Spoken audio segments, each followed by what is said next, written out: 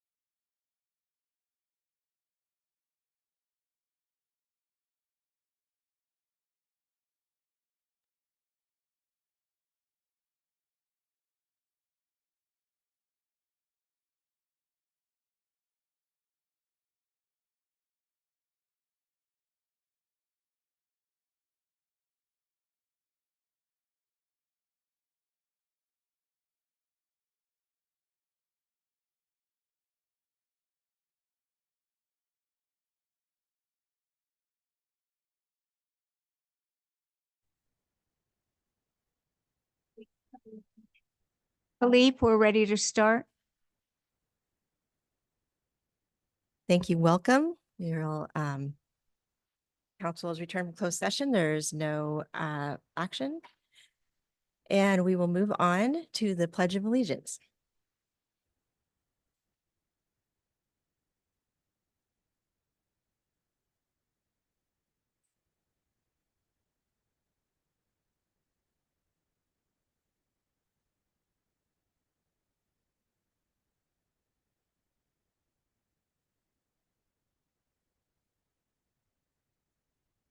Thank you. We will now move on to public comments for items not on tonight's agenda.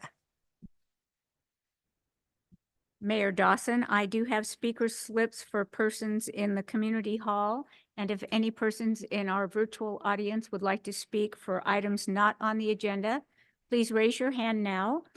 I will call individuals by their name and you each get 3 minutes to speak.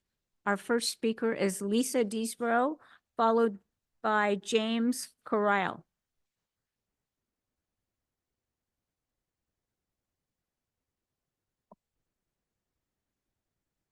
Welcome, Lisa.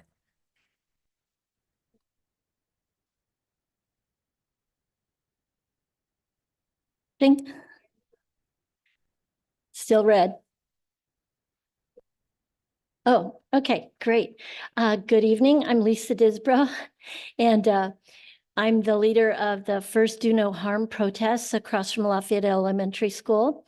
And I just want to say we've now had a 25th state choose to ban puberty blockers and cross-sex hormones for minors, and join the path of England, Finland, Sweden, France, and Norway. And the purpose of those that decision is to make sure that minors are getting the best care possible and reducing the possibility of negative consequences. I want to introduce you to Chloe Cole. She is a Californian. She just turned 19. And she's one of the 11 detransitioners who filed lawsuits here in the US.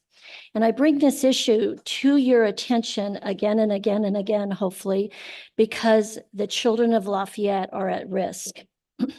Chloe suffered multiple mental health comorbidities from a young age, which is fairly common, and with gender distressed minors. None of her other issues were ever addressed, nor was she informed about less invasive treatments to treat these psychological conditions.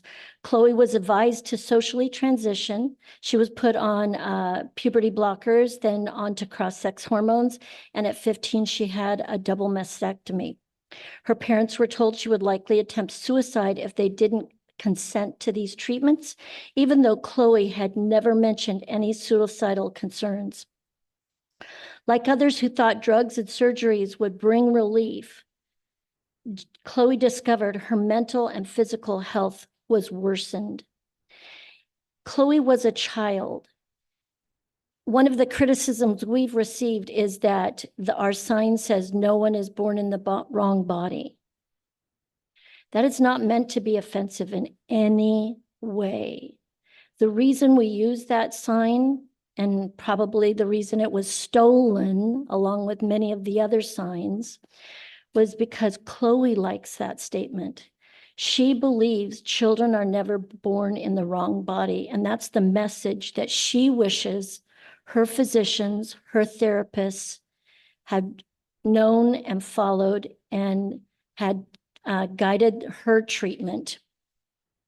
I also want to lift up a book called The Detransition Diaries, just so everybody can see it. The Detransition Diaries goes through the stories of Helena, Grace, Nick, Kat, Chloe, Torin, Rachel. And it also talks about lessons not learned from previous medical abuses of the past. We are now in the throes of another medical abuse situation. Thank you. James Corral.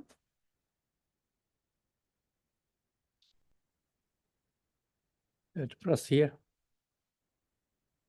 Okay, my name is James Corral. I'm first time coming to the meeting. I've been here living in Lafayette for 15 years. I saw the half-cent sale tax increase in the proposal for the overall budget. I think that's not enough for the infrastructure. I would suggest consider $120 per parcel for infrastructure alone, but in addition to the whatever the original in the half-cent sale tax, because our infrastructure is deteriorating, especially in the operational as well as the payment. All right, thank you. Thank you. I have no other speakers in the meeting hall, so I'll move to persons in our virtual audience. And our first speaker is Jean. Hello. Hi, we can hear you, Jean. Oh, hey. Hi, this is Jean Fulmer. Hope you're all doing well. I wanted to share, when I was on the Lafayette School Board, first of all, I really appreciate you allowing folks to participate remotely. I know that can extend the meeting time a little bit sometimes, but I think it's really important. And when I was on the school board for quite a while, I didn't realize that. And then COVID happened and we spent all of that time on Zoom. And we had some members of the public that were really asking us to reconsider and allow people to participate remotely. And there was one mom that really stood out for me, and she was a single mom. And she attended the meeting and talked about what a hardship it was for her to attend the meeting with her child at home. So I'm going to be asking the school districts the same, but I'm wondering if the city council would consider a small stipend for city council members going forward. I know you have an election this year. I believe the school districts do as well. And I'm not thinking something huge. I mean, it could be even a few $100s that would cover babysitting or additional related expenses, because it's so difficult for folks to get to these meetings, as you know, to attend, let alone being able to participate as a member of the city council, or in that case, as a member of the school board. So I would like to request that you please consider adding a stipend to your positions in a small amount. Thank you. Thank you. Mayor Dawson, I have no additional speakers. All right. And we will move on to the next agenda item, which is the city manager's update. Good evening, City Council members and members of the public, both here and virtually. This evening, I want to give you a preview of some important discussions you will be having over the next couple of months. As you know, the Council has made fiscal sustainability a priority for the last 2 years, and the city faces currently a significant structural deficit amounting to 10% or over $2 million annually. And I made an error saying currently, starting in the next fiscal year. And without new revenues, we will not be able to offer the current level of services or take on any new additional projects. And the City Council will have to make some tough choices and decisions about which programs and services to reduce or cut. In June and July, next month and the month after, the Council will discuss the budget for the next fiscal year and may consider the possibility of placing a funding measure on the November 2024 ballot, asking the voters to authorize an increase in this local sales tax by up to 1%. The Council has until early August to make that decision. And information about the deficit has been shared with the community through a number of means. Most recently, the latest issue of the Vistas, our city's newsletter, dropped in Lafayette mailboxes. And so as the Council continues these discussions, we, staff, will continue to monitor and update our website so that the information remains current and relevant. We have a page on the website called the Fiscal Sustainability page. The best way to reach that is from the homepage. If you look under news, it's the headliner under news, fiscal sustainability. The community is also encouraged to subscribe to the weekly roundup. This is a local update that's provided to anyone who subscribes, and it comes out every Friday. And if you're having trouble signing up to it, please call the city offices. We'd be happy to help you sign up. We will also be doing additional outreach to the media and to online platforms. A press release will be sent out tomorrow, Wednesday, May the 29th, regarding the fact that the city is considering placing a funding measure on the November 24 ballot and explaining the need for these funds. As we go through these discussions, we invite the public and the community to share their comments with us. There are many ways to do so: calling us on the phone, emailing us at LafayetteListens@lovelafayette.org. And every Monday, the community can post questions on the city's Facebook page, and they can be assured that they will get a response. So I just wanted to bring this to your attention and to the attention of the community. Thank you. Thank you. That is an important topic and will take much consideration. And thank you for enumerating the ways that the public can get in touch and get the information. With that, we'll move on to presentations. The first being recognizing the achievements of the Acalanes High School Music Department.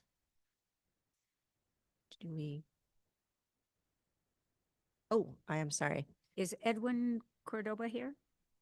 Stella, do you want to accept on his behalf? Yes, you know, should I go back?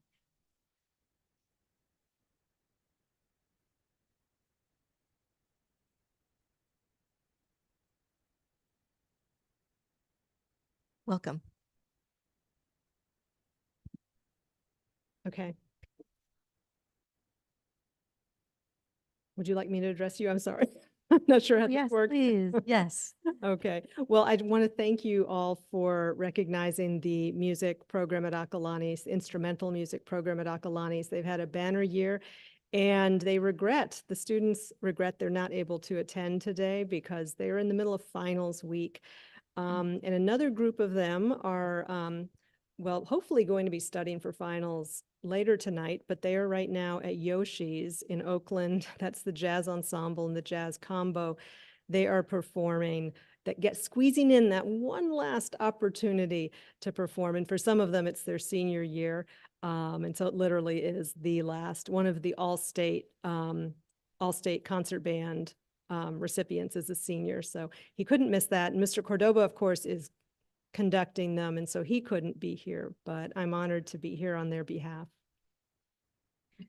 Thank you, Stella. And thank you for bringing this to our attention. It's always good to recognize outstanding performances, whether it be our sports teams or as you bring to us these musical performances. So I will take this moment to read the proclamation briefly so I can call out these names.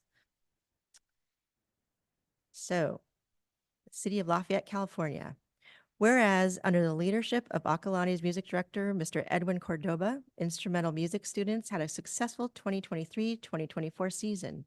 And whereas Nathan Feng, cello, was selected for the 2024 California Honor Orchestra, and whereas Daiichi Nanin, clarinet, was selected for the 2024 California All-State Concert Band, and whereas Spencer Tantumeng, vibraphone, was selected for the 2024 California All-State Jazz Ensemble, and whereas the Acalanes Jazz Combo of Lucas Chow, Nathan Joseph, Spencer Tantumeng, and Leo Warnick earned first place at the 2024 Folsom Jazz Festival, and whereas the Acalanes Jazz Ensemble received an overall Division I rating at the 2024 Santa Cruz Jazz Festival, and whereas the Acalanes Symphonic Band, Acalanes Wind Ensemble, and Acalanes Orchestra each received unanimous superior rankings at the 2024 California Music Educators Association Festival.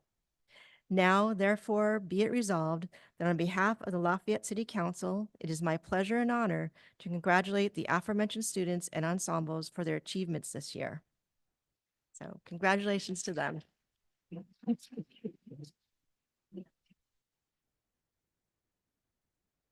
Thank you.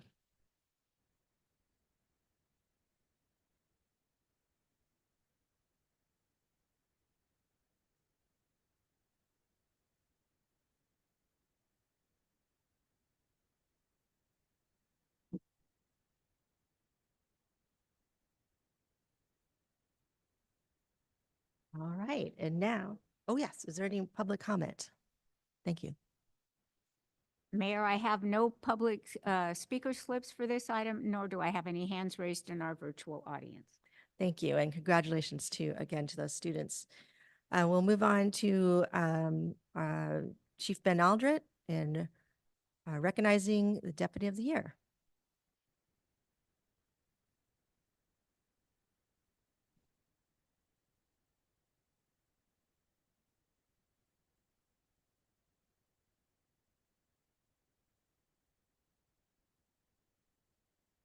Good evening, Council. Thanks for giving us this moment. As everyone knows, Lafayette Police Department is staffed by members of the Contra Costa Sheriff's Office in our sworn positions. It's been that way for several decades. And we have officers that come to us and they usually commit to at least 4 years in Lafayette. Some stay much longer. Myself, I've already overstayed my welcome probably, but I've been here for 6 years now. But early on during my tenure as your chief, I had the opportunity to make some early selections. And one of them was Deputy Brendan Barkley. He joined the Sheriff's Office in 2014. And in 2019, he joined our Lafayette Police Department family.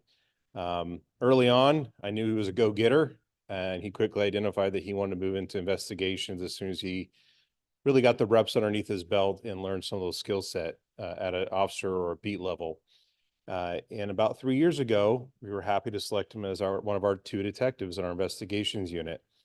And in 2023, he was selected as the Sheriff's Office Deputy of the Year for 2023. I know I just repeated the year, just to emphasize, for 2023. It's a real honor to get this. We have over 700 sworn personnel in the Sheriff's Office. Your competition is everybody from the jails to all of our station houses in the Sheriff's Office, to our specialized units, to our county investigations team, to our Marine Patrol unit. There's a lot of competition. And 2023, Sergeant Amanda Sears, one of our sergeants, put forward a nomination.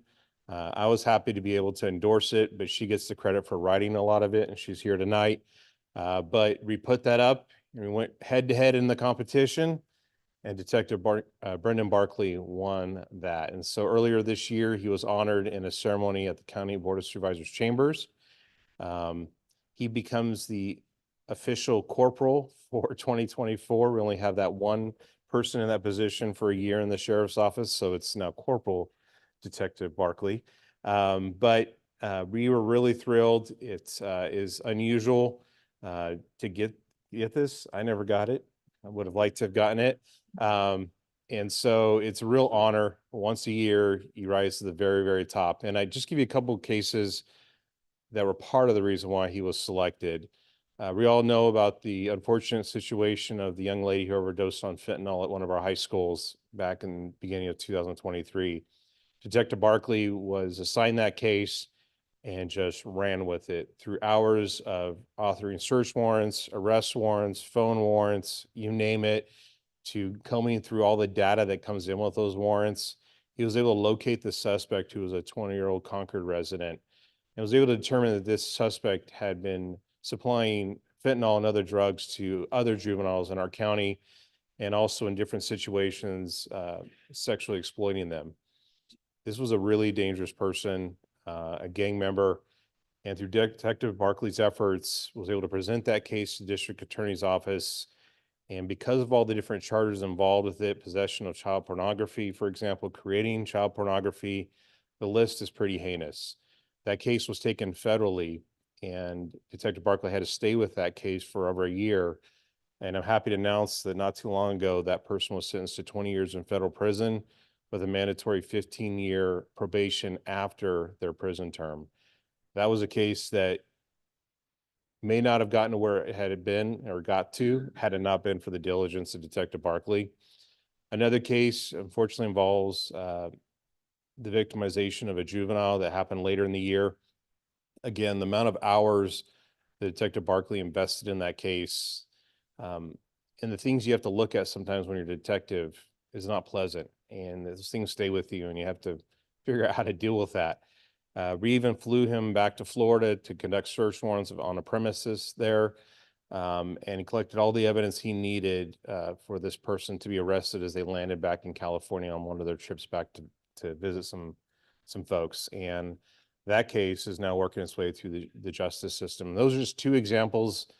It isn't like you just get the case, you call someone, it's solved, and you file it. These were hours and hours. He's a family man, has a young child at home, and so there's a lot of dedication that goes into that.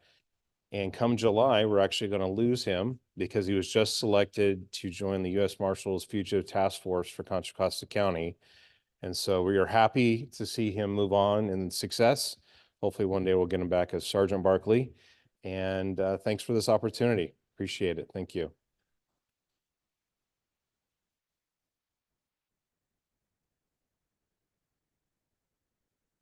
Thank you, Chief Aldred, and wow, congratulations. Very proud to have you here in the city of Lafayette and for your service. Thank you so much. Thank you.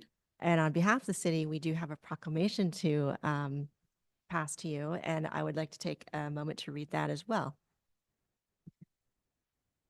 Whereas Detective Brendan Barkley began his career with the Contra Costa County Sheriff's Department in 2014, and whereas Detective Brendan Barkley has served at the Lafayette Police Department from July 8th, 2019 to present, and as a detective since 2021, whereas Detective Brendan Barkley contributed to the safety and welfare of the citizens of Lafayette, and it is with great gratitude we honor him on his selection as the Contra Costa County Sheriff's Office Deputy of the Year for 2023. It is my pleasure to honor you with this proclamation.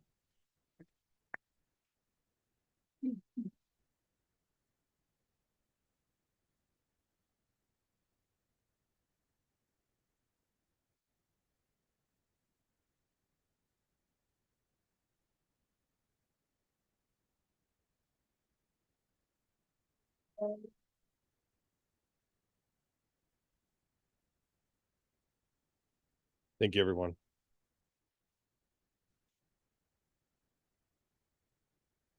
Thank you. I'll offer if there's any public comment. Mayor Dawson, I have no speaker slips for this item, and I have no hands raised in our virtual audience. Thank you.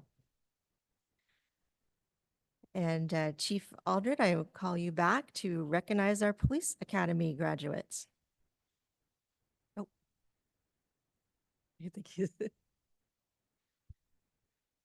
Oh, okay. Thank you.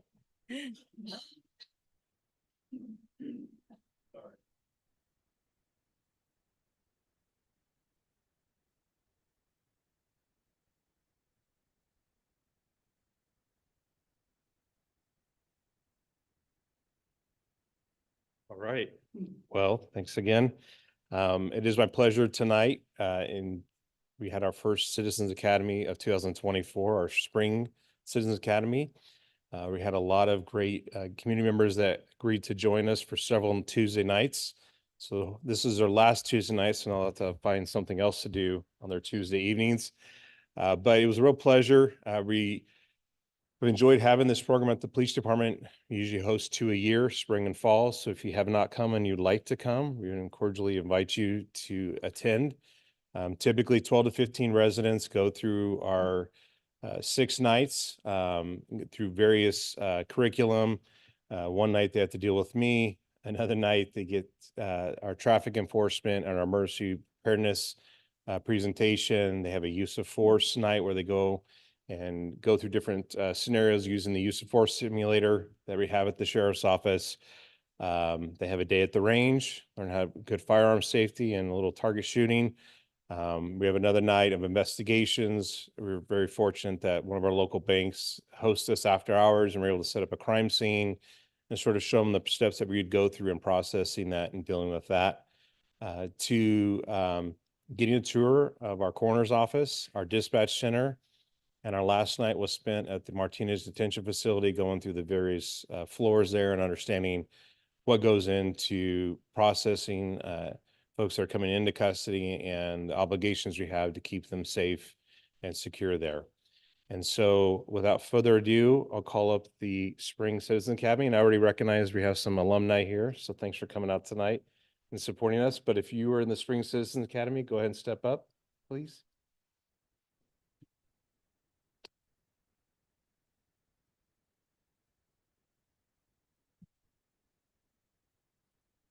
We have been keeping a tradition going where we've always had at least one couple. And in this group, we had a couple couples. So we appreciate them putting the effort in together. So first up, I have Gregory Burnside.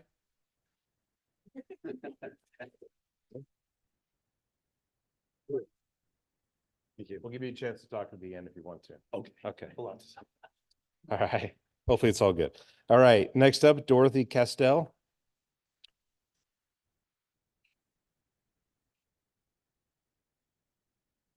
And Jim Castell.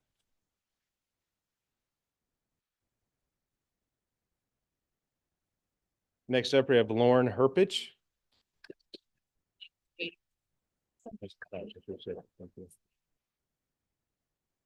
And we have Cecilia Pena.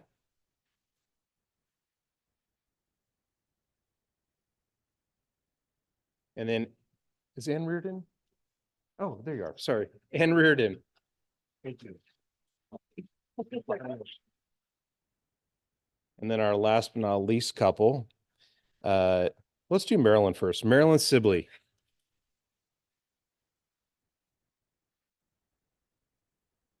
And then he'll claim it's the better half, but here's Tad Sibley. Thank you.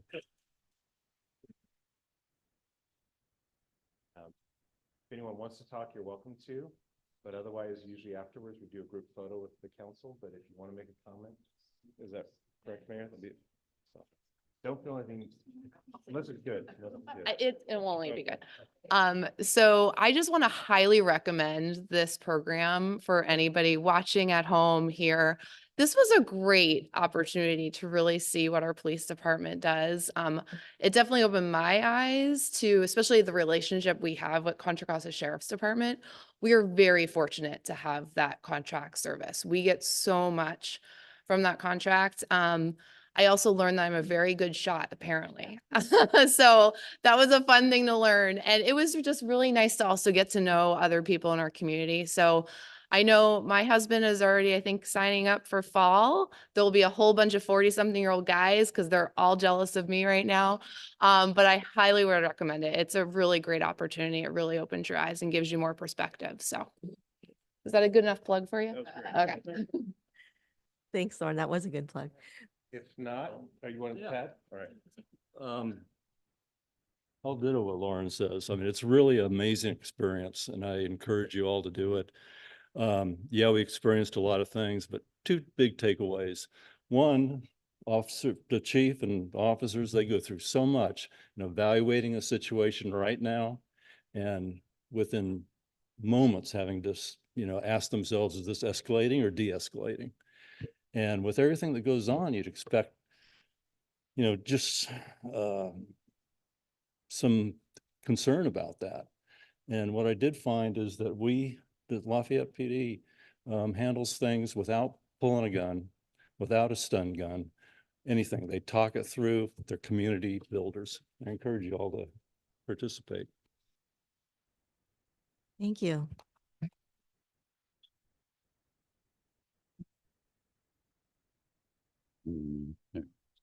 Yeah, I'll be real quick because I've got a hoarse voice. So for me, it was a super opportunity to get to know the officers as well as the civilians that I took the class with. I was impressed with how close the officers work with each other, what kind of camaraderie they have. I was impressed with their sense of organization, how quick they were to answer questions, how quick they were to hand me a gun at the range, and trust me.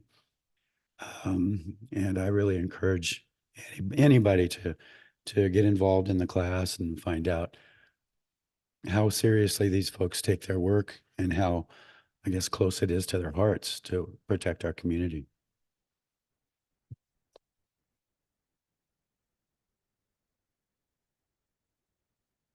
All right, group photo. Yeah, but let me just say, just congratulations to you all for completing the academy and thank you. We definitely love and appreciate our Lafayette Police Department, but it's wonderful to hear your firsthand account after going through the academy. Thank you so much.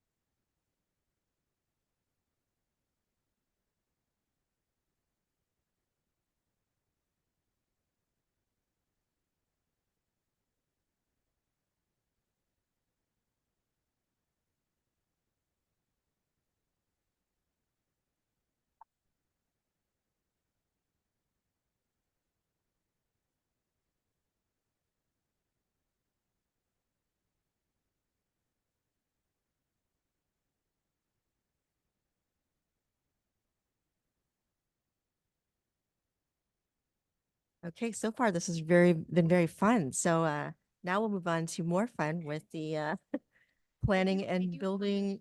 Mayor, I apologize, but I do have a hand raised. Oh, I'm sorry. Yes, please. I'm If there's assuming- public comment on the graduating academy class here. And it's David Clark is joining us via the virtual audience. David? Thank you, Joanne. I want to make a quick comment. Congratulations to all the graduates. I attended this program a number of years ago. I completely agree that it's a wonderful opportunity and would encourage anyone that hasn't attended to consider it in the future. I also wanted to thank both the city and the department for continuing to fund this program and move forward with it, because I think it is a real benefit to the city. And lastly, I wanted to thank the folks that personally administer this, because I know it's a number of weeks in a row, and there's consistency in the presentation. And I just kudos all around. I think this is a terrific program. Thank you. Thanks, David. And you're right. Thank you. Thank you for all the police department engagement with that, for sure. No additional speakers, Mayor, at this time. Thank you. Okay, now we will move on to the Design Review Commission and Planning Commission annual update and work plan.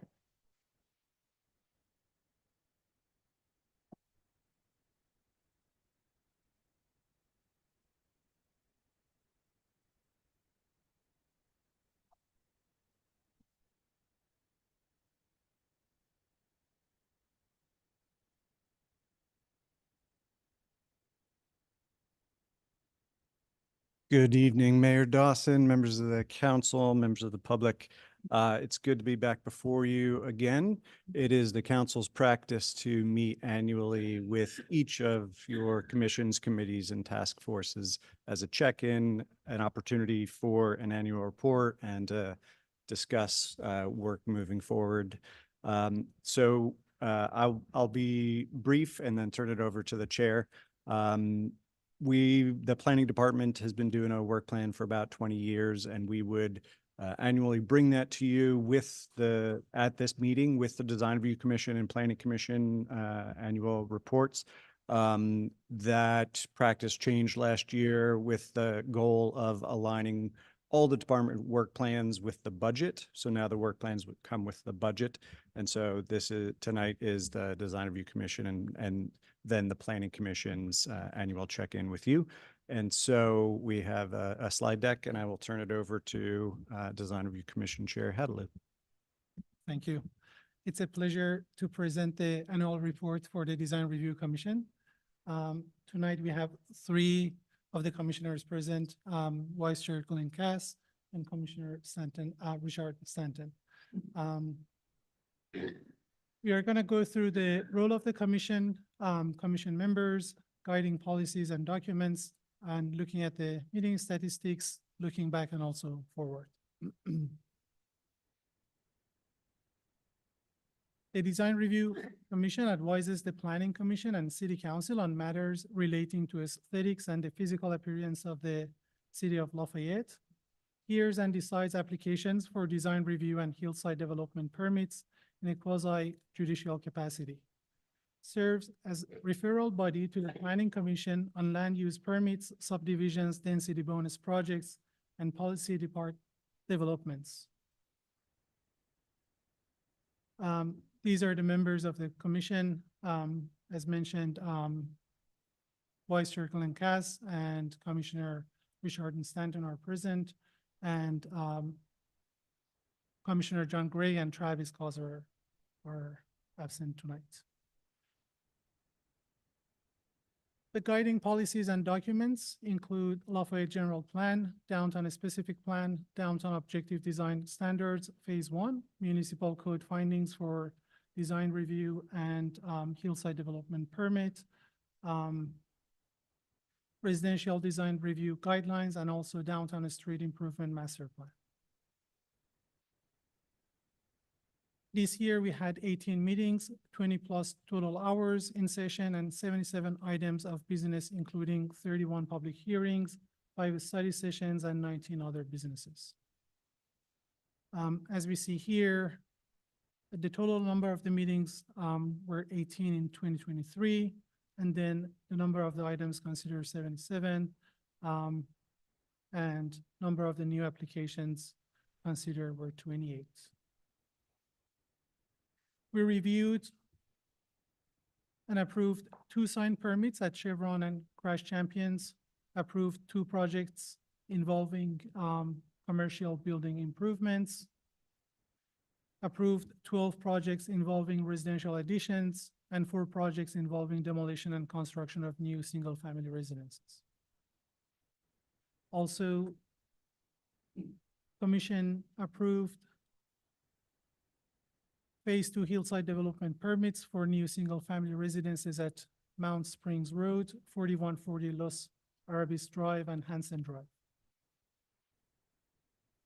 Looking forward, we continue our role as decision-making body on design review and hillside development applications, continue role as advisory body to Planning Commission on land use, density bonus, and other projects, assist in development of downtown objective design standards in light of new density and height limits necessary to accommodate RHNA.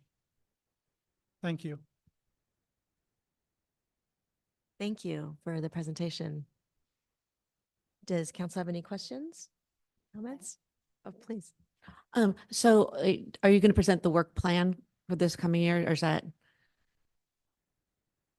Okay, I'm looking for the objective standards, I guess. And I thought that was on this year. Correct. Okay. So the work plan is going to come with the budget at the next meeting, and that's inclusive of all of the work plan under the planning department. Objective standards are on there. There are no new initiatives percolating upwards from the Design Review Commission or Planning Commission. They stand ready to assist in the work plan that is already adopted and will likely continue into the next year to complete the tasks you've identified and prioritized in your March. And just a total tertiary question is, are you expecting to have to wait until we get an approved housing element before starting on objective standards, or can that's good? No. Thank you. I was hoping that was the case. And first off, I do want to back up and thank you for serving on the Design Review Commission, some of you for many years. I appreciate your work, and it sounds like from the time you got a lot done in a little bit of time, the meetings that you had. So thank you for that, and thank you for the work you're doing. Are there any more questions?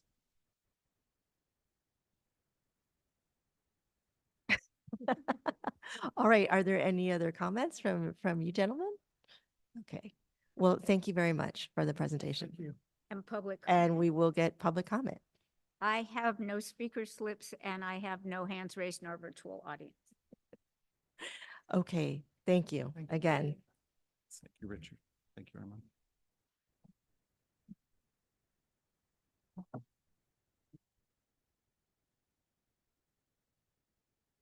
Great. Oh. Okay. Yes. Welcome, Planning Commission.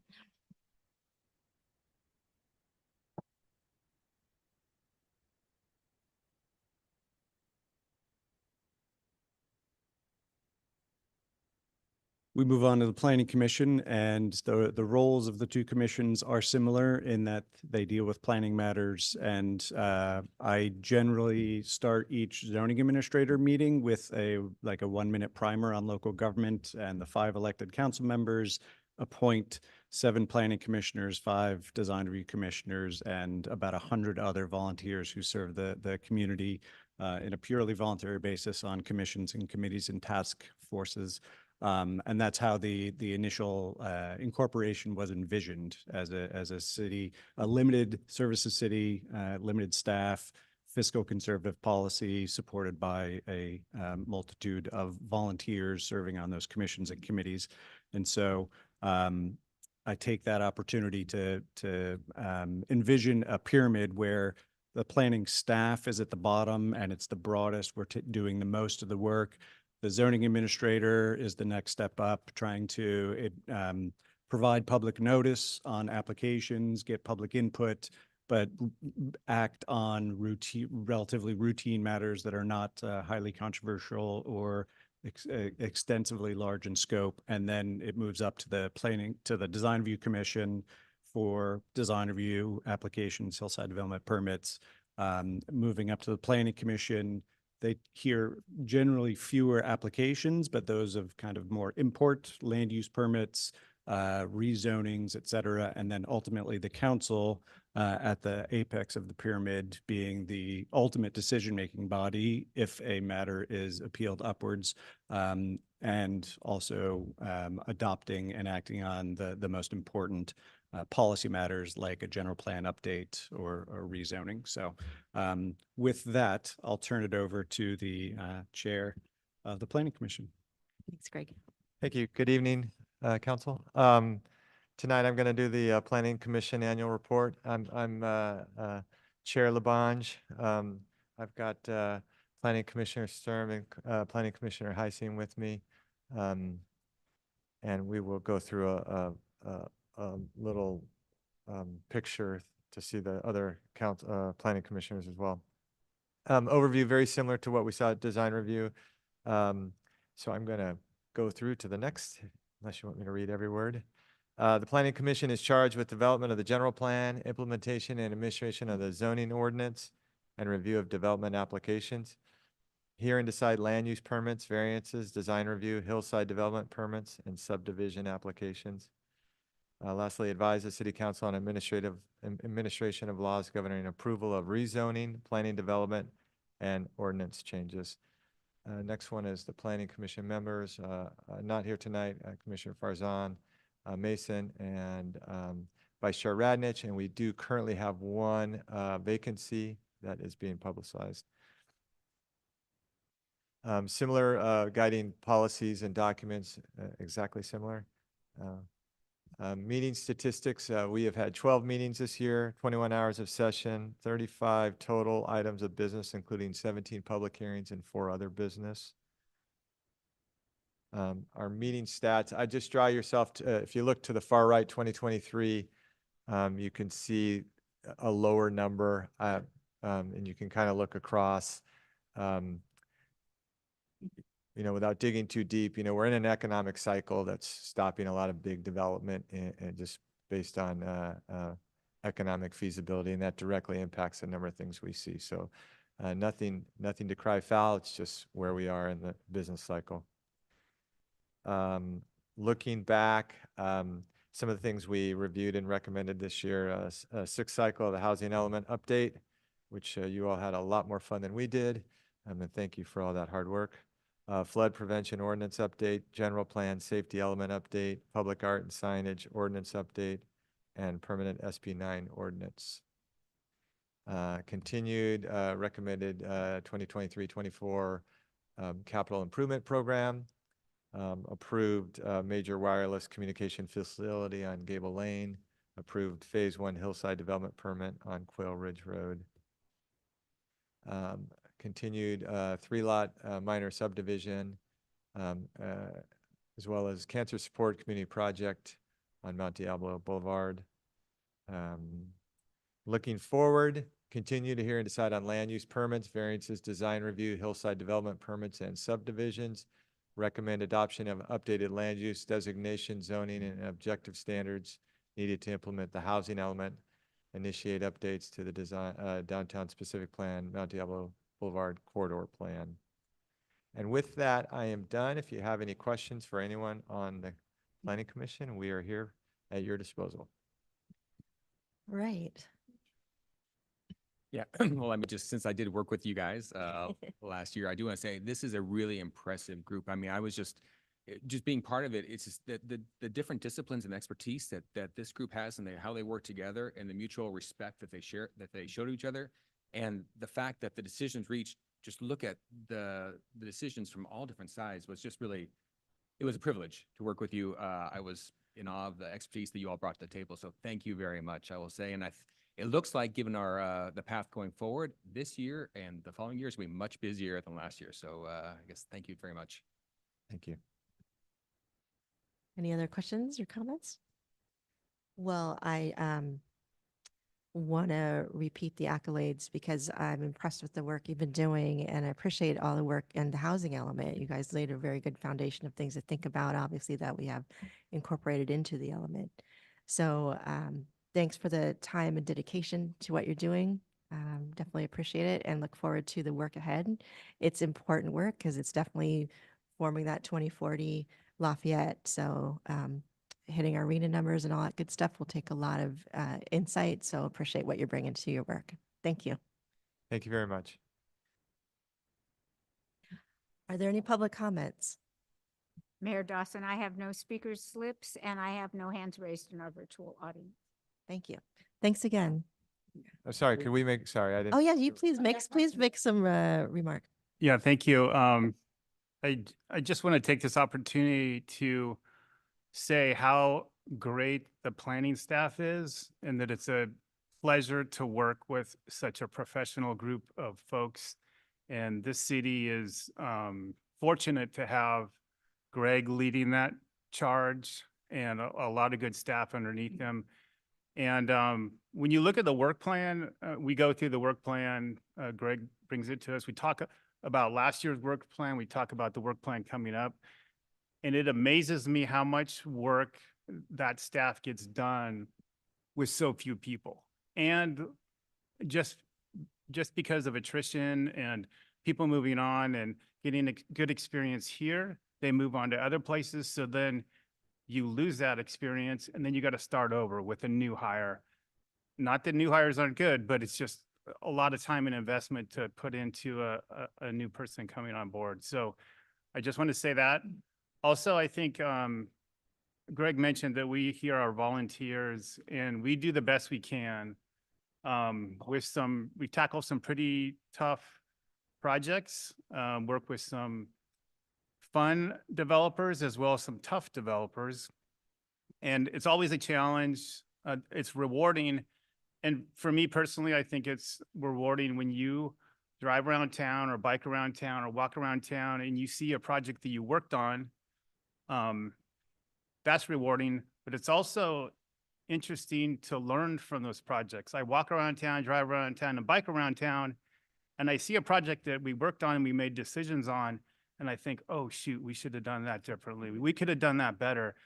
But all that does is make the next project even better. So we're constantly learning, even though we may flub up on one or two projects every now and again, we're learning and getting better for the next project. So just want to say it's a privilege to be on the commission, and you guys have a great staff here at the City of Lafayette.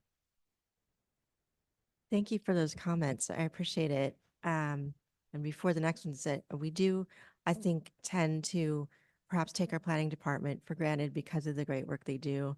So thank you for giving us the opportunity again to acknowledge we have a really amazing planning department.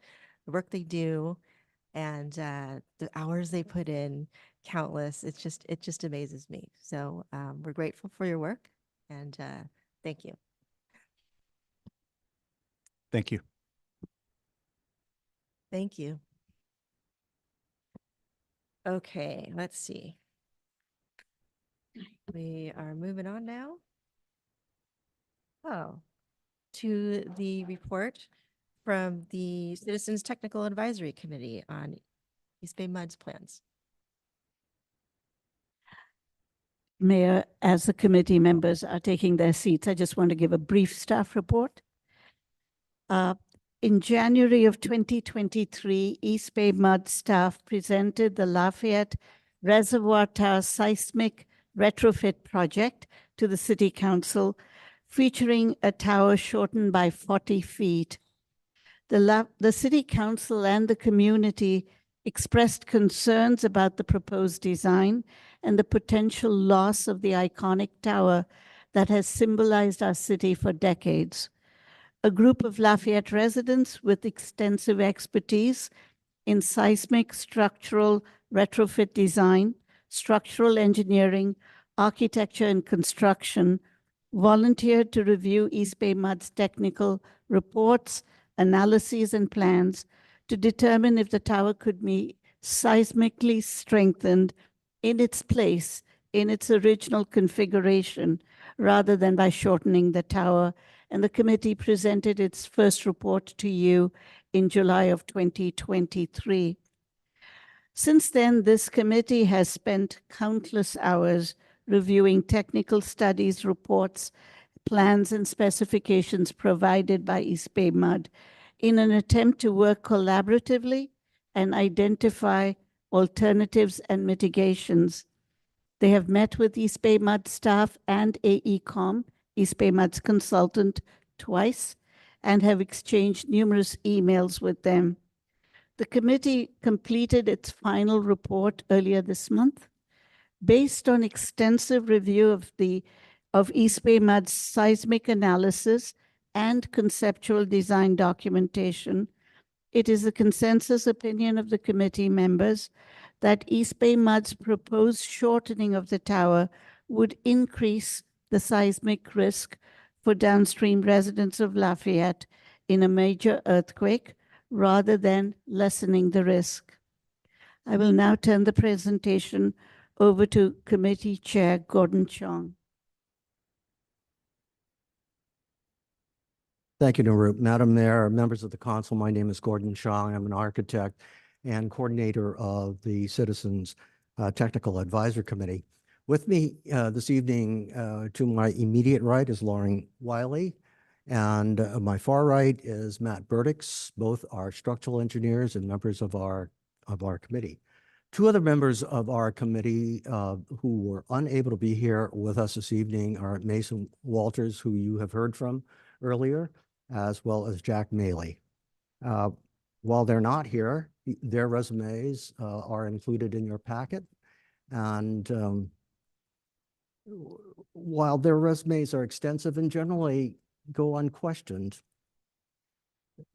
today I'd like to take a minute, however, because of recent suggestions that call the committee's professionalism into question. That happening, I wanted to bring to your attention 6 of the most relevant areas of the committee's structural engineering expertise specifically pertinent to this project. So if you bear with me, I'll go through the 6.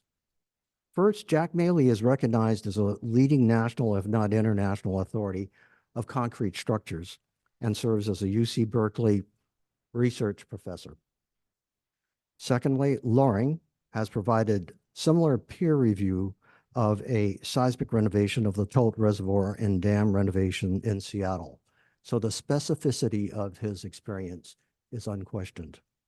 Third, Mason, Loring, and Jack have assisted in the actual writing of state and national codes utilized by practicing engineers, as well as plan approval agencies.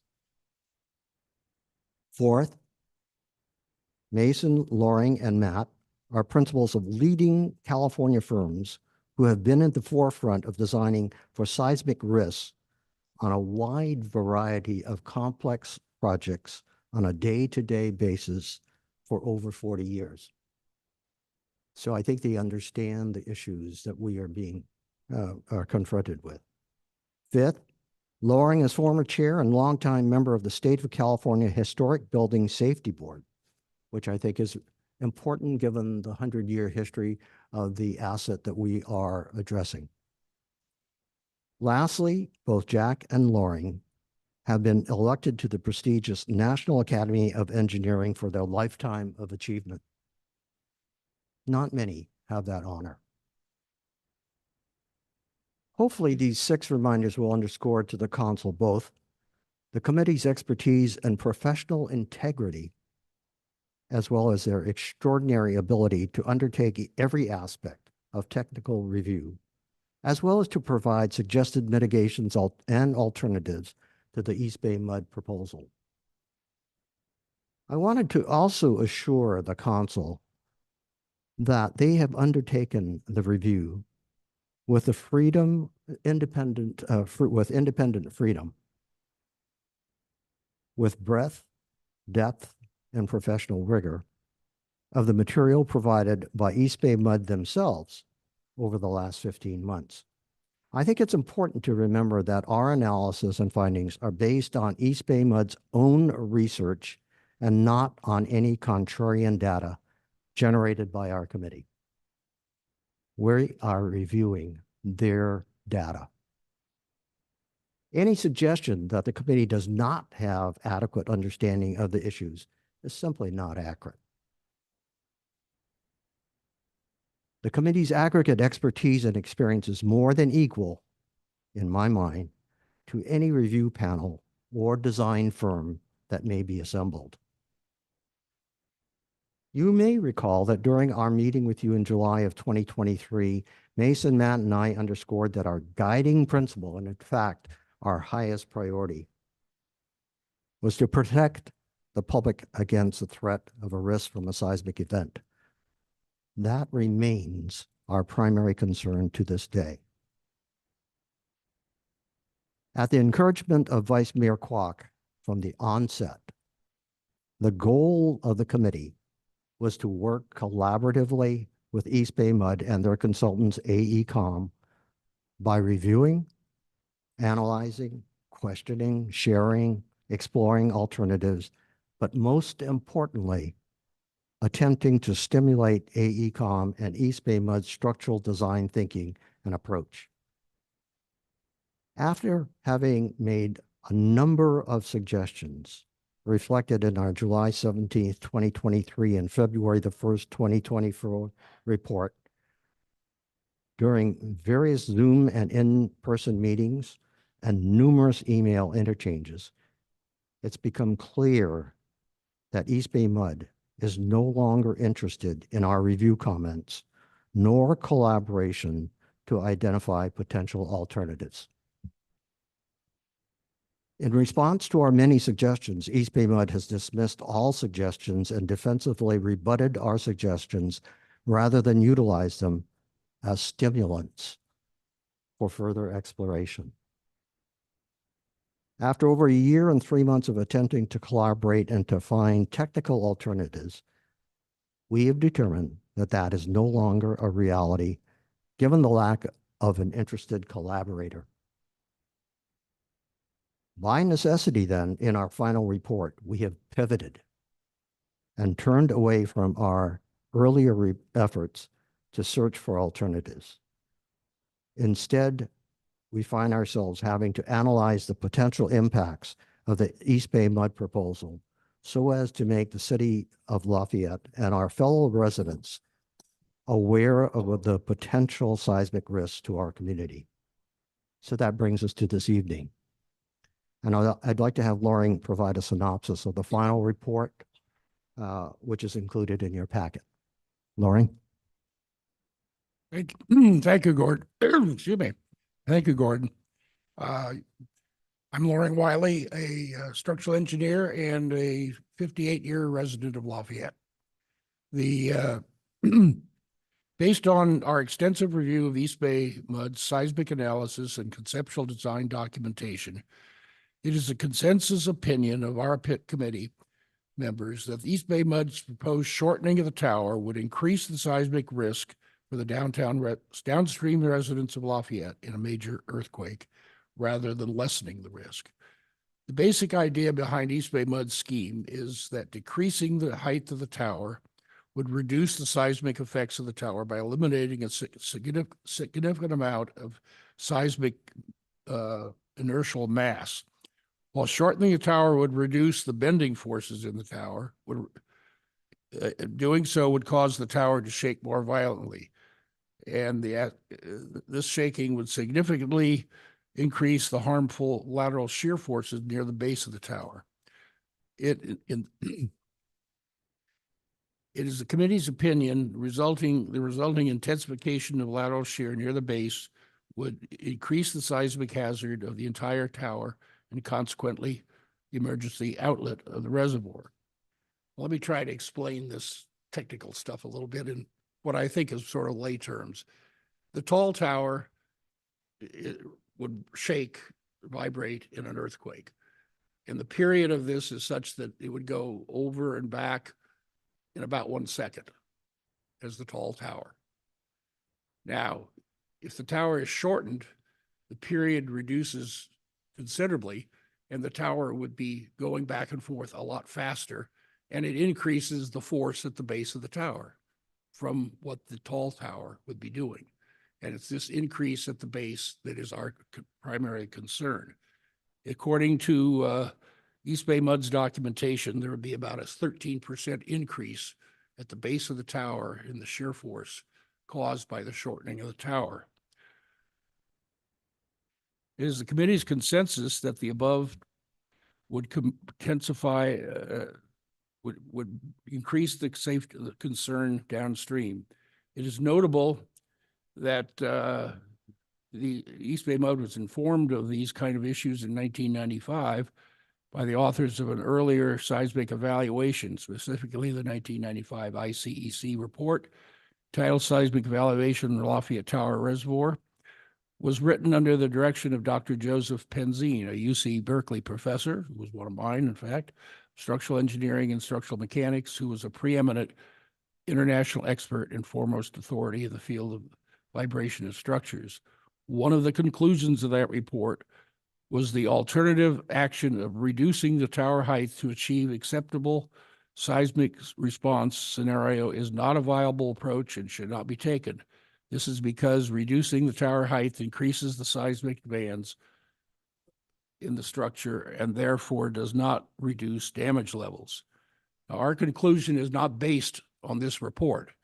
It was just a coincidence that we discovered that that report had the same conclusion. Our conclusions do not suggest either solution is necessarily unsafe.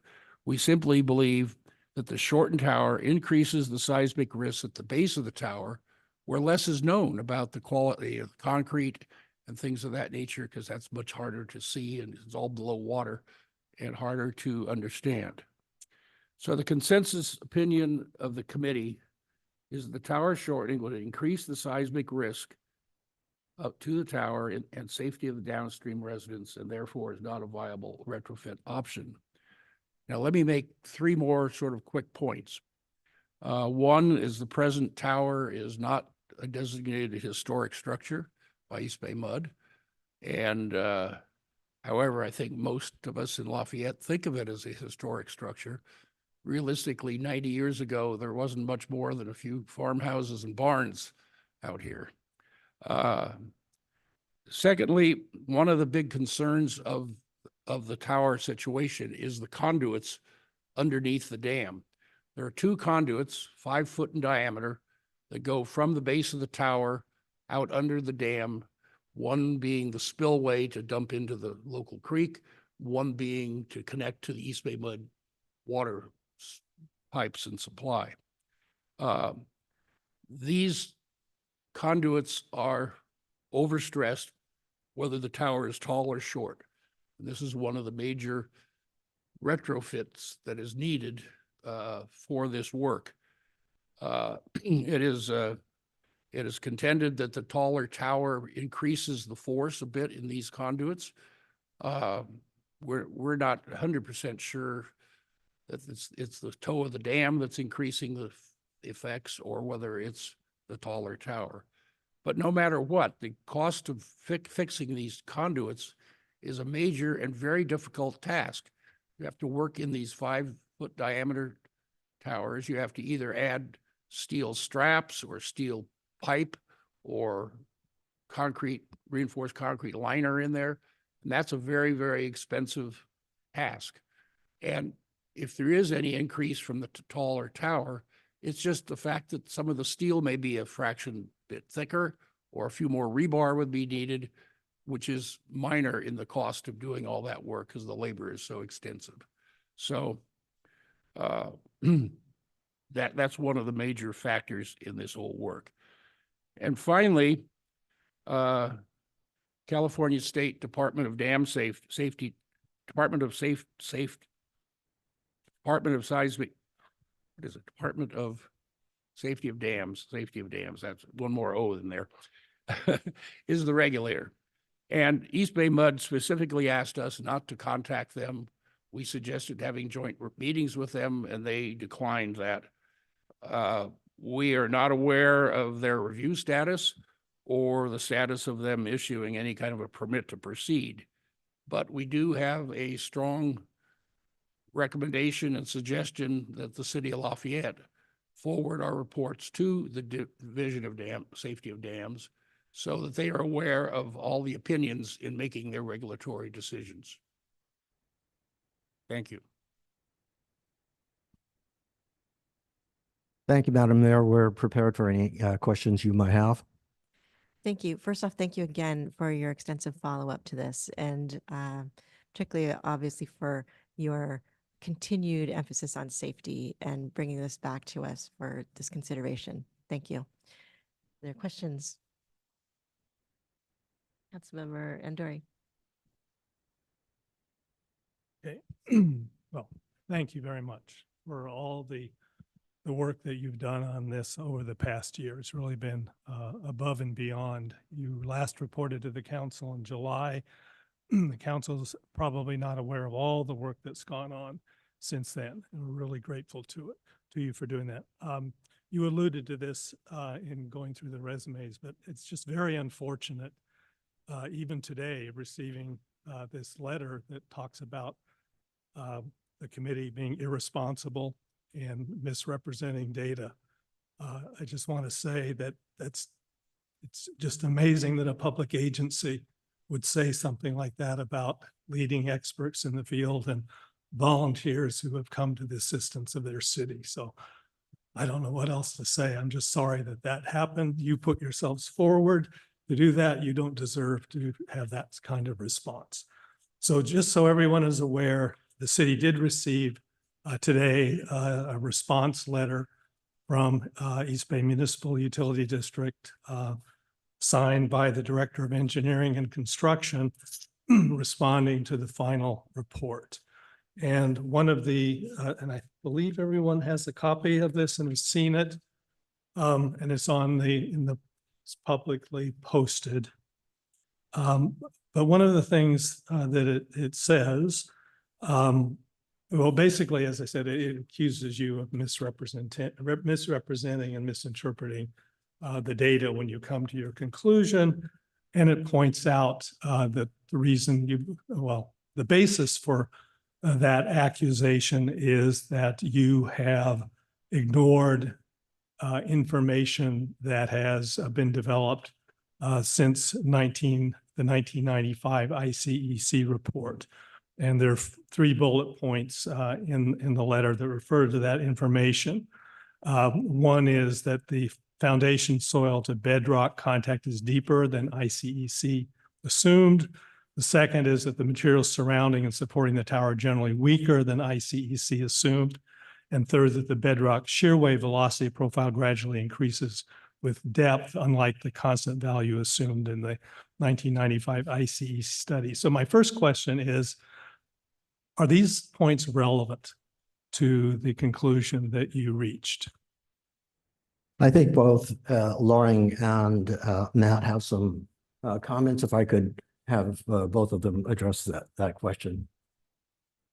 Yeah, we don't think that's all that relevant. We did have access to that information, those results. And those were incorporated into the analysis that East Bay Mud did, or AECOM did. That is the basis of our conclusion and recommendations. Matt, do you want to? Right. Yeah, they're really not relevant because, as Lauren explained, the basic seismic principles of shortening the tower, becoming more stiffer, shaking more violently, apply independent of statements that are made here.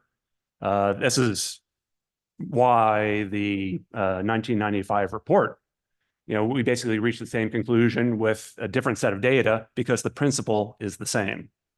So the comments made by East Bay Mud here really aren't relevant to the issue. Okay, so just to confirm your conclusion, even after receiving the East Bay Mud letter today, is the same? Yes. Yes. Okay. Correct. Right. Council member, I just wanted to point out, if you read our final report, we go through our own analysis, and only incidentally at the end of which do we reference the ICEC report, which coincides with our own findings. So irrespective of the commentary by the letter that you received today about our dependency on those three, or lack of understanding of those three issues, they have no basic relevance to our findings that we made earlier in our report. Yeah, and I just like to point out, we had actually concluded our analysis and reached our own conclusions prior to receiving the 1995 report. Yeah, well, let me ask you, when did you receive the 1995 report? Was that made available to you early in the process, or how long had you been working before that came to light? Our last meeting was Well, here, I can explain. At our last meeting, Mason Walters, who was, as he went in the restroom, someone said, "Have you seen the 1995 report, ICEC report?" So we had not seen it, so we asked for it and we got it. That was March of 2024, at the end of our efforts. And we have a letter. Let's see.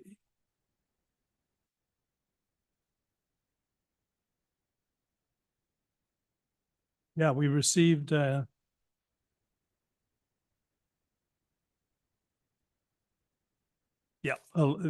letter. City manager received a letter in February 20th, 2024 from East Bay Mud's Director of Engineering and Construction. It referred to your November 28th meeting with East Bay Mud, their consultant, AECOM, and the committee. And it said, as stated in the meeting, East Bay Mud completed decades of studies, including a recent comprehensive evaluation of alternatives, that concluded that shortening of the tower was the safest, most appropriate approach for addressing the deficiencies of the tower. But as we now have this study prepared in April 1995 by international civil engineering consultants, prepared by them for East Bay Mud, that concludes, as you have in your report, the alternative action of reducing the tower height to achieve an acceptable seismic response scenario is not a viable approach and should not be taken. So I assume the decades referred to in the April letter, the February 20th letter, began in 1996. Because East Bay Mud clearly had a report that indicated that shortening the tower made it less safe. Would that be fair to say? Yes. Okay. And just to make sure that we're not misunderstanding, are you saying that the East Bay Mud proposal, the proposed alternative, shortening the tower, putting the house on top, presents a greater risk to the operation of the spillway and the emergency outlet than the existing full height tower? Yes, I think we feel it's a greater risk in that the critical stresses in the base of the tower, which are being increased, that's the area of the tower that the least is known about. There were no concrete cores taken below the water level down there deep. Over a period of many months of construction, the concrete may have been somewhat different at that time. And it's just an area of unknown, an uncertainty, in our opinion, that was not investigated as thoroughly as it could have been. Okay, let me ask you, during these meetings that occurred, do you feel that East Bay Mud was open to your suggestions, considered them fully, and provided valid reasons for not adopting them? Let me share with you, if I could. When we say East Bay Mud, we have to think of two aspects of that entity. From a technical perspective, we worked closely with AECom, their consultants. And during our technical discussions, structural engineer to structural engineer, there was understanding. There were shared thoughts. There were explorations and commentary. We came away thinking, there's a possibility here of collaboration, which is what Vice Mayor Kwok encouraged us to do. However, upon receipt of their summary memos following the meetings, which were written by East Bay Mud individuals, at least signed by them, all of our comments were dismissed. All of our suggestions were dismissed. The rebuttal was simply that it's not possible, that we've looked at it, that DSOD will not permit it, but totally different approach than what I would consider to be a collaborative process with AECom and a lack of collaboration with East Bay Mud. Okay, we have a letter, again, I think it's from their Director of Engineering and Construction. In April, after your March meeting, you had requested further information from East Bay Mud, and you hadn't received it yet. But in April, the city received a letter which basically said that a final decision had been made. And I can find it and read the exact language, but I was a little bit surprised to see that statement that the final decision has been made and that East Bay Mud was proceeding with the final design on the shortened tower. And again, this was before you had received the information and had a chance to come back and comment. At what point did you get the impression that not AECom, but East Bay Mud had already made up their minds? It's a difficult, I'd hate to second guess when they had made up their minds. But I think in terms of an attitude with which you enter a relationship or a collaboration, our approach was to make suggestions which would stimulate some thought. Throughout the process from day one, the response that we received from East Bay Mud was rebuttal and defensiveness to our recommendations and suggestions.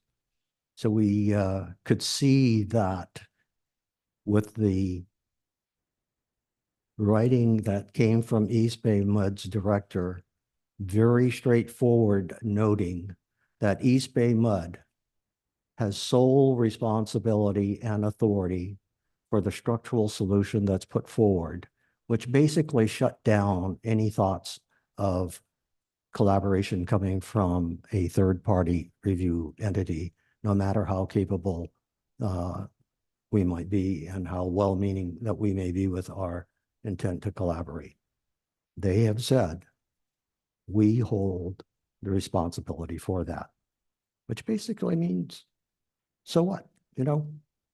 I hope that answers your question. Yeah, and just to reiterate what you've said several times, I should say, Councilmember Kwok is the primary liaison for East Bay Mud, and I'm the alternate, so we've been involved in this. And Councilmember Kwok from the outset had said that we want to be as collaborative as possible. I mean, if East Bay Mud came back to us and showed us that this was the safest, we were willing to accept it. But would you say that, and again, the council would be open to, not that we would understand, maybe one council member would understand the science involved here, but I wouldn't and others wouldn't. But if it came back with responses to your technical input that satisfied you, or that at least made a case, we could understand that. But as I understand it, maybe not from AECOM, but from East Bay Mud, you did not receive responses to your technical data that you provided and the information you provided, and most important, to the alternative that you provided. Well, what are there? Well, let me give you one example, actually from today's letter from East Bay Mud. And I'll read, East Bay Mud states that the committee ignores the fact that the reduced mass of the shortened tower actually results in lower overall forces throughout the height of the tower. That's simply not true. It's not consistent with their data. This is their most recent data. The existing tower at its full height condition has a base shear of 1,619 kips. A kip is 1,000 pounds. And when they shorten the tower in their proposed shortening scheme, that base shear goes up to 1,824 kips. It gets worse. I'm sorry, Commissioner Anduri, or council member, did you have a specific, what was your question again? Well, it was a general question. Yeah. And that, did you feel that your attempts to collaborate and provide data were met with responses to the data? Did they give technical? Well, no, that's what I'm trying to say is we pointed this out, our report says it, and then the response we get back seems to ignore our report and their own data. And from what we understand of the shortened towers situation, they're not doing anything to strengthen down at the bottom of the tower where the forces are higher. They're relying on data taken up in the upper part of the tower of the concrete strength. It was originally specified as 2,000 pounds a square inch concrete. The tests up at the top were more in the 4,000 range, the 190-year-old concrete. And right about the water level, it was actually higher yet. But we really no information down near the bottom. So it's this uncertainty of the base of the tower that is that's where we feel there's a bigger risk because of the unknown there. Not that things are unsafe or all that, but there's a bigger risk because of the unknowns down at the base of the tower. Okay, and I realize we're just doing questions now, so I'll save my comments for after public comment. Councilmember McCormick. Great. Thank you. And thank you very much. I guess I'll have to add my thanks to spending the time, and your expertise is amazing. And we are fortunate to have you as a community. I only had a bachelor's in engineering from Cal, so I can't actually match the technical knowledge here. But I do have a question on when the East Bay Mud seems to be responding to the report. It's just a little bit challenging, seemingly ignoring some of your findings, but they also talked about the cost effectiveness, how much more expensive it would be. In your report, you actually seem to mention that it's more cost effective to reinforce the tower as it is versus shortening it. They provide some counter to that of a significant cost overrun by shortening. I wonder if you can address that. Well, I believe in my way of looking at it, that down in the conduit is, I think, the conduits under the dam. That may be even the biggest portion of the cost of the project. And it's our feeling there's a very negligible increase there from the tall tower. Now, if the tower is left tall, the top of the tower sort of whipping around is very overstressed in flexure or bending. And there's certainly some cost needed there to strengthen all that. And that's what we've made several suggestions how that can be done. So there is a bit of an increase there. It's my understanding that they're not really doing much strengthening down at the bottom of the tower where our big concern is. So yes, there is a slight increase in the cost for the taller tower, but it's our opinion that that is reducing the risk at the bottom where things are most critical. Because you mentioned, I think you actually, in your report, you say it's more cost effective so you're saying it's going to be cheaper? I want to I just want to understand, because they came back with like, it'd be $8 million more or something like that. So I'm trying to understand their reasoning, or is there any basis for their? Well, I don't know, as I've seen that particular cost estimate. You can twist cost estimates around to suit your purpose sometimes. Okay. But okay, I guess just to understand the cost, but you're thinking it'll be a negligible difference in negligible in the conduit, but there will be certainly some extra cost up in the tower. Okay, great, thank you. And I'd just like to emphasize that when it comes to dam safety and tower safety and public safety, that what's important here is for East Bay Mud to get this right.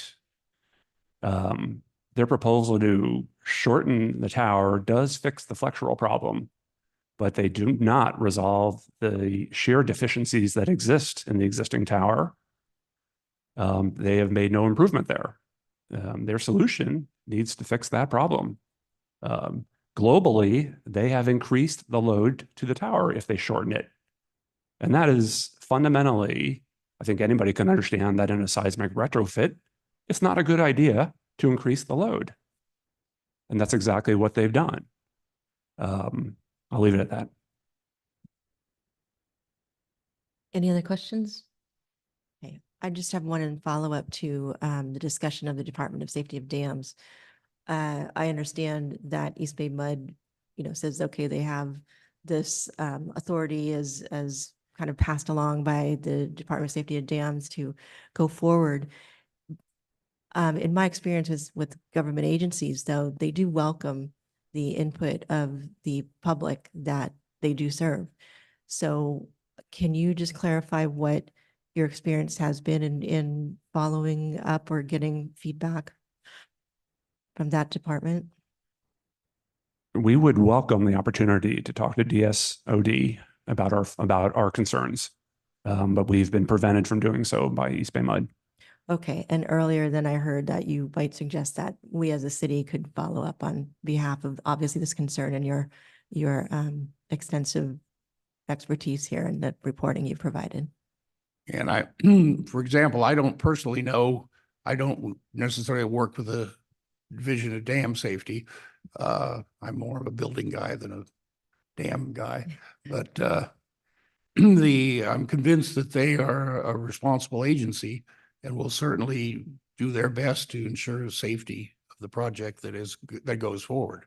But I think it's important that they get all opinions so they have a full grasp of other opinions that might be important. Yes, thank you. I would agree with that. Okay. So just to follow up on that, so would there be, I guess I'm just trying to figure out what you guys are going to ask us tonight. You want us to submit your final report. Is there also thought that you would come back with a rebuttal to this letter as well?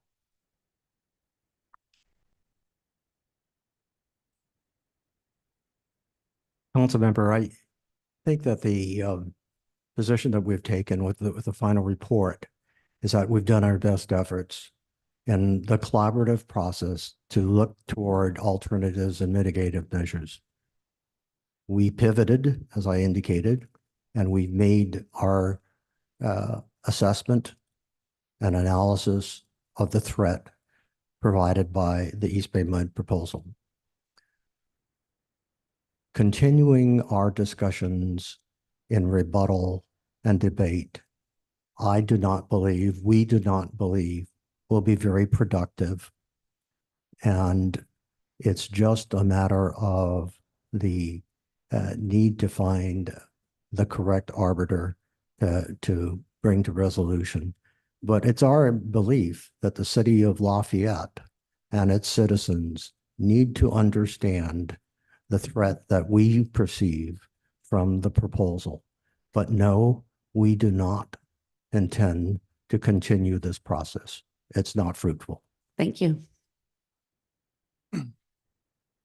And just to put a final point on it, it is your conclusion that if we were to agree to or go along with the path that East Bay Mud is taking with the alternative of shortening the tower, that we would be increasing the risk to the public in Lafayette. That's clearly what our report summarizes in our conclusion. Thank you. If there's no further questions from council, I'll turn it over to public comment. Mayor Dawson, I do have speaker slips for members of the community in the hall, and each member will get 3 minutes to speak. Our first speaker, and pardon me if I have mispronounced your name, Ferbo Sharon. Pardon? Okay, Jimmy.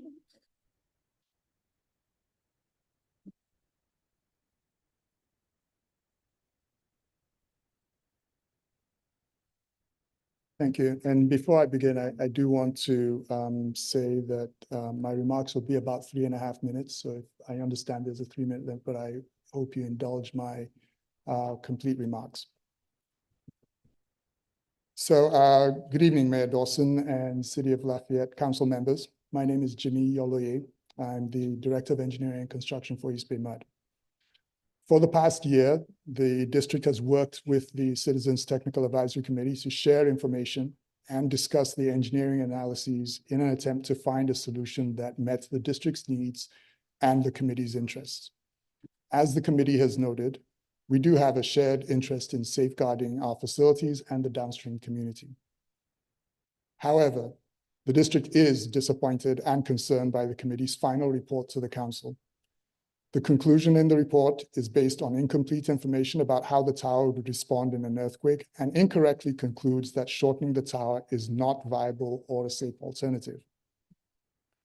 This conclusion also misrepresents and misuses the information that the district shared with the committee, and unfortunately, it will create confusion for the public.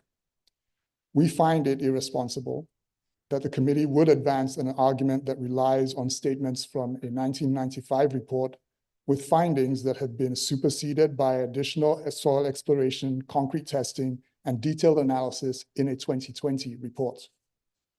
The committee has ignored updated analyses that the district shared about how the tower would behave during an earthquake. The committee's final report states that lowering the tower height would raise the spectral acceleration, basically the shaking, over the full height of the tower, resulting in an increase in the base shear. What the report fails to mention is that even the increased base shear is within the capacity of the tower. The committee ignores the fact that the significant decrease in mass and height of the tower actually enhances its seismic performance because it reduces shear and moment forces along the height, resulting in forces that do not exceed the capacity of the tower. Therefore, shortening the tower is a safe design. The district's analysis was clearly explained to the committee over the course of several meetings, most recently on March 13th, 2024. The analysis has also been independently corroborated by the California Division of Safety of Dams, who are the regulator for the project and is responsible for ensuring the safety of dams statewide. In 2011, DSOD performed an independent analysis and stated that lowering the height of the tower improves the structural performance by reducing the seismic loads. In its formal review of the design concepts in 2015, DSOD concluded the recommended option, which has been shown to be highly effective, is to reduce the tower height. We have worked with the committee in good faith for the past year in a process that is above and beyond what would be necessary to advance a safe project and at considerable expense to the district in an effort to be responsive and collaborative. Unfortunately, the committee is now misrepresenting the information we shared to advance an argument in support of its desire for a tall tower. We have shared a technical approach to preserve the tower heights with the committee and the city manager.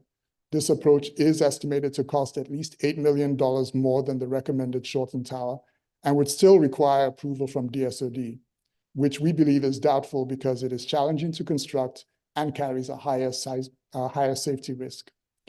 The district is accountable to its ratepayers for responsible use of funds, and the district is the owner and operator of the dam and is held accountable to DSOD and the public.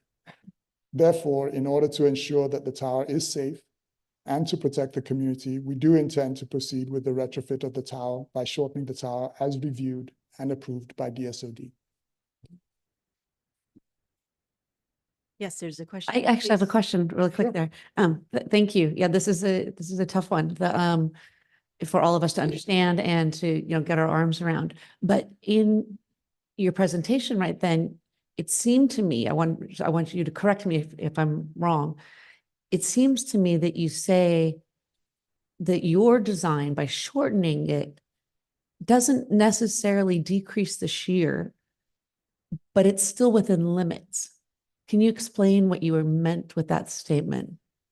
I could, but I think our next speaker might actually be able to explain it better to you from AECOM, and we do have a chart that we will be able to present. Okay, thank you. Yeah, thank you very much for joining us this evening. I'm still sorry that you're saying that our committee is misrepresenting. I think that's just unfortunate that you're doing that, but I do have a question. In your April 12th letter to our city manager, you said that East Bay Mud assesses there is no viable alternative to the DSOD approved shortened tower retrofit. And then later in the letter, you said, while we understand there may be disappointment with our final decision, again, this is on April 12th, before the committee had received the additional information. So again, while we understand there may be disappointment with our final decision, we are confident that the community will recognize the importance of prioritizing the safety of reservoir visitors, the city of Lafayette, and downstream communities. When did you make up your mind that you had made the final decision?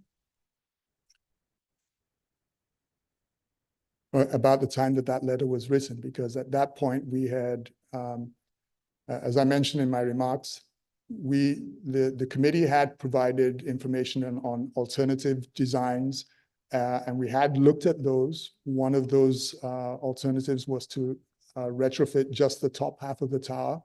We presented information that showed that that was not going to be a feasible alternative. And after we did that, we proceeded further to figure out, well, what would be an alternative that would maintain the height of the tower? Okay, And but that is just that to is be clear, before the additional requested information had been provided to the committee and before they had a chance to review it, you had made your final decision. That's what you're saying. Okay, I think you've answered that question. Let me ask you this. In 2017, East Bay Mud told us that, quote, the impact of a tower failure is expected to have limited impact to the Lafayette community, close quote. Is that still the view of East Bay Mud? And if not, what has changed? I'm not sure what letter you're quoting from. This was on the East Bay Mud website. It was removed when we started into these discussions. I see. Okay. The failure of the tower is a dam safety issue, and that that does not have limited impact.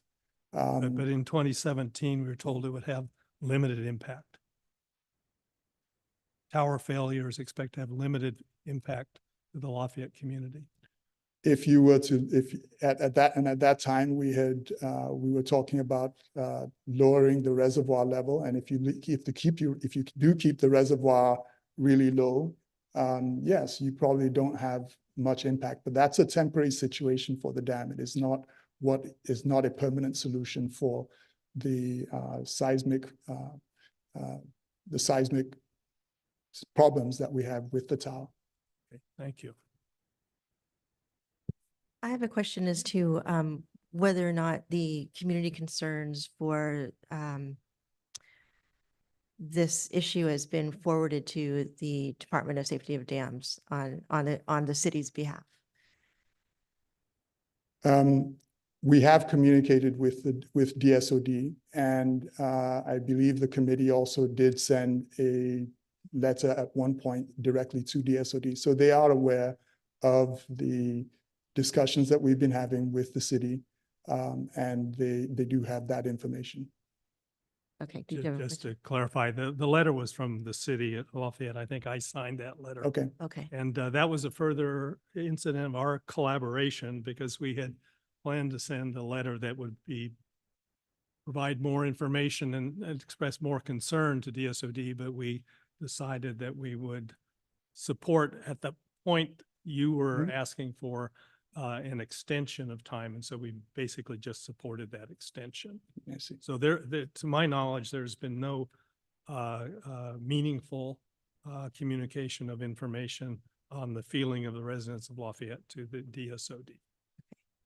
Thank you. I think you made a comment that of course, you have a responsibility to the ratepayers, but I would think that the highest responsibility should be to the safety of those people, of those ratepayers as well, because that's built in, I would imagine, to those rates.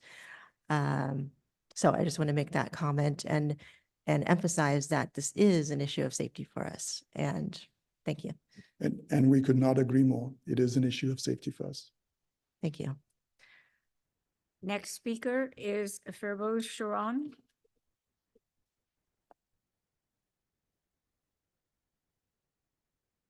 Hi, my name is Fariborz Vosuri. I'm a project engineer with AECOM. I've worked in this project since 2018. So I think I decided to maybe focus mainly on the technical portion. AECOM is a 50,000 people company. We designed these on different part of the country. And this is not the first project we've been done with EBMOD. So we are familiar with the standards that are current. We are familiar with DSOD criteria. We're familiar with the Army Corps criteria. Our design lead, Murad Atallah, was not able to join me today. So I'll just go over some of the items that we prepared together, and we have shared this with EBMOD as well. So the first thing that I think Jimmy mentioned was we have received the letters from the community, from the city advisory committee, and we have internally discussed them. We have presented them to the city and also to the EBMOD. One thing that was presented from them was an alternative analysis. We actually looked at that alternative analysis, proposed a refinement to that analysis, and that's where the $8 million extra cost is coming into play. So there are three parameters that basically affected how much seismic load impacts a tower. The first one, as the committee has noted, is the response spectrum, which is basically the acceleration that the tower experiences. This accounts for the site response, the surrounding faults, and the local geology and the substrate at the tower. The other important parameter is the mass of the structure. Being excited by earthquake, shortening a tower reduces this mass by about 30%. The height of the structure is reduced by around 40 feet, which also influences the, how much that mass is actually bending the tower. So there are three parameters that we need to focus here. The net seismic load that goes into the tower is a result of all three parameters, not just the response spectrum that was mentioned by the advisory committee. In the May 15 letter, the committee pointed out only the first parameter and failed to mention the other two, or the collective effect of all three parameters. The committee said focus on the demand only, not the capacity. So let's look at the analysis results. Here you can see in the middle is the tall and versus the short tower. On the left, you can see the bending diagram, and on the right, you can see the shear diagram. as the percent of the capacity. So as you see, first I start by the lower right circle, basically. That's the point that the committee is trying to emphasize, that the base shear is increased for the shortened tower, which is basically the blue dot versus the triangle. Both of those are below the, the threshold of, that it's acceptable by DSOD. The other thing that you can see in these graphs is not the demand, it's the demand over capacity. So if you see on the left Excuse side, me, I just want to ask you if there's someone in the group that wants to give another 3 minutes to you? Yeah. Okay. Thank you. Sorry to So- interrupt you. sorry. Thank you. So if you can see on the bending graph, along the height of the tower, the existing tower, which is plotted in black, exceeds the threshold for most of the height. Shortening the tower to 460 basically reduce that and basically puts the curve on the left side, which is what we want. The shear, on the other hand, both of them, perform overall good.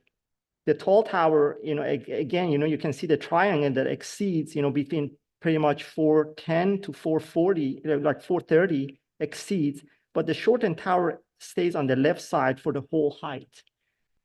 So these are the two main criteria that were used, in our structural design. And basically we had many alternative analysis. All of the alternative analysis should pass these criteria for both moment and shear. So just focusing on that point at the bottom is not really, conclusive to the design. So our analysis overall, it takes into account all parameters, which is weight, height, and response spectrum, as reviewed by DSOD, shows that reducing the height of the tower is a safe design, both for the tower and also the conduit under the dam. And also something I wanted to mention about the conduit under the dam. So we know it was mentioned that the dam conduit needs replaced, retrofit. We understand that. But the amount of retrofit needed for shortened tower is totally different than what is needed for the tall tower. The extent of demand that it's exerted on the conduit from the tall tower is not really known to us at this point, because we just did an analysis that was like, instead of like 3 years, we had to do it in like 1 month or something, to just show the committee that tall tower has exceeded the demand in the conduit. So the 8 million that, was proposed, and, it's part of it is the unknown that we don't know about the effect of tall tower on the conduit. And, as mentioned, the main thing is where the conduit retrofit comes into play in this tall tower alternative that is proposed. So I don't know if I try to answer all the points, but I can take more questions if there is. Thank you for your time. Thank you. Are there questions from council?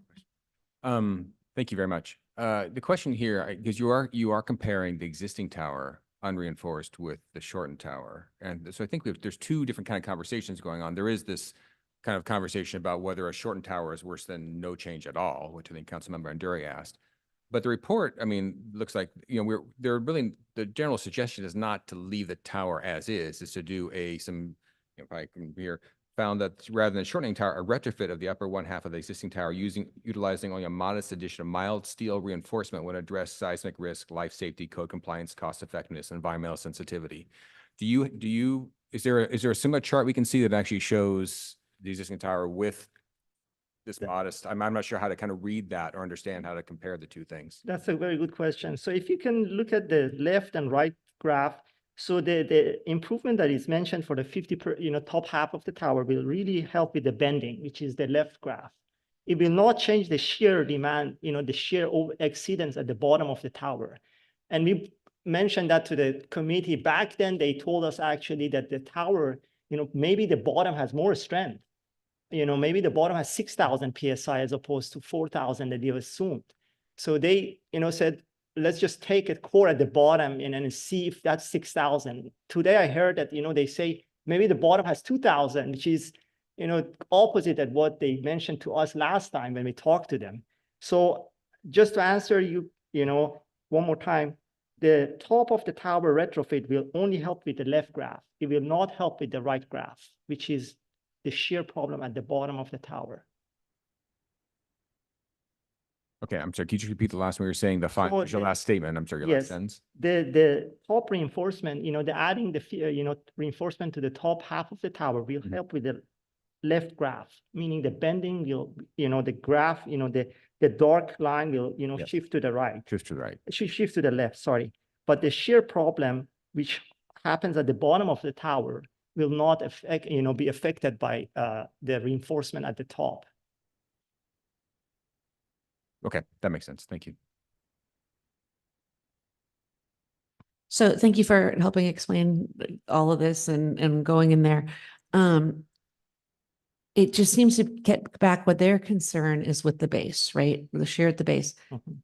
Has East Bay Mud taken any concrete samples, or what were your assumptions of the state of the concrete at the base? Where are you getting your data? Where are you getting, you're telling that they're making, assumptions. It's like, but where's your data?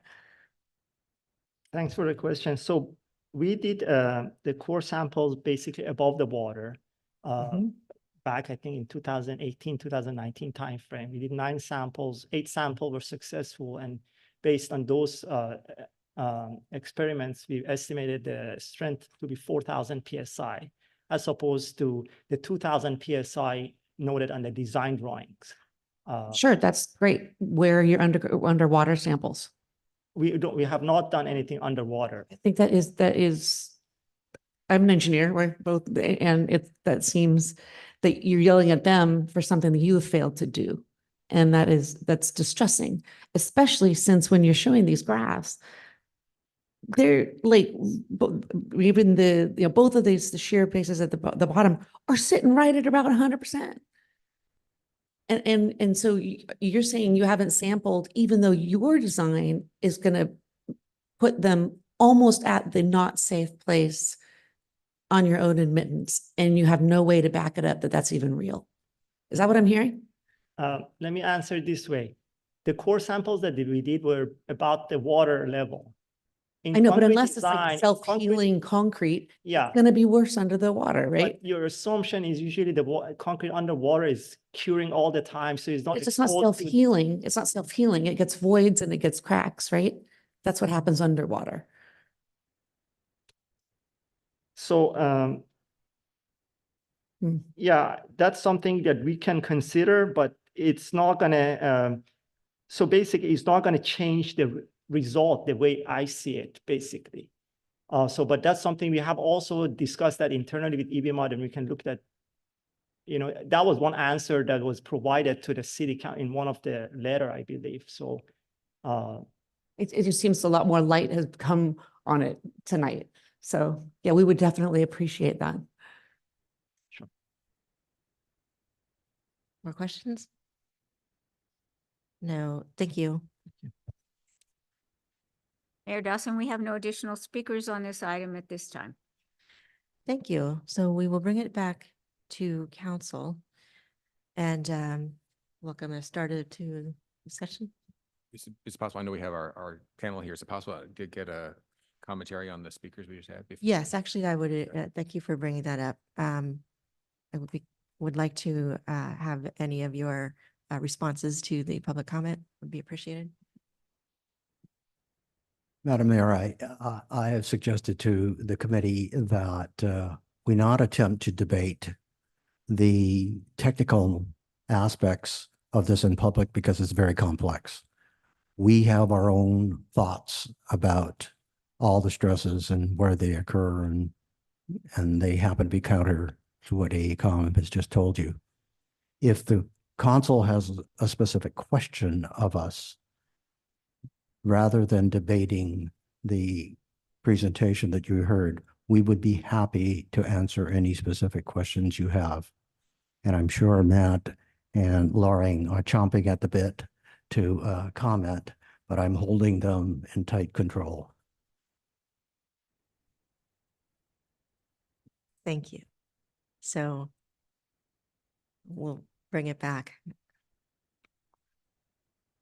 Okay, well, as one of Councilmember Nduri and myself are the liaisons to East Bay Mud, and I should mention that East Bay, we've had a great relationship with East Bay Mud for many years. This is amongst the agencies we work with. These are the good guys, and that's been something that we went into this process thinking we should respect that long and productive relationship that we have with each other. So that is why our instructions to our community group was to take a very open mind to this project. Definitely, we can agree, we can have differing viewpoints, but let's make sure we have as productive a conversation to try to be collaborative in finding a solution. And unfortunately, I am surprised and really disappointed that we've heard the type of dialogue we've heard tonight, because it's been a year. And Councilmember Nduri and myself and staff, we have monitored the situation for many months. And I think you can see that we have, very qualified individuals representing the city. We have they're qualified individuals representing the agency, and they have a world-class engineering firm. So these are all professionals.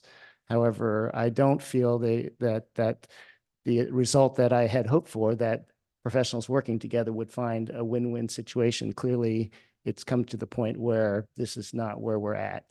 So I don't think that we are a body that can adjudicate the engineering aspect of this, the five of us standing here. The city of Lafayette is also not staffed up to do this. So to me, it's really a question of who are we going to bring in to adjudicate this matter that can address the safety issue, which is, of course, to us and our residents, we're here to ensure that the right decision is made. We have professionals on both sides of the conversation and who have come to loggerheads. And I would say that we have either the state agency who's charged with looking into this to hear it, and I don't think they've heard all sides of the story. And we have respected the East Bay Mud's desire not to approach the regulator, but I think we've given that opportunity now has gone us by. That we had the chance to not do that, but I think we're not in that place anymore. So I think that's something for a future meeting we'll agendize and specifically consider options with DSOD, there are options with the courts. If we can think of other options, we can think of other options, but clearly we've tried a collaborative approach that has not worked. So I'm disappointed, but I think those are our options moving forward. We need to escalate it to a body that can decide this. Okay, so what we're suggesting that we do tonight is that we begin listing our options and discussing them. And then after the meeting, the council liaisons to East Bay Mud will continue to develop the options and then put this on the agenda for the next council meeting. And then the council will discuss then on June 10th how we would proceed. And that'll give time to flesh out these options, but it'll also give us time to get public input, although recognizing that there's only a small section of the public that's going to understand this issue, but still we get some input on how people feel about it. And then one other thing we would suggest is that tonight we direct our city manager to send a letter to East Bay Mud requesting that that work cease on the designs for the shortened tower. And just to put that out there, that we're still, working on this. So again, the suggestion is we start now discussing options and this next meeting. And I've got a few options to start with if you want to hear them at this point. I'm afraid I'm probably going to have to recuse myself with this discussion moving forward, and I'll disclose that later at another time at this point. So should I leave the dais? Yes, but depending on the recusal, you may need to disclose what the recusal is based on, i.e., proximity to the tower, which I'm sure. No, can I tell you outside? Maybe we can take a recess, Mayor. Okay. Okay, we'll take it is time to take a recess anyway. So it is about 9 now. If we will return at 9:05. Thank you. Thank you.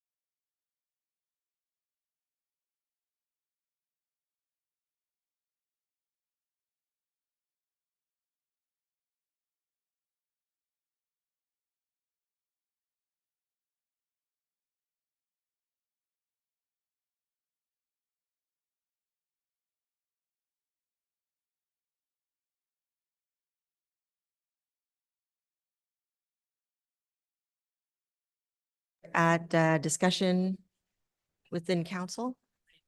And Councilmember Candela, turn it over to you. Okay, so under an abundance of caution, I do need to recuse myself. I think at this stage moving forward, looking like where we might go, because I am in a personal lawsuit with East Bay Mud at my home.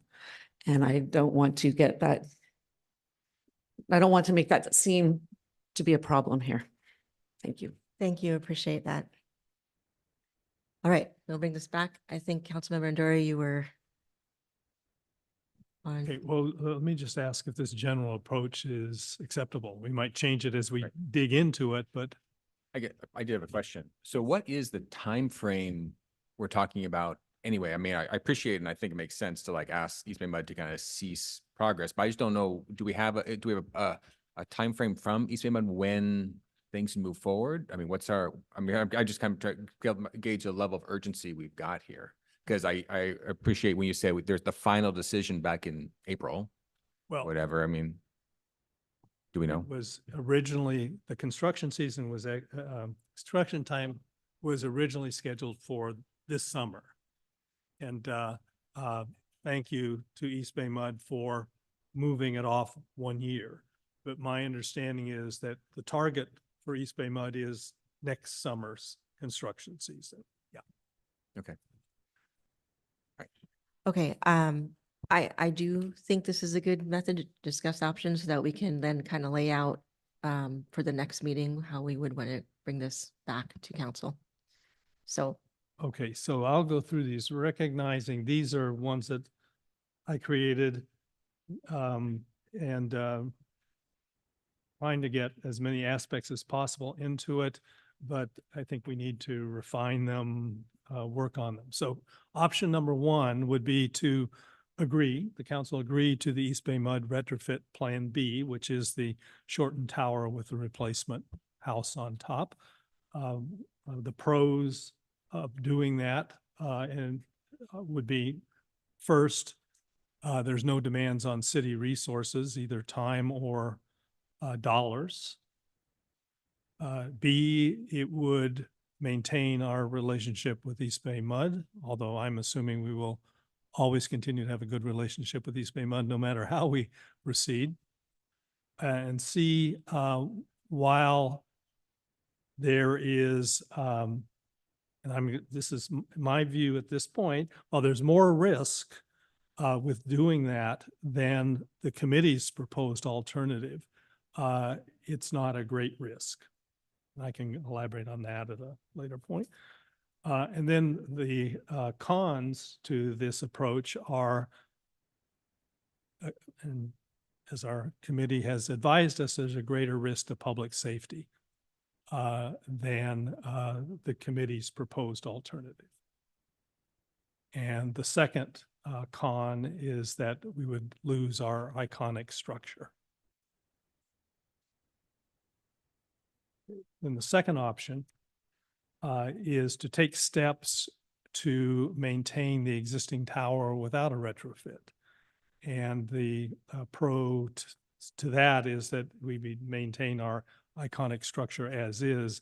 The con is that it would require a large effort with, in my view, little chance of success.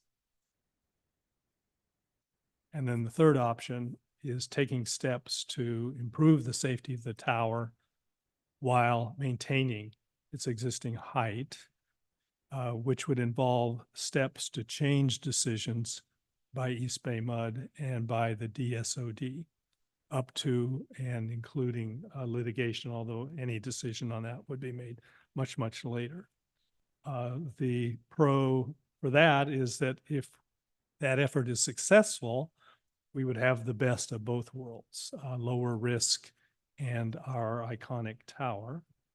And the con for that is that it could be very expensive in terms of time and money to pursue that option. So this is just an outline of. Can I understand the difference again between option 2 and option 3 there? I just want to make sure that I'm kind of. Yeah, option 2 would be to go in saying we don't see any need to change the tower. Oh, just kind of status quo. Yeah. Okay. maintain it. Because what you, East Bay Mud, are proposing to do is, it would, in Is our is view, more would dangerous. make it riskier. Riskier. And the risk of the existing tower is not, in our view, significant. And of course, we'd have to Right. discuss that. But as I understand it, and we can ask the committee on this, and just learned this today, that the Army Corps of Engineers has a slightly different standard for evaluating. My understanding is that in order for there to be a risk to a downstream risk to Lafayette, is that two things would have to happen. One is a maximum credible earthquake would have to happen. No maximum credible earthquake has occurred a long, long time. And at the same time as a maximum credible earthquake occurred, I'll refer to as a maximum precipitation event would have to occur at the same time. Again, we have not had one of those either. So the odds of them both happening within a period of time to make them relevant is very, very low. So at least my analysis, and there was an extended exchange of emails on this, and I remain of the view that there is limited risk to limited downstream risk. And that's fair. I understand that makes sense. Can I bring up another? I mean, I just want to kind of follow up on the question I asked, which I'm seeing in the, it was the February 20th letter that we got from East Bay Mud, where they do articulate that they believe that the cost is approximately $7.6 million more to retrofit the current tower, retrofit the full height tower versus shortening it. So, and they mentioned that in the letter, even the one that we got today, right? Because I just worry, I'd like to understand how we're going to articulate, because if we just look at their safety, and then there's this kind of cost benefit of the safety, right? And so I worry that if we get into this discussion about, well, it's just as safe, or it's the short tower is as good as the tall tower, but yet the tall tower is $8 million more to retrofit versus just shortening it, that argument, it's just a different argument, right? It's a different discussion. So I just don't know, do we need to include that? Even in your pros and cons, right? I mean, we're all East Bay Mud ratepayers. We're all having to kind of, they're responsible for the bottom line. So I just don't know if we can exclude that from our considerations. I mean, we're just taking this letter's word for, I have no idea what the actual numbers are, but it's a two, they're saying it's 16 versus 24 million or something like that. It's not trivial. I think that's something that would come out as we pursue the options, to try to understand what those numbers are, as we've heard from our group here, that numbers can work how you might want them. And I haven't, we're familiar with that. But so if we could see what those costs are attributed to, that would be better.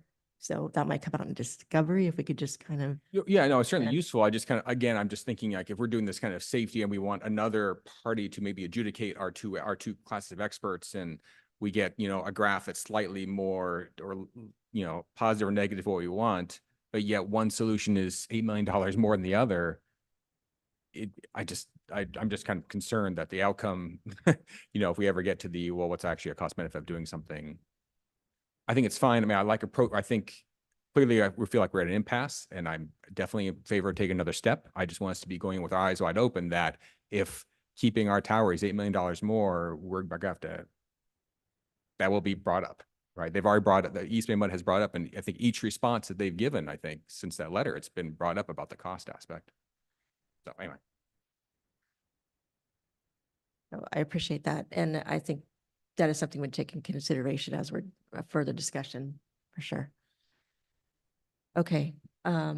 You want to have a comment on that? I would just say that a couple things. Thank you, Councilmember Nduri, for outlining 3 paths and just putting some paths to the plan. I think probably the third one for me, which is to find a safe solution, is the one that resonates with myself, for the fact that the engineering teams on both sides, as I said previously, have come to different views on this, that we're not a body to adjudicate this. I think the Division of Dam Safety would be the one to decide whether the cost is worth it or not. We don't, that was just a preliminary cost. And I think I think we need to be careful as to what would actually be done and get a real cost and not just throw a number around and then be satisfied with the number when we don't know the due diligence behind the number here. And so I would look to an impartial adjudicator to look at all the engineering issues, to understand the costs and weigh the safety for the public, make the decision for us. And so that would be, to me, a reasonable path forward, is to instruct the city manager to come out of this meeting to write a letter to East Bay Mud and its board of directors and copying DSOD, requesting that progress on this project cease immediately, given our safety concerns, and that as a follow-up in our next meeting, when we continue this item, we can discuss more specifically about more specific items. But given that we've heard that a decision has already been made, then we need to give a response to that and say we object, or at least I would say I object to that decision being made. And I would like to have the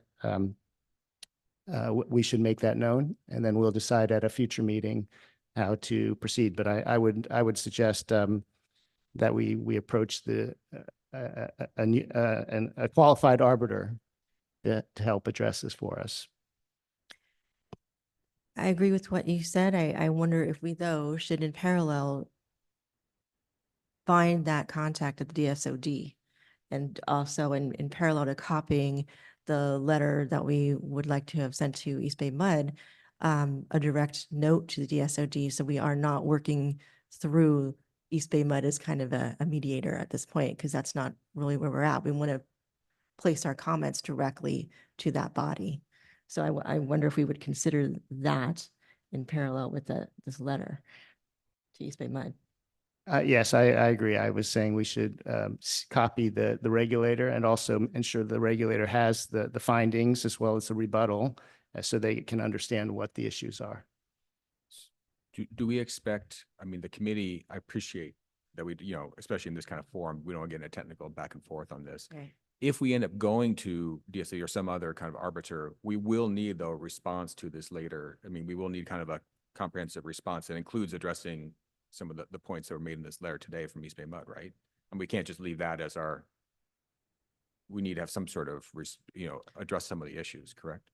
Right. I think I don't would. see we need to do it right now. I'm just. No, but I would think the letter to the DSOD would be of the mind of, we are at this impasse, and safety is of course, on both of our behalves, the issue. But obviously as a city, we want to make sure we're not increasing the security just because we're doing something within a budget and a time frame. Yeah. So I think that's the important part to impart to the DOSD. Yeah. DOSD. As a preface, basically. Yeah, but just a couple of things to make sure we're clear. What we're asking the city manager to do this week is to send the letter to East Bay Mud, copying DSOD, but also attaching on the copy that goes to DSOD, the final report of our committee. And at our next meeting, we'll discuss whether we send a direct letter explaining the situation in more detail to DSOD. Because I don't think we're prepared to send that letter at this point. Well, I would only say it's one way to get our voice right now, as opposed to as a copy. So we send directly to, it's basically, there are three partners here, the regulator, the agency, and us as a city. And I think we all need to be on equal footing. If we just do the letter and copy the DOSD and make the attachments, it's still through that filter of East Bay Mud. And I would suggest we should make a direct contact with DOSD to just outline a dilemma and even say, you will be copied on a letter or something so that they know it's like that. Okay, I would just say, I don't think we're prepared to do that at this meeting. I see what you're saying, timing wise. I think our discussion about what path we want to take, we want to get public input, and then we'll decide at the next meeting. And it could be that the very first thing we do is to send a comprehensive explanation of our situation to DSOD. Okay, so timing. So we'll do a separate one, but it will be after we send the first letter to East Bay Mud is what you're proposing. Well, I'm saying we would decide that next week, next meeting, the DSOD, yeah. I'm right, we would not now send a letter to DSOD explaining the situation because we have not decided which option we want to pursue. Unless we Understood. want to decide that tonight. Well, in my experience with the utility where there was safety issues, went directly to the regulating body who then helped to basically arbitrate the issues. And it worked very well because then that it came by as a regulatory body to say, okay, we need to make space for these concerns Yeah. and address them. And I'm saying if we proceed, we would do that. Well, the proposal is all we do now is send something to East Bay Mud saying, we heard you, we'd like you to stop. Okay, so this is just a deceased right now. I mean, desist. Right. Sorry. Oh, And then where I thought you were heading a little while ago, as I understand it, if we decide that we want to go to DSOD, and correct me if I'm misinterpreting this, but you have wanted to do that throughout this entire process. So I'm understanding that you would be willing to make a presentation to DSOD. Yes, the answer is yes, but I truly believe that in the past, in our attempts to be collaborative, our approach to addressing DSOD was to do so as a three-party effort with East Bay Mud. Today, where we are, I think that has changed.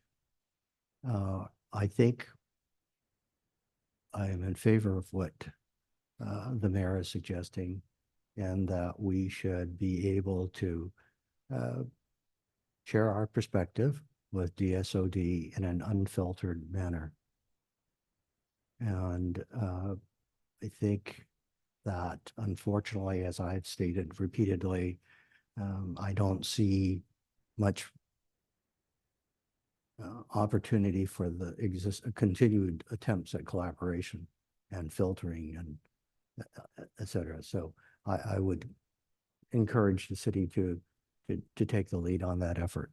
Okay, and just to be clear, the only difference I have with what you've proposed is that we decide that at the next meeting after we've had public input. Decide to go directly to DSOD rather than, because, well, the other option is to not spend the time and money. And I think we need to get public input as to whether the public thinks that's the option we should pursue.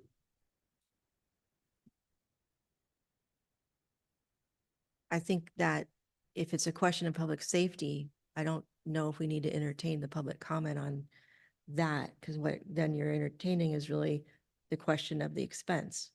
But I think as responsible leaders, we do need to vet this question of increased safety risk to the DOSD. And still, we can get public comment at the next meeting, but I do think it's imperative that if this is the findings of a body that we've tasked to look into this, it would be the responsible thing to do to go directly to the DOSD. And how would you do that? And what I would think you just tell them? forwarding the reports that here's where we're at with East Bay Mud. We understand there's approval of these plans, but our committee has, venerated committee has found this discrepancy, and we would like to further this discussion with the DOSD to vet these concerns. It's simple, and then attach the report. Mayor Dawson, I guess my only concern would be, I think the report as it stands now doesn't really articulate. That's why I guess asking for, we need a follow-on kind of conclusion to pull it all together. Cause I'm just a little worried. We have the report, our final report from them, which is from our committee, which is, you're saying it's they're saying one thing, we have a follow-on from East Bay Mud, we don't have a kind of a final kind of I don't know if that report by itself going to DSOD is sufficient. But without the context of, I guess we're only talking about like a 2-week gap, right? We're just talking about what we do today, which would be sending, if I'm understanding Councilmember Nduri's proposal, the direction would be, we send a request to desist for East Bay Mud, CCing DSOD, right? You actually, that's what you said, right? You just actually copying them, just not really directing to them because we're not comfortable framing the question to them, I think, or that's what you're asking. We need more time to kind of frame the request. Is that what I'm understanding? Because we don't really, that's require a little bit of time. I understand that. I think though, because we as a city are not the experts, but experts on our behalf are raising this concern. So I think that is a valid enough reason to have a direct letter to that extent. It doesn't have to get into the technicalities per se, because the report does and the findings do. So, I mean, I would have the same opinion in 2 weeks. Right. So, but, And can I ask a follow-up question? I know we have a new East Bay Mud director, yes. right? Is she involved in this? Is this something we should need to get them involved? Because they are like the public kind of, they're our equivalent. It seems like they should be involved significantly, potentially, depending on, because they could be very helpful or be a hindrance or something. So I just don't know, have we reached out to her or what's the current status of that? I think those are all things that we could be doing between now and the next meeting. Okay, just so we'll wrap this up then. So I think let's maybe take a straw vote on the options. And thank you again, Councilmember Nduri, for those. I do agree with pursuing option number 3 and, you know, moving it to another meeting for further discussion.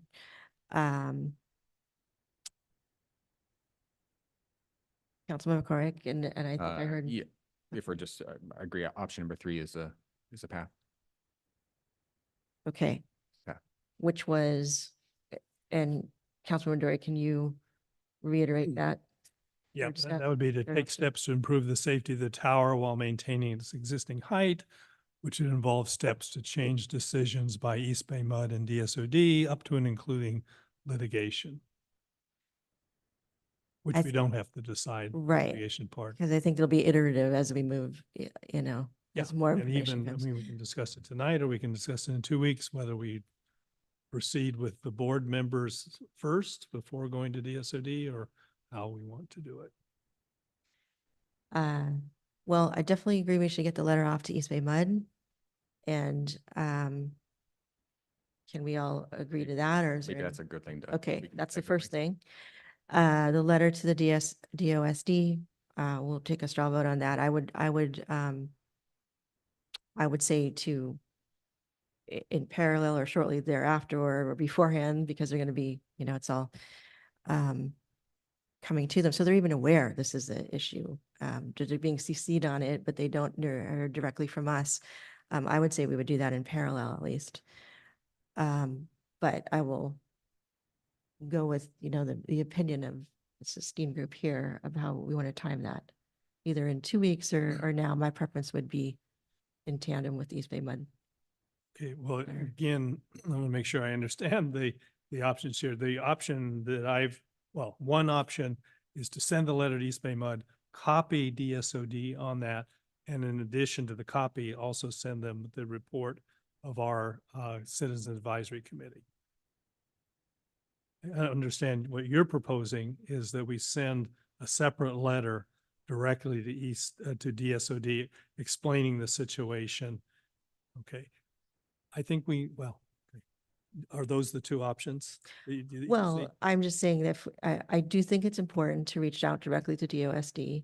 Oh, I agree. And I don't think there's a reason to wait, because I think it's important to establish when a contact and even what their response would be, you know, so then we can, you know, take from there. Because in my experience with the regulatory body, I'm not sure how the DOSD works.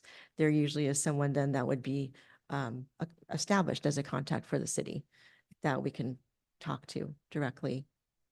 So but that would be the main thing, I think, is establishing a relationship with them. Okay, well, I think I would like to have time to develop a more comprehensive letter explaining the situation to DSOD, because I think our initial informing them is going to be very important, how we frame that. I don't think we're ready to do that. All right, But the decision right now, I guess, is a decision to ask staff to draft the letter. Doesn't mean that the letter has to be sent within 2 weeks, but it would be started immediately as opposed to waiting for our next meeting to decide on it and starting thereafter. Do you have a preference?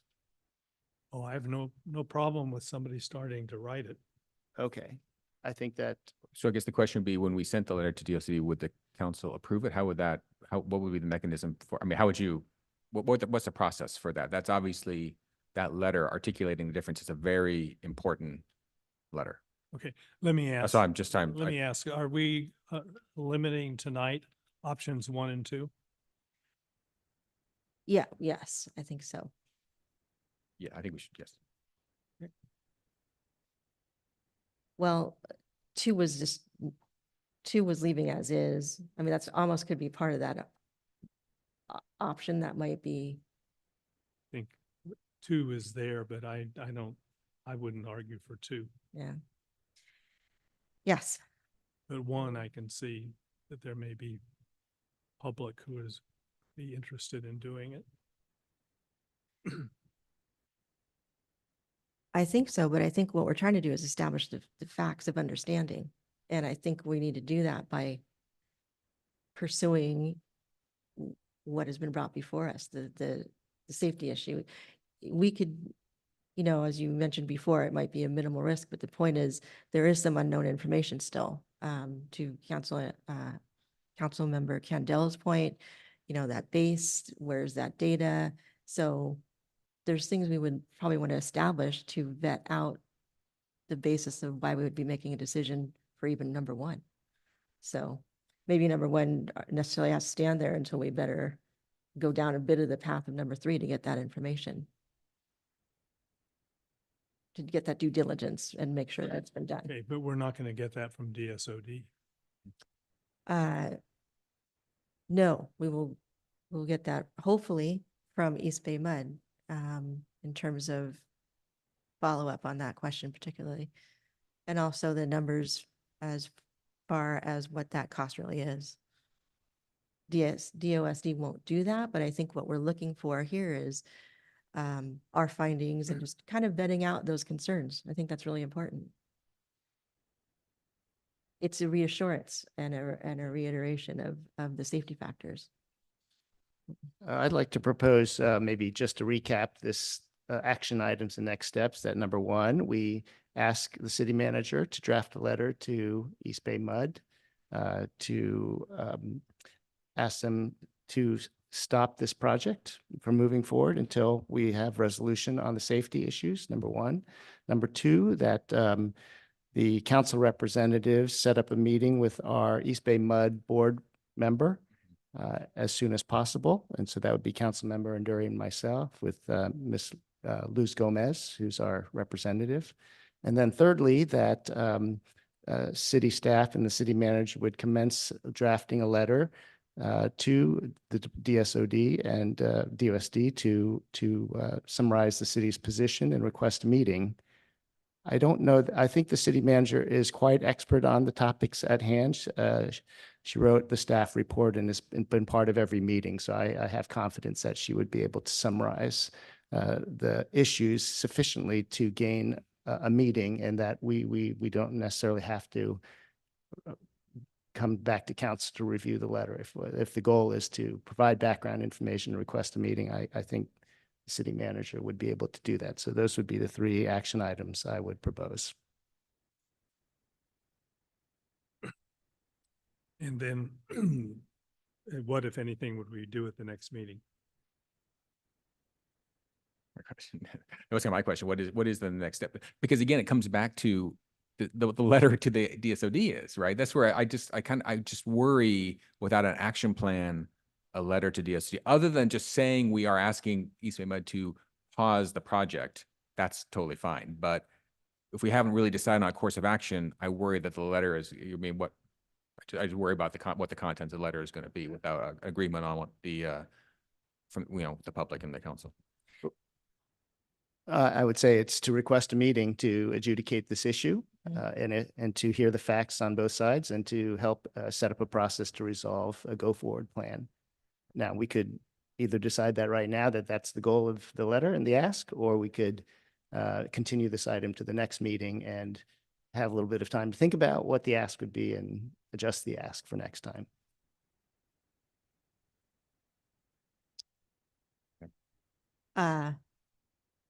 I think your first iteration of what that letter would be is to request that meeting, because we are just looking for transparency in the facts. And I think the DOSD can help that process, put it that way. If not produce the facts, it can help make that basically get the facts out there so there could be a shared understanding of those facts. So maybe it doesn't have to be continued to the next meeting, because maybe if the letter goes out, it just depends on that response and the furthering of those discussions with the DOSD. Yeah, so in answer to Councilmember Nduri's question, I don't think we would agendize this at the next meeting until such time that it would be relevant to agendize. So not necessarily the next meeting, but as soon thereafter as we have news from the city manager that there is an item to be discussed. Are we going to ask our committee to do anything at this point, or is it just? I don't think I have an ask for them at this point. Okay.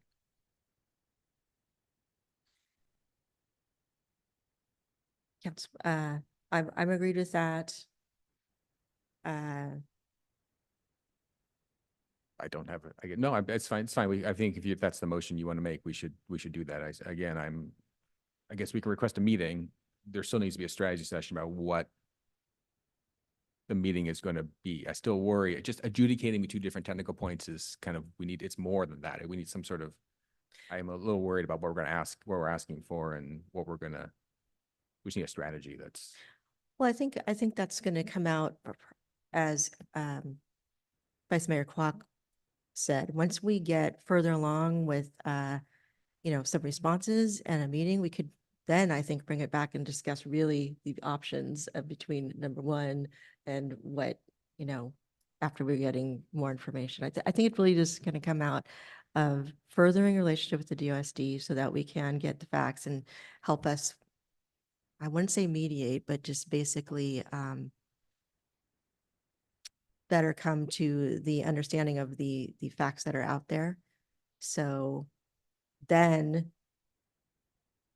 we could move forward from that, because we need to ask the questions to get the answers so that we can then discuss those and bring those up. So.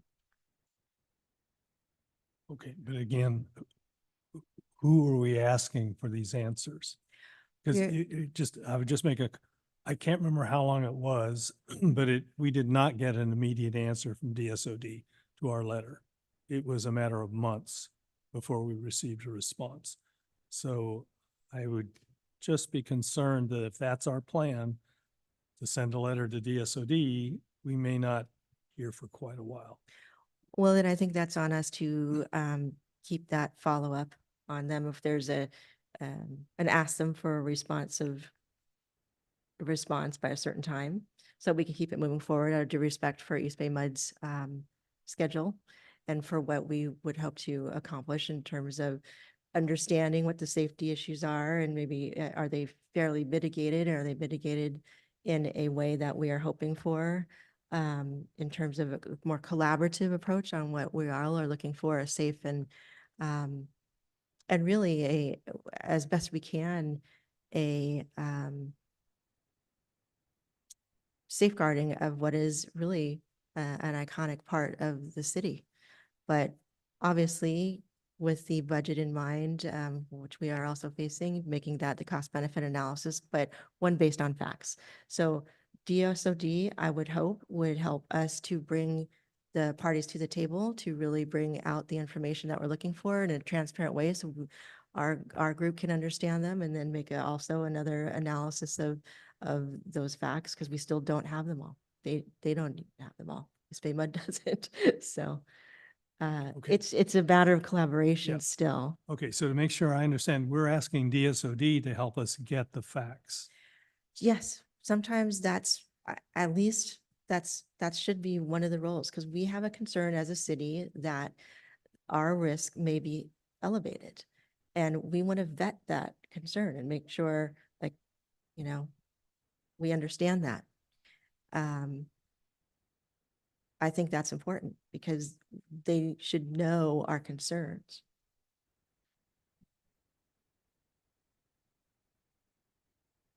It'll come out in, as we go along, as we get the response. I think it'll be iterative. Once we get a response from them, we'll know more of how to proceed. And I imagine East Bay Mud would be walking with us on this path.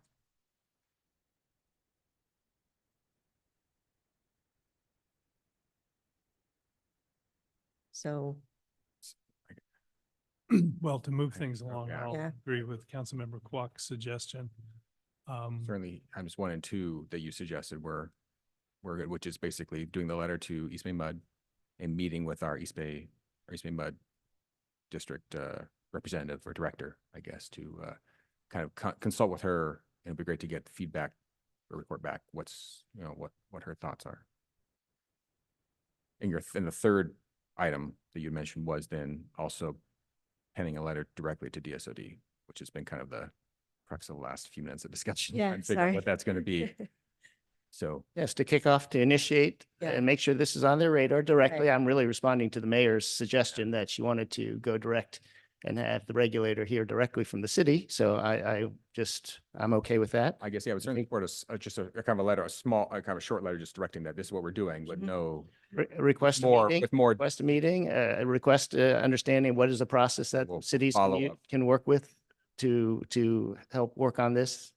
And it'll be a long process. All right, so I It'll think be a long process. There'll be plenty of time to give input. But we need to engage Okay. first. So that'd be a good motion. Okay, anyone want to second it? do we need a motion Oh, yeah, stat- we need from a the motion staff, now. or is that just those 3 items? Is that? Okay, we've captured the 3 items, so it's a discussion in direct. Perfect. Thank you. Thank you. And thank you all for sitting through that long discussion. And thank you again to our esteemed group of consultants here on this. I appreciate it. And as you've heard, we'll move forward and we will, of course, will be kept in the loop. Thank you. Right. Oh. Well, I just want to reiterate the thank you. I also want to thank the East Bay Mud representatives for being here, and just, I think all of us want to work collaboratively. But I am disappointed at what's happened so far. I just want to make sure you're aware of that. We don't feel that there has been the level of collaboration that we had hoped we would have. Yes, thank you. Good night to you all. Thank you for being here. I reiterate that. Okay. Let's catch up here. And thank you, fellow council members, for the discussion. Boy, we're not even at the consent calendar. This is okay. Oh, Chief Aldred. Oh my gosh. Okay.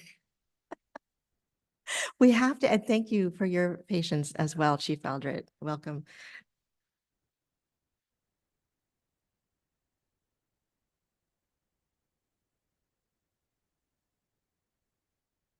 All right.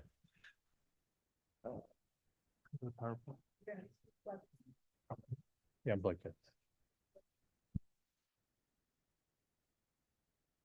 That's where we all wish we were right now. Diving. Yeah. Okay.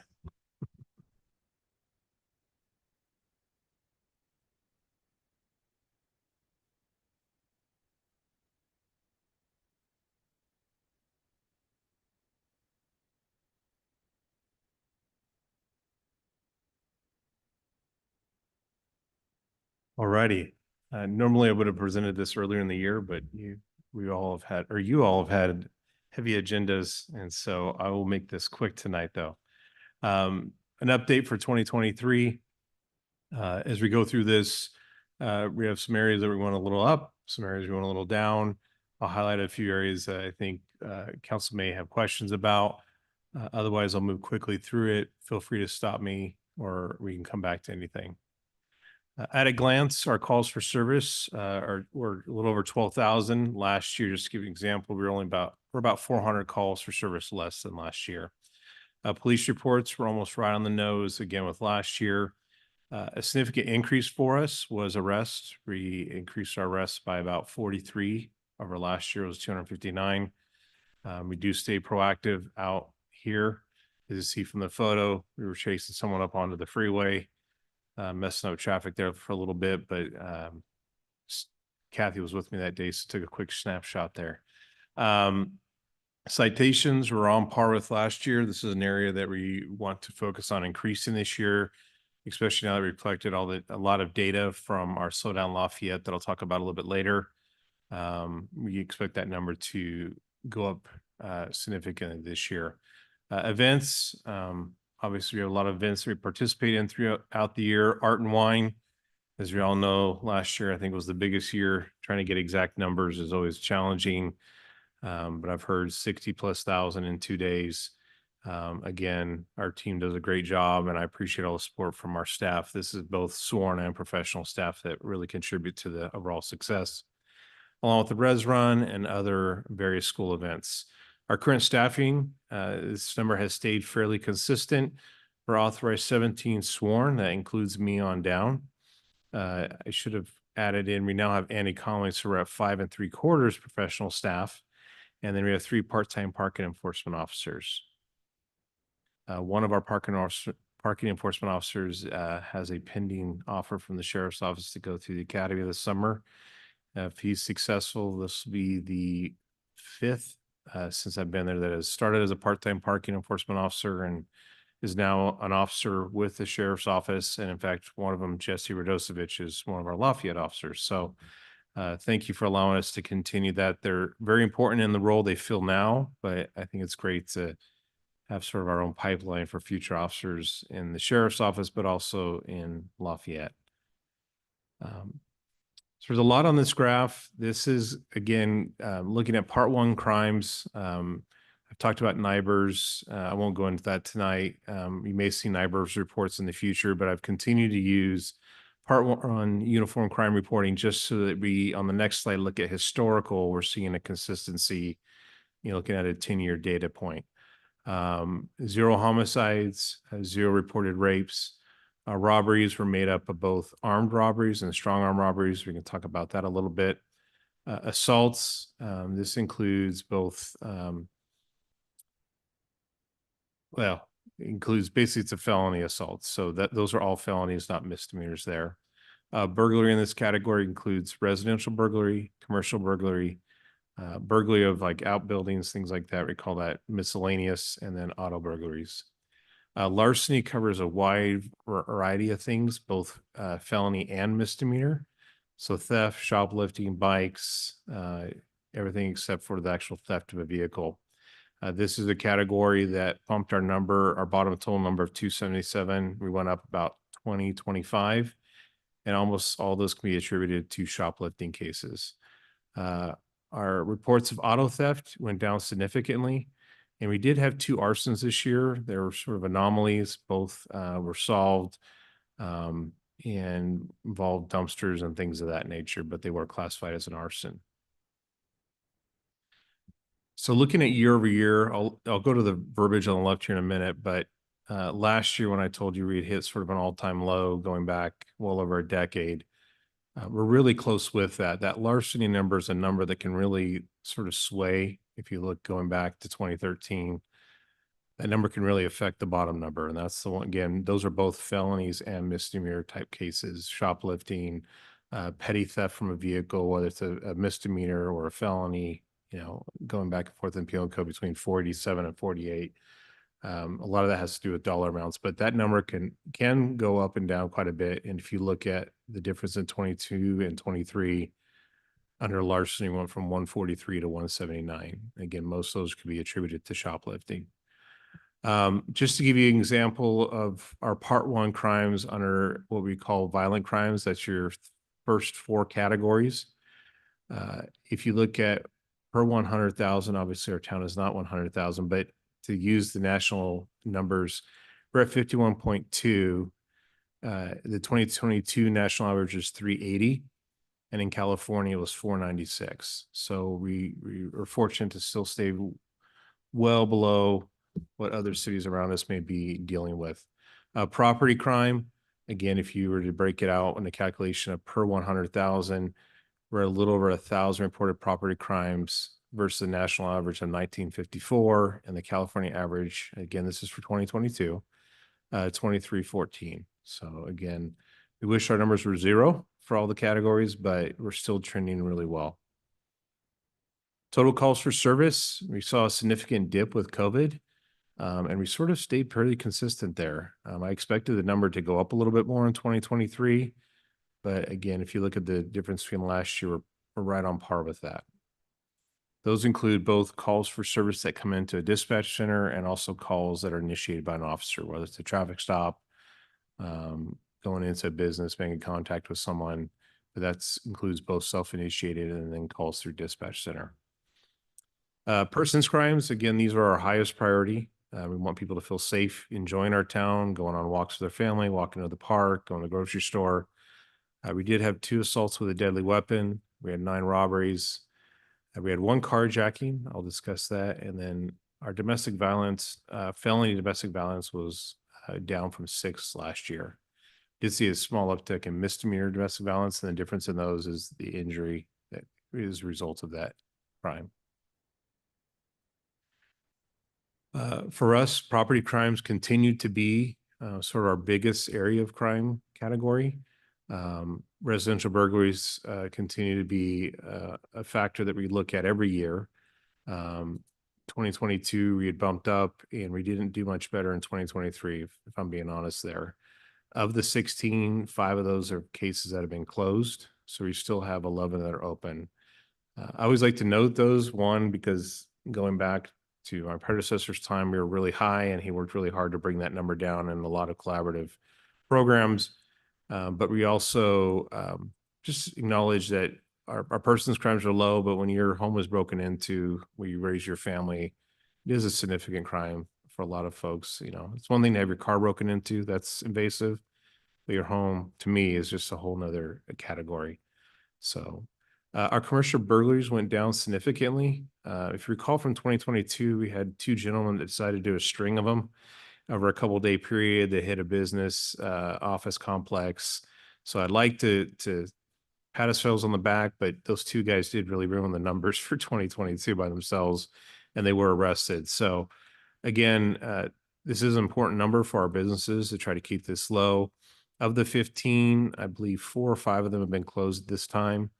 And so again, we'd like that number to be 0 or our solve rate to be 100%, but that is a category that we continually work hard with our businesses in the downtown. We know how important they are to our community and also the financial welfare of our city, and keeping that core down there healthy. Just some other categories, auto burglaries. We saw a decent drop on that from 37, getting us back more on average for 2021. I'm happy to see that number stay low, considering we have more people out and about. We were still coming out of the pandemic at that time. Grand theft from vehicle, this basically means your vehicle. So auto burglary is when we break into your car, or not we, but someone breaks in your car. Grand theft is when your car is unlocked. Same with petty theft. Again, those numbers have either stayed consistent or have gone down. We do still have people that try to come into town and take advantage. We still want to encourage residents to remain vigilant. You know, lock your doors, lock your windows, set your alarms. Try not to leave things of value out in plain sight, and make your, try to minimize the targeting. Traffic citations, again, as you can see, last year we're right on par, and this is an area we're looking to increase, not for the sake of, sometimes folks feel like it's revenue, Tracy can tell you we get very little from tickets. The traffic enforcement team is a net loss by a long margin. It's really about ensuring that we're slowing down folks and that we're reducing the overall traffic collision numbers. And we have some work to do. And I'm hoping with our Slow Down Lafayette program, with the community education, and with the data that is allowing us to be more target specific, and hopefully bring down those folks that are going at those higher speeds now that we've got better data to show when and where they're doing that. So this is just for 2023. The next graph will be a multi-year comparison. Property accidents were 69. Traffic accident injuries did go up. And so I wanted to look at that data because I know this will be an area of concern for all of us. Of the 31, about 28, in the mid-20s was complaint to pain. So we still document that as an injury accident, and we're not questioning someone, we're not the doctor. Either you got transported because of the complaint to pain, or just on scene, you complained to pain to your neck, to something else. We had another handful that were abrasions and lacerations. And really, out of the injury accidents, only one was a very serious injury accident that could have been a fatal. So I don't like that number going up, but I just wanted to give some perspective with it. And I did have us go through and look at all the injury accidents and sort of degree of levels. Complaint and pain, visible injury, and sort of major injury would be a way to look at injury accidents. Our hit and run number, those are typically our parking lots. We do take those reports and document those. Again, I wish those numbers were zero. Again, thankfully, we had 0 fatalities in 2023. And our next graph will show you a year over year. So 2023 was more on par with 2021. We did see a drop. So your blue is the property accidents. Orange is injury accidents. And then the yellow-ish color at the top is your hit and run. So if we're really looking at it, not to dismiss a hit and run, it is your vehicle and you got to deal with that. But if we're considering most of those do happen in private property settings, for the most part, looking at that blue and orange is the one that I'm typically looking at the most. So again, property accidents did go up, injuries did go up, and that's an area that we really want to focus on with our Slow Down Lafayette program. So speaking of Slow Down Lafayette, you all were integral in making this happen. So this is the most wordy page I have, but I won't read through it. But again, our goal was one, public education. Suzanne Erla, our PIO, did a great job coming up with the yard signs. I think they're attractive and get the message across without being too gaudy. And we do see them out and around in town. Public education also included a lot more social media posts. Andy Comley, who's been managing this program for us. If you don't follow our social media, I encourage you to do so. We've recently put some stuff out on e-bikes. A lot of parents were asking. We got a few comments from folks wondering why we were wasting our time with that, but it is something we're hearing from parents and wanting better education, understand what should they be buying their kids or what shouldn't they be considering. Also, what are the laws regarding e-bikes and some of the considerations. And then just, again, sharing information on why do we want you to go 25 versus 35 in a 25-mile-an-hour zone, and talking about that. Your perception reaction time stays the same, but your stopping distance increases the faster you're going. So why we're asking you to go 25 in a school zone is because at 35, your stopping distance is so much greater. And we know that if you can stop, you don't hit the person, perfect. If you barely bump them, minor injury. But if your stopping distance is increased significantly, now you're talking about, visible injury, serious bodily injury, and or a fatality. And so that really is the message behind speed. It's not for us to collect more revenue. It is for us to ideally reduce traffic accidents and specifically reduce injuries from those accidents. So social media, we did share stuff out with our schools that was put out to parents. We appreciate our school partnership with that. Again, just talking with folks about why do we have these laws on the books and why are we enforcing them? Why hands-free cell phone? Why stop at the stop sign? Why not, right on a red without stopping, speeding through downtown or any of our residential areas. So if you have not done so, I'd encourage you to go to our city's website. Andy has been posting data that's been collected on the city's website. The first page of every report is sort of, we tried to make it real easy to read, and then you can see how many vehicles were tracked, what the speeds were, and then if you're someone who likes to see the raw data, we included that. So we want to be fully transparent about what we're seeing or not seeing, and what areas that we're going to be targeting. Andy put this together for me. Again, this is the equipment that we acquired. To date, he's analyzed over 1.3 million vehicle records. Again, when I say records, this is speed. We are not collecting license plates. We're not collecting any, make and model. This is simply recording vehicles that pass and radar data that is collected, radar or LiDAR. He has been working, we bought 2 of the portable radar signs. One of the areas that we talked about was potentially out of this program. One of our thoughts for the future would be if we found reduction with having speed radar sign displays out there, that might be a good investment for the city in the future and future engineering projects. I know Mike and his team has already put some out on their own, but Andy found the reduced number of speeders by 20 to 25% in areas where display signs and then of course traffic enforcement were used. So there's a combination, but we're seeing good results. It might be something for us to consider as we get more data, but the investment in that, and I know there's a lot of feelings about, we don't want too many lit signs in residential areas, but trying to find a cost benefit analysis there. I think this is already pointing us in a direction that might be worth considering in the future. And then again, a variety of educational materials. Most of these have been put together by Andy. I was going to put a bunch of examples up there, but you can look at our social media, from school bus, stopping behind a school bus with a stop sign out, to pedestrian crosswalk safety, to e-bikes. The list goes on. Our Emergency Preparedness Commission continues to stay busy. I think we talk about this quite a bit, so I won't spend too much time on this tonight.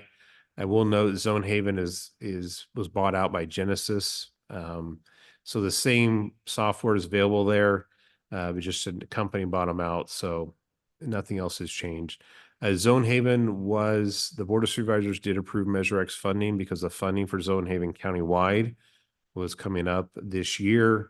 Confire put a proposal in front of the Board of Supervisors. I believe the funding is for the next 2 years.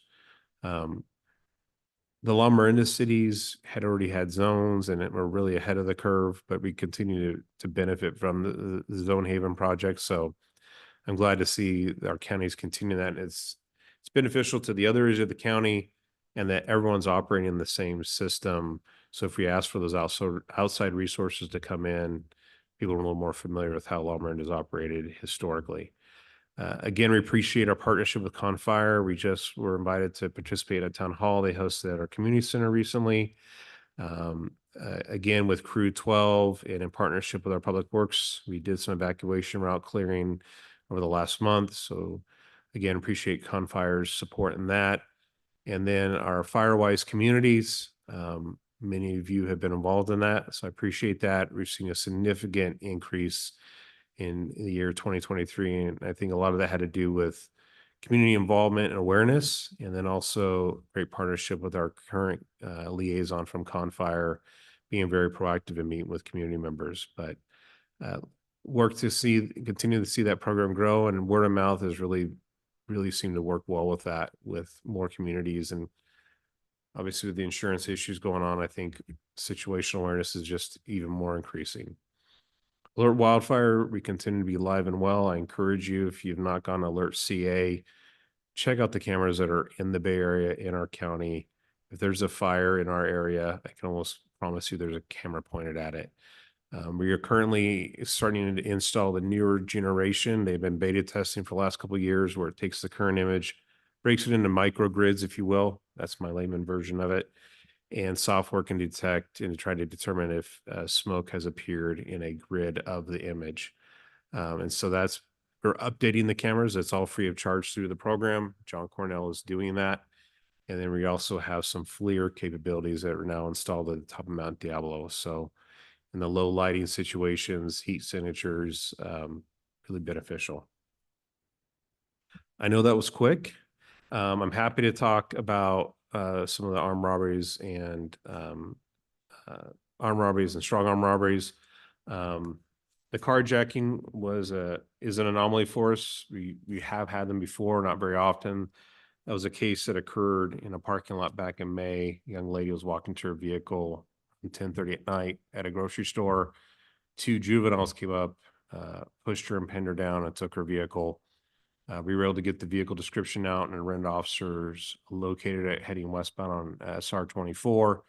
Pursuit ensued, went into Oakland, where the juveniles crashed the vehicle, injured themselves. They were taken into custody, and the district attorney's office did file charges on that case. The armed robberies, we had really good success rates with those. An example, in April, two suspects entered a local store stealing bottles of liquor. When the employee confronted him, one of them indicated down his waistband that he possibly had a firearm. The employee backed away and they fled. We're still working on that case. They had paper plates on their vehicles. They had folded it down. We did use situational awareness cameras to at least locate the vehicle, and are currently working on DNA on that. I think one of significance was, I normally don't name businesses, but a lot of people have heard about it, our 7-Eleven. Back in May, 3 armed men came in there, hit the clerk in the head with the butt of one of the guns, took cash and cigarettes.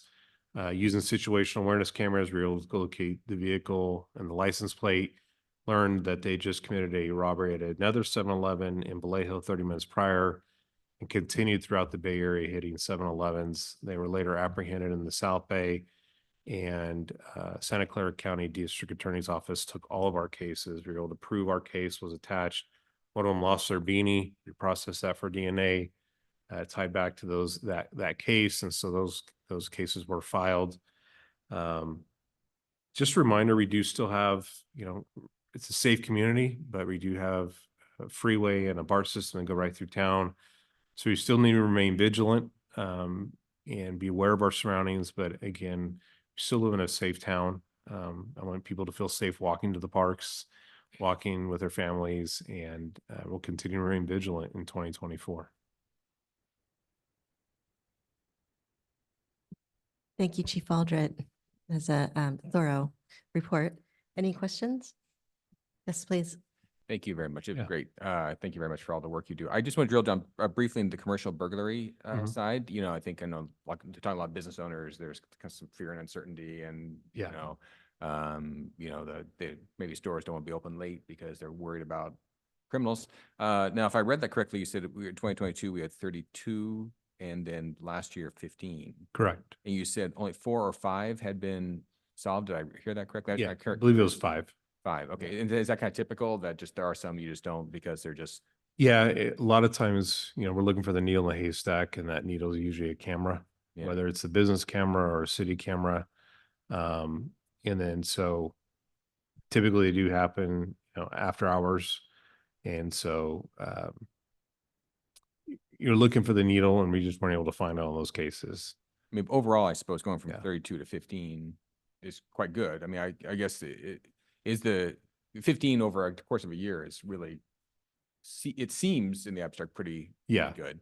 I mean, is the message to our businesses that they shouldn't be as worried? I mean, they shouldn't be, actually, I think you hear a lot in the news, and there's all sorts of, Well, retail thefts going on in Walnut Creek and San Francisco and Oakland. I think there's just kind of this sense that's pervading a bit of like, oh, it's just not that safe. But I look at it, if we had 15 in the entire So I think last year. I would add in there, I think there's a little bit of a confluence when we hear the stories. Yeah. Some of those are being classified as shoplifting versus the commercial burglary. Right.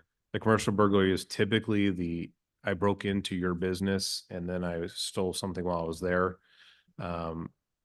For when your business is open, those are usually being captured in that larceny section. Okay. And so I looked at 2022 data. We basically doubled our shoplifts in 1 year. Went from around 25, 26 to up to like 51. In 20, it doubled from 2022 to 2023? Correct. Okay, so that is actually going. Yeah, so the shoplifts did go up. So I just want to break those apart. Okay, and that's not try important, I to, think. I don't want to blend those together. And business owners are still facing it. If you see a car parked out, we put a lot of bait cars out. Mhm. We did a lot in 2022. in 23. We do actually, I don't have the numbers with me today. We do capture a large number of the shoplifters because our businesses are so diligent about calling us. Sort of, I would say we have 2 grocery stores. Well, we have more than 2 grocery stores. Sorry. Yellow Foods and Trader Joe's, Whole Foods and Safeway.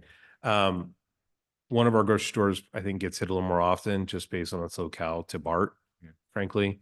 But we've gotten pretty good between the partnership of their employees calling us immediately, swarming the area. An officer goes to BART. We usually send an officer directly to the store. And so our arrest numbers are, I would say, I don't get an average from other cities on this, but I would say we're doing really well in that area. And when we do arrest, we do take you to jail on that. You do get cite and release many times based on current laws. We do try to make it as inconvenient as possible for that. I would also say for our business owners, we're only successful in arresting people for shoplifting if they're willing to sign a citizen's arrest. If the crime does not occur in our presence and it's a misdemeanor, we rely on an employee at that store to sign a citizen's arrest.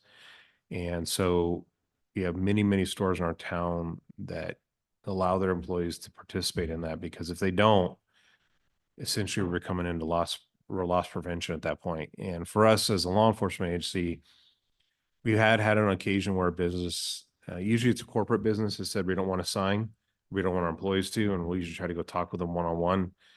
Because if you call us down for a crime and use of force is potentially used in that, and now you say, I don't want to press charges. Now, the only crime you really have at this point is you resisting arrest or fighting with a police officer. And so we want to avoid that scenario. One, we don't want to get in fights with anybody. I will add on this, our physical use of force in our over 12,000 contacts was 0.1%. And all of those were physical force, which basically means we're restraining somebody. We had to use a control hold. They tried to run away. We grabbed them. It's not a closed fist strike or anything like that. That gets categorized separately.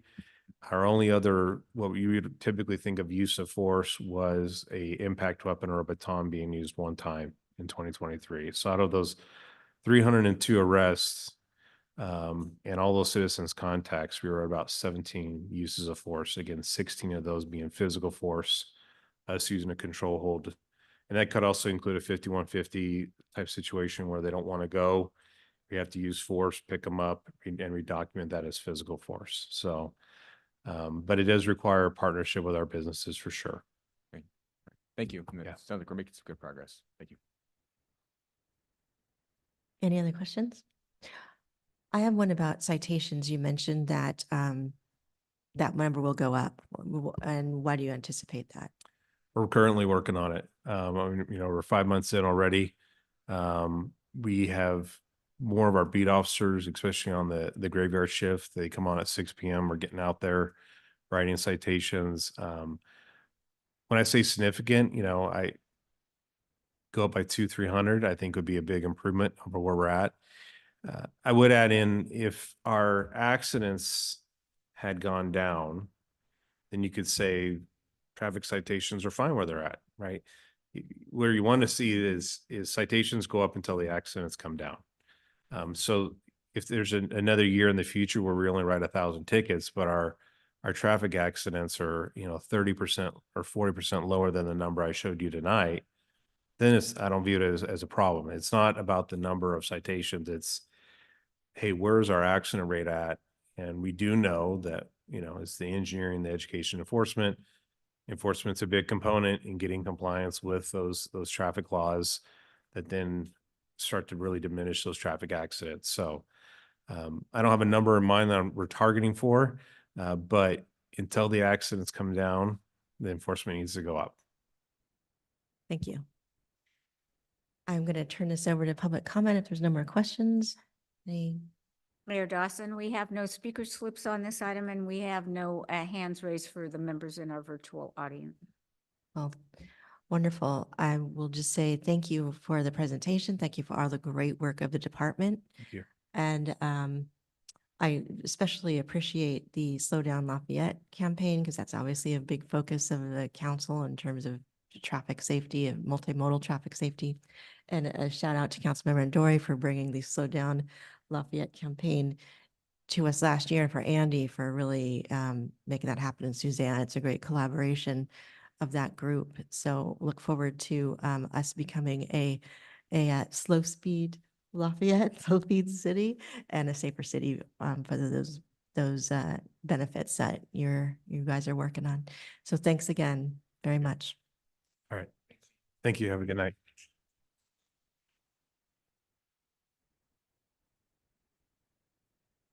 All right. Now we will move on to the consent calendar, where the two items are the minutes. Right. Am I missing something? Oh, okay. Would anybody like to move on that? Anybody want to pull anything? Any public comment to pull anything from the? No public speaker slips and no virtual or hands raised in our virtual audience for the consent calendar. Great. Can I ask for a motion? I move that we pass approve the consent calendar items A1, A2. A second. All in favor? Aye. Aye. The consent calendar is approved. There's no old business. We will move on to the staff report. So William Francis, the town. Mayor Dawson, if I might suggest, and with apologies to Will, we have members of the public here, and they waited a while for yes. Patrick's item. Oh, okay. If the council is okay with it, can you review that first? Yes, we can do that. And thank you, William. Yeah, so we will move on then to item 13B, the traffic calming program. And we will definitely get to you shortly thereafter. So is Patrick here to? Yes, Patrick is in our virtual audience. Great, okay. And he's ready to give you a brief staff report here. Hey, thanks, Patrick.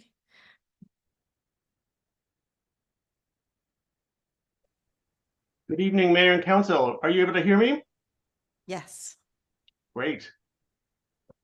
Okay, so tonight's agenda item from me represents the final two of the 6 traffic calming projects recommended as part of the 2023 traffic calming program. And the 2 projects are on Acalanes Road from Mount Diablo Boulevard to Hidden Valley Road, and Hidden Valley Road from Arbor Way to Acalanes Road. So I'll briefly discuss the existing conditions and the projects on both streets. But before I do, it's important to mention that both of these streets are designated as evacuation routes as part of the city's update to the safety element that was completed last year. So these evacuation routes were established during that process to identify roadways that would be used during an evacuation event. And these are particularly critical in Lafayette, given the limited number of ingress and egress points in the city. In addition, these evacuation routes overlap with the primary routes used by emergency services to access many of the smaller residential streets across the city. And so because of this designation, the city is restricted in the types of traffic calming that may be used on the street. So as an example, we would not be permitted to install speed humps that might hinder evacuation processes and slow emergency response vehicles. So my staff report included the data that was collected for each of these 2 streets and the proposed traffic calming treatments that would be implemented. And in addition, my staff report included a summary of findings from the Lafayette Police Department on their recent Slow Down Lafayette efforts to measure and address speeding along Acalanes Road. So for Acalanes Road, the width of that street is 50 feet in most locations between Mount Diablo Boulevard and Hidden Valley Road. And as part of an upcoming summer pavement maintenance project along that street, we have prepared a design to restripe the roadway differently after the resurfacing project that would narrow the lane widths, install a buffer between the vehicle and the bicycle lanes, and that would include painted median islands at the side street intersections. And this would be similar in footprint to the concrete median island at the Marianne Drive intersection just south of Mount Diablo Boulevard. Residents of the street are supportive of the proposed design, but based on public comment received at the May 6th Transcirc meeting, staff is considering incorporating additional narrowing of the road at the Hidden Valley Road intersection, We'll install a white zone next to a USPS mailbox, and we'll use reflectors to delineate the painted median islands. In addition, given the high traffic volumes and high vehicle speeds on the street, staff would install speed radar signs on Ocolonus Road if future funding becomes available. So by contrast, the width of Hidden Valley Road is much narrower than Ocolonus Road. It ranges in width from about 20 feet to 30 feet, with just a few locations that are wider, one to accommodate a bus stop, for example. So the narrow roadway width gives staff very limited options for traffic calming, but staff is recommending street narrowing through striping treatments for Hidden Valley Road that would better define the vehicle lanes, result in narrower vehicle lanes, and provide additional visual cues for drivers that they need to pay attention to the road and that there is less space for them on the roadway than as implied under the existing conditions without the striping. So what we had proposed include wider white lane lines along the edges of the street and had proposed a double yellow center line with reflectors to emphasize the striping details. We would also include some striping treatments at the intersections with the side streets to further narrow the roadway as it appears to the driver. And that project would be coordinated with the summer paving project on Ocolonus Road for efficiency and cost savings so that the crews can restripe both streets as part of the same project. Input received at the May 20th Transcirc meeting was summarized in the staff report, but it includes a desire for speed cushions, which are speed humps with slots for emergency response vehicles, stop signs, additional signage, alternate centerline striping, and the installation of speed radar signs. So in response to these requests, I have reached out to Confire about speed cushions, but have not received a response yet. We will install a different centerline treatment, although I want to be very, very clear that it will not have the same effect at reducing speeds. And I have reached out to Officer Comley at the police department to request consideration of a slowdown effort on Hidden Valley Road. We will also include additional signage as requested, particularly where the speed limit changes along the street from 35 miles an hour, where it runs parallel to Highway 24, to 25 miles an hour in the roadway segment we're considering. So to conclude, tonight staff is looking for approval to restripe both streets as part of a summer implementation effort.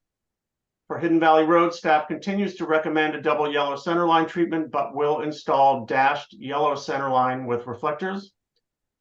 And while I do not yet have a response from Confire about speed cushions, I would seek to restripe the street regardless of that decision.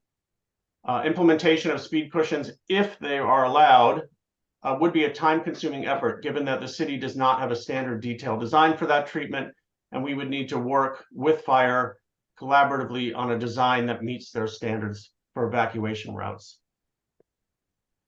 Thank you. Thank you, Patrick. Are there questions from council? Oh, what? Yeah, well, just a quick one. Are you saying that the proposal for Hidden Valley Road is the not the double stripe, but the dotted line plus the reflectors? That's the top recommendation? That's what you're asking us to Yes, approve? correct. Right. We would change the striping detail for the center line to a dashed yellow with reflectors. Okay, thank you. Right. So thank you, Patrick. A question I think was interesting. I appreciate the staff report and of course attaching the police report talking about the different traffic calming mechanisms and how they impacted speeds on Acalanes. Now it's interesting because you felt like through that way we had like your different mitigations and the result. Like you put in the, you have a radar sign and here's what the speed was decreased. You have police patrols, here's what the speed was decreased. And that was interesting, but then the proposals you have is just striping, right? And I'm just kind of curious. I understand Acalanes are going to be trying to mimic medians, but on Hidden Valley, do we have data or what should we expect if you put in the striping? what sort of speed limit reductions should we expect? Is there a metric there or something we should be? Well, I've got a study from research from ITE, the Institute of Transportation Engineers, that had done studies of those types of treatments on different types of roadways, and they indicate that speeds are reduced from 2 to 7 miles an hour. Just by putting in a stripe? Yeah, largely by narrowing the road, narrowing the lane width, but also providing those visual cues.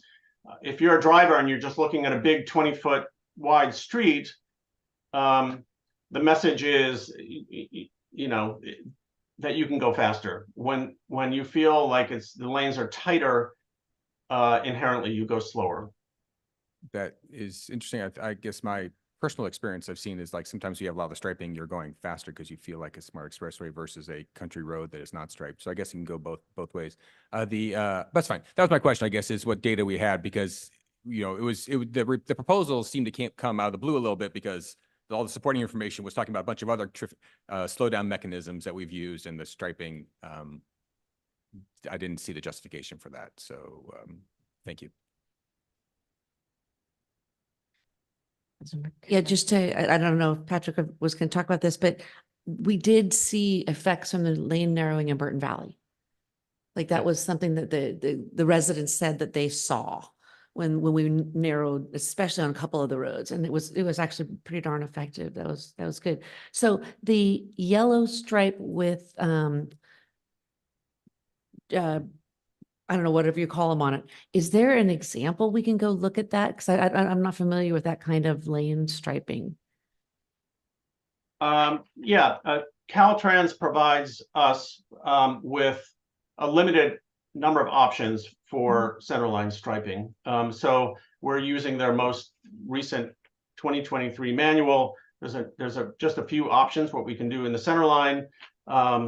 So this would be just a single dashed yellow line, and then reflectors between those dashed yellow lines. Oh, so the reflectors are, okay, so it's a dash line, and then every once in a while you have a little reflector in between the dashes. Right. Okay, Yep. that I've seen. Okay, thank you. I have a question. Continuing on that center line on Hidden Valley Road, what other options did you have? Is there an option to do a double yellow solid line? That's what we had originally proposed, was a double yellow solid line. You had proposed it to whom? Correct. Right. And the feedback we got was that it would reduce property values and change the character of the street, and there was not much interest in that. I see. But if, okay, then I guess the sidelines are still white, solid white on the borders. And then what is the width of each lane? You talked about a reduction from 11 feet to 10.5 feet over on Akalani's Road. How about on Hidden Valley Road? What will they end? Yeah, and I just want to also mention the white edge lines would increase in width size. So we're going to the maximum width that Caltrans will allow us to do that. In terms of roadway lane width, what we want to do is bring it down to 10.5 feet. Today, it's somewhat inconsistent. There are some 11 sections with 11 foot width for the travel lanes, and we want to narrow that to 10.5. It's 10 and and same with Acalanes Road. Right. And so, yeah, I'm familiar with the technique of narrowing lanes in order to reduce speeds, right? That is, I think you've already said it, that is a technique that has been shown to reduce speeds. Although I sort of think that if you had solid yellow double line in the middle versus the hashed lines, I think that would be a stronger, emphasis of the 10.5 feet and really emphasize the reduction compared to the dotted. I think it will have less achievement of the effect, speed, rather less reducing effect of speed perhaps. But okay, anyways, you said that was proposed, but the neighbors did not embrace that double yellow line idea. Okay, even though the neighbors want lower speeds, Correct. but they rejected that idea. Okay. Just as a record, when I first moved to Lafayette, I lived on number 3 Hidden Valley Road, right on the corner. So I'm very familiar with the addresses of the neighbors who rode in this particular street. And I had children who were in kindergarten and who were 4 years old. So, but back in 2002, I guess that was, I don't recall there was some speeding, but maybe not the intensity today of Waze and Google Maps and so forth, driving traffic off Highway 24 as our traffic has gotten worse in 25 years. So I could certainly see why some of the letters complaining about out-of-towners driving rapidly down that street would be a problem here, well worth addressing. Just a quick follow-up question. Did you, you mentioned the speed cushions, which I think are kind of interesting, but we need more study. How about, and a stop sign, putting a stop sign in to slow, that would seem to be a effective way to kind of, if the goal is to mitigate this kind of out-of-town through traffic, which sounds like that's kind of one of the big increases, is people are just trying to race around parallel to 24 to get to stop the backup. Is a stop sign not? Yeah, stop signs are not traffic calming treatments. They're meant to indicate right away. And Caltrans gives us guidelines on how to evaluate an intersection for stop sign treatments, but they are very clear as well that they should not be used as a traffic calming measure. So there just aren't enough streets on the homes on the side streets to warrant stop signs along Hidden Valley Road. Patrick, I have a question about the speed cushions themselves. And first off, I want to appreciate the fact that the residents come and, want these traffic calming, but then, are still asking for maybe variations on what you think might be best. So it's interesting, and I appreciate that you're trying to accommodate, the wants and the needs of slowing traffic down. These, what are these called? Cushions, speed cushions. Do we have any others in Lafayette? Is that what you're saying? There's just We do no not, standard right. for it.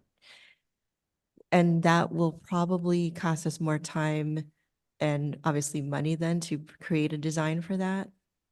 That's right. That's right. If Confire, I mean, they were very clear about the types of treatments. Last year, when the local road safety plan was adopted, as well as this traffic calming program, we met with them, and they were very clear about the roadways that they did not want any vertical elements on. And so I can raise the question with them about speed cushions. We did not explicitly ask about that because we don't have speed cushions in Lafayette as of today. Okay. Thank you for that. Any other questions? Okay. Oh, yes, please. One quick question. What's the timing? Do we have to make a decision tonight in order to meet your summer schedule? Very soon. If not tonight, then the next meeting. Okay, now we'll call up for public comments. The mayor is taking public comments on item 13B. We have 3 speaker slips for persons in the meeting hall, and we have hands raised in our virtual audience. Thank you. So our first speaker is Chris Lavin, followed by Greg Marshall.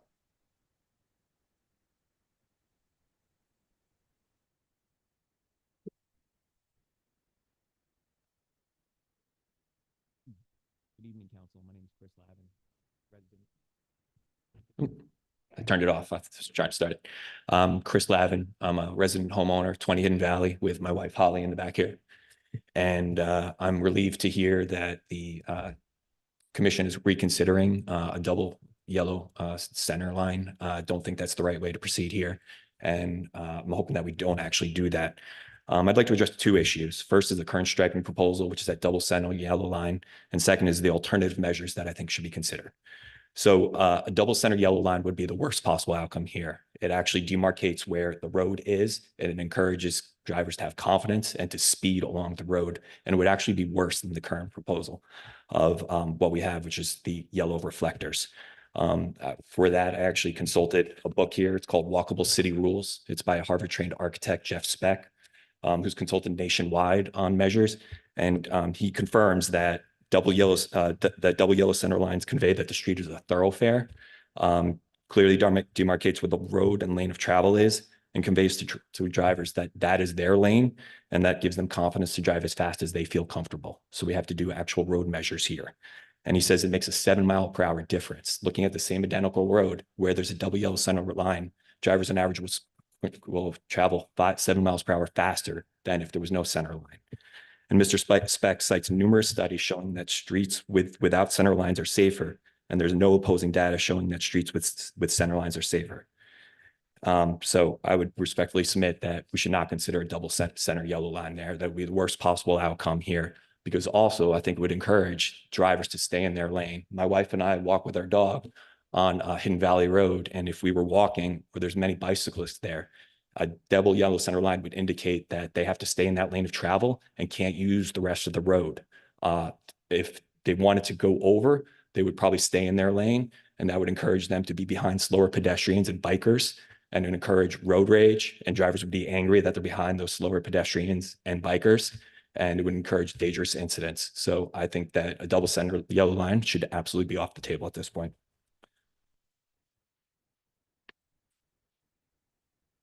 The second issue I want to consider is the alternatives to the striping proposal. And I think that a dashed yellow line with a reflector sounds like an interesting idea. I'd like to see an example of that in the agenda packet. There was a very detailed map for Akalani's Road. There was no similar map for Hidden Valley Road, but now that we're considering this proposal, I think that all the interested residents would like to see what that would actually look like. I think that we have the time to actually do that. I think it would be good to get public comment on that. So I think it should be given the same treatment as Akalani's Road, and we should see a detailed map of an example of what that would look like.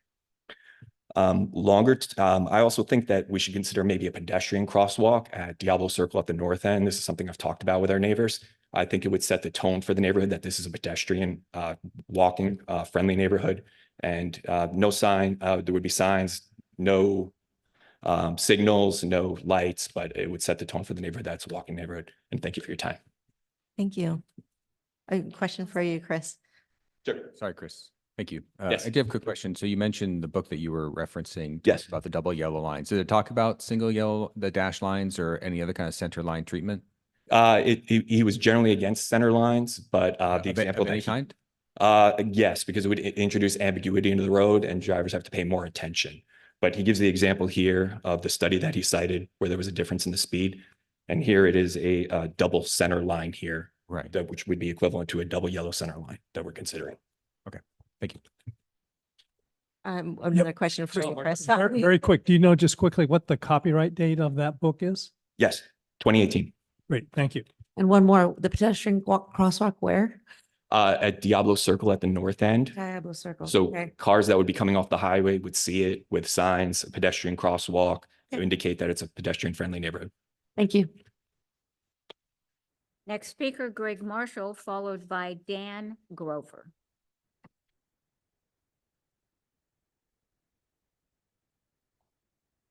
Good evening. And first of all, I just wanted to say thank you to the city council. This is the first time that I've been to a city council meeting, and I completely appreciate the time and effort that you all and the staff put in.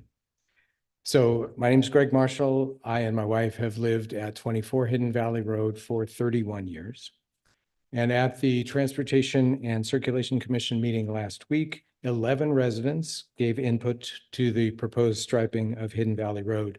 There was a very strong consensus there that a double yellow line would do little or nothing to affect traffic speeds, and that it would significantly change the character of the neighborhood and likely affect a negative effect on property values.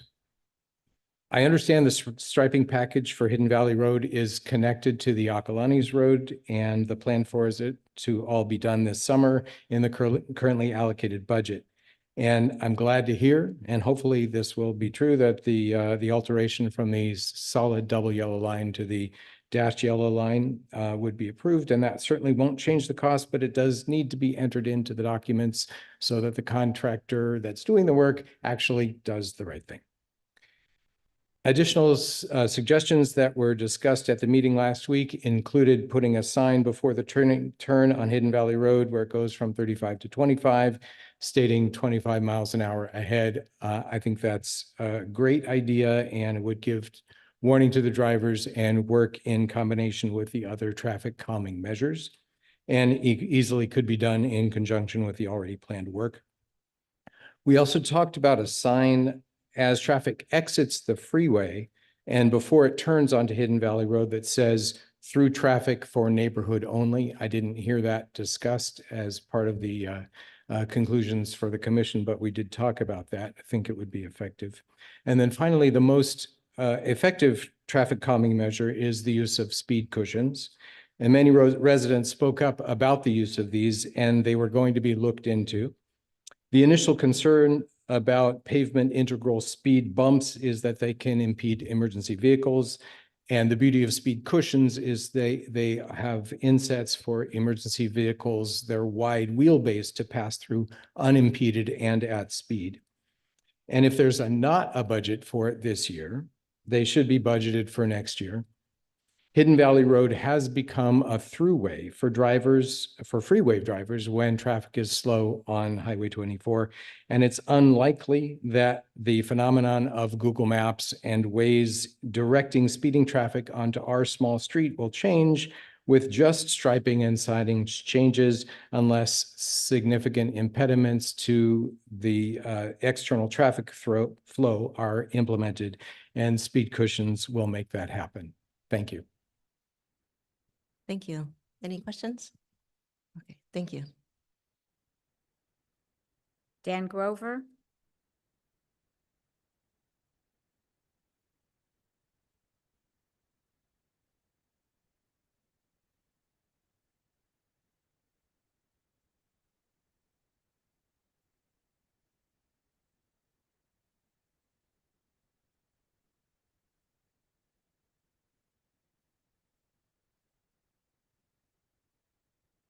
Good to go? There we go. Do I have to wait for a clock? All right. Thank you so much for your time this evening. I'm at 16 Hidden Valley. I think my wife has written in to the council this morning. Well, we certainly appreciate the Traffic Commission looking into this. I think we as residents, including the people that wrote the initial report or request to have it looked into, would like to see a more comprehensive view. This isn't just kind of a neighborhood street with some people that kind of go fast, as it's been mentioned before. Increasingly, this is a pass through from 24. This is a bigger problem. Much like we heard earlier, you got to take samples of the concrete above and below the water. We need to look a little bit wider than just putting some paint on the road because we got a contract to do it on Acalanes. I completely agree the double striped would change the character of the neighborhood. It would make it look like a boulevard, not a street. These are people circumventing traffic. These people are watching apps that are shaving seconds almost and giving them carrots and sticks on their app to make a good time. This is, some paint, reducing it by 2 miles per hour on average. Great. So people doing 35 and a 25 are now doing 33. That's not safe for our kids. This is also a bike trail.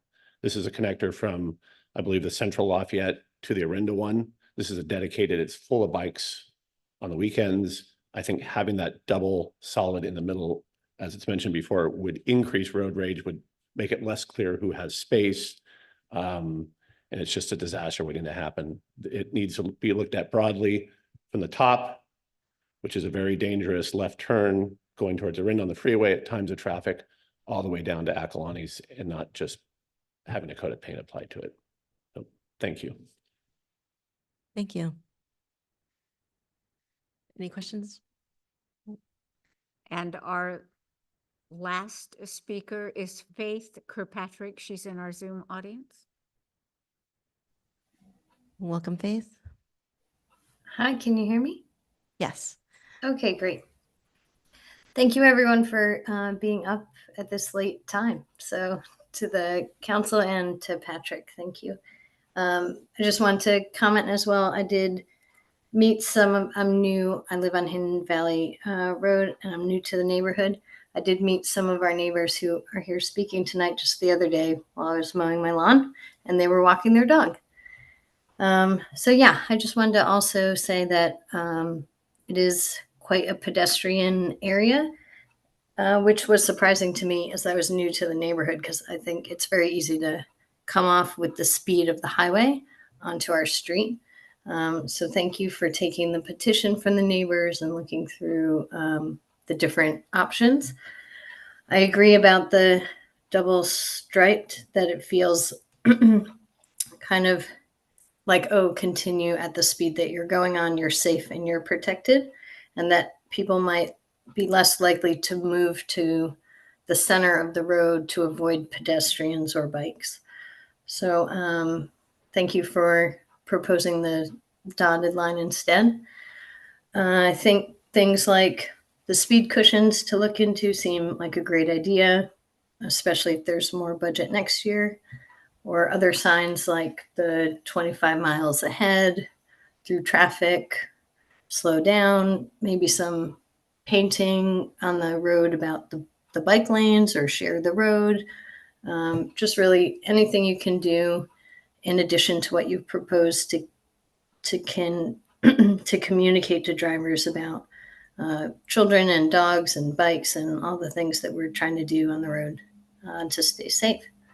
So I think that's all I have to say, but thank you, everyone. Thank you, Faith. Mayor Dawson, there's no additional speakers. Okay. Just want to follow up on a few things. One was a more detailed map of Hidden Valley based on what is proposed. I guess similar to Akalani's, what we've included in your packet. I don't know if that would be something to just, I guess, better explain it, because I understand it's just striping and a widening of the white lines. Is there anything else that might need a diagram that you think might be helpful, Patrick? The reason that we don't have a design that was created and prepared as part of the packet is because the striping details is standard, and we were able to tell our contractor this is what we want. So we save money, we save staff time by just indicating these are the treatments that we're looking for on this street. Okay.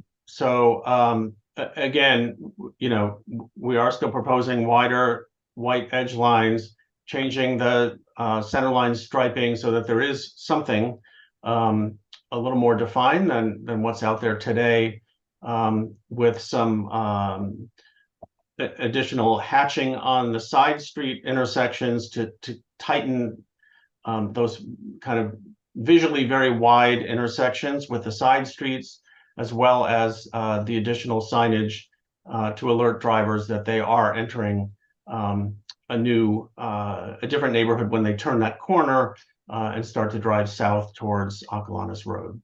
Okay, great. That was another, I think, follow-up thing, the additional signage about that turning and what you're going to get. Okay. The other question was if there could be a sign of through traffic for neighborhood only. Is that, I don't know if I've seen that, but Well, that is not our jurisdiction. So where the freeway exit is it's either Caltrans or Rinda, but is not Lafayette jurisdiction. Okay, thank you. And the other question was regarding budget, and just so everybody knows, this is a budget set aside for traffic calming, and it will be depleted after this year, and we do not have a mechanism to refund that right now. So that being said, I think those covered the questions. So I'll bring it back to council. In addition, just a reminder that I did reach out to Officer Comley to take a look at the street as well for consideration as part of the Slow Down Lafayette campaign. Thank you for that, Patrick. Please. Just a couple more questions. So what does the Hidden Valley Road look like before it turns? When it's parallel to 24, it's 35 miles an hour and then it turns. What's the road treatment there? I didn't go and drive that. I believe it's a dashed yellow line until you get within maybe a couple 100 feet of that turn. Mhm. And then it's a double yellow center line. Okay, got it. Okay, so there's an obvious transition. It'll appear different as we go around the corner. Correct. Right. So why a yellow dash and not a white dash down the center? Just for my own. Yellow dash is the center line treatment. We Okay. wouldn't install a white. There are no white center line treatments. Okay, thank you. That was it. We're commenting now, or yeah, or so I definitely like, I mean, I guess this really is a two-parter, the Akalani's part. I think we all like, especially I bike it. I love the idea of having a more defined bike lane separation, so I think that's terrific.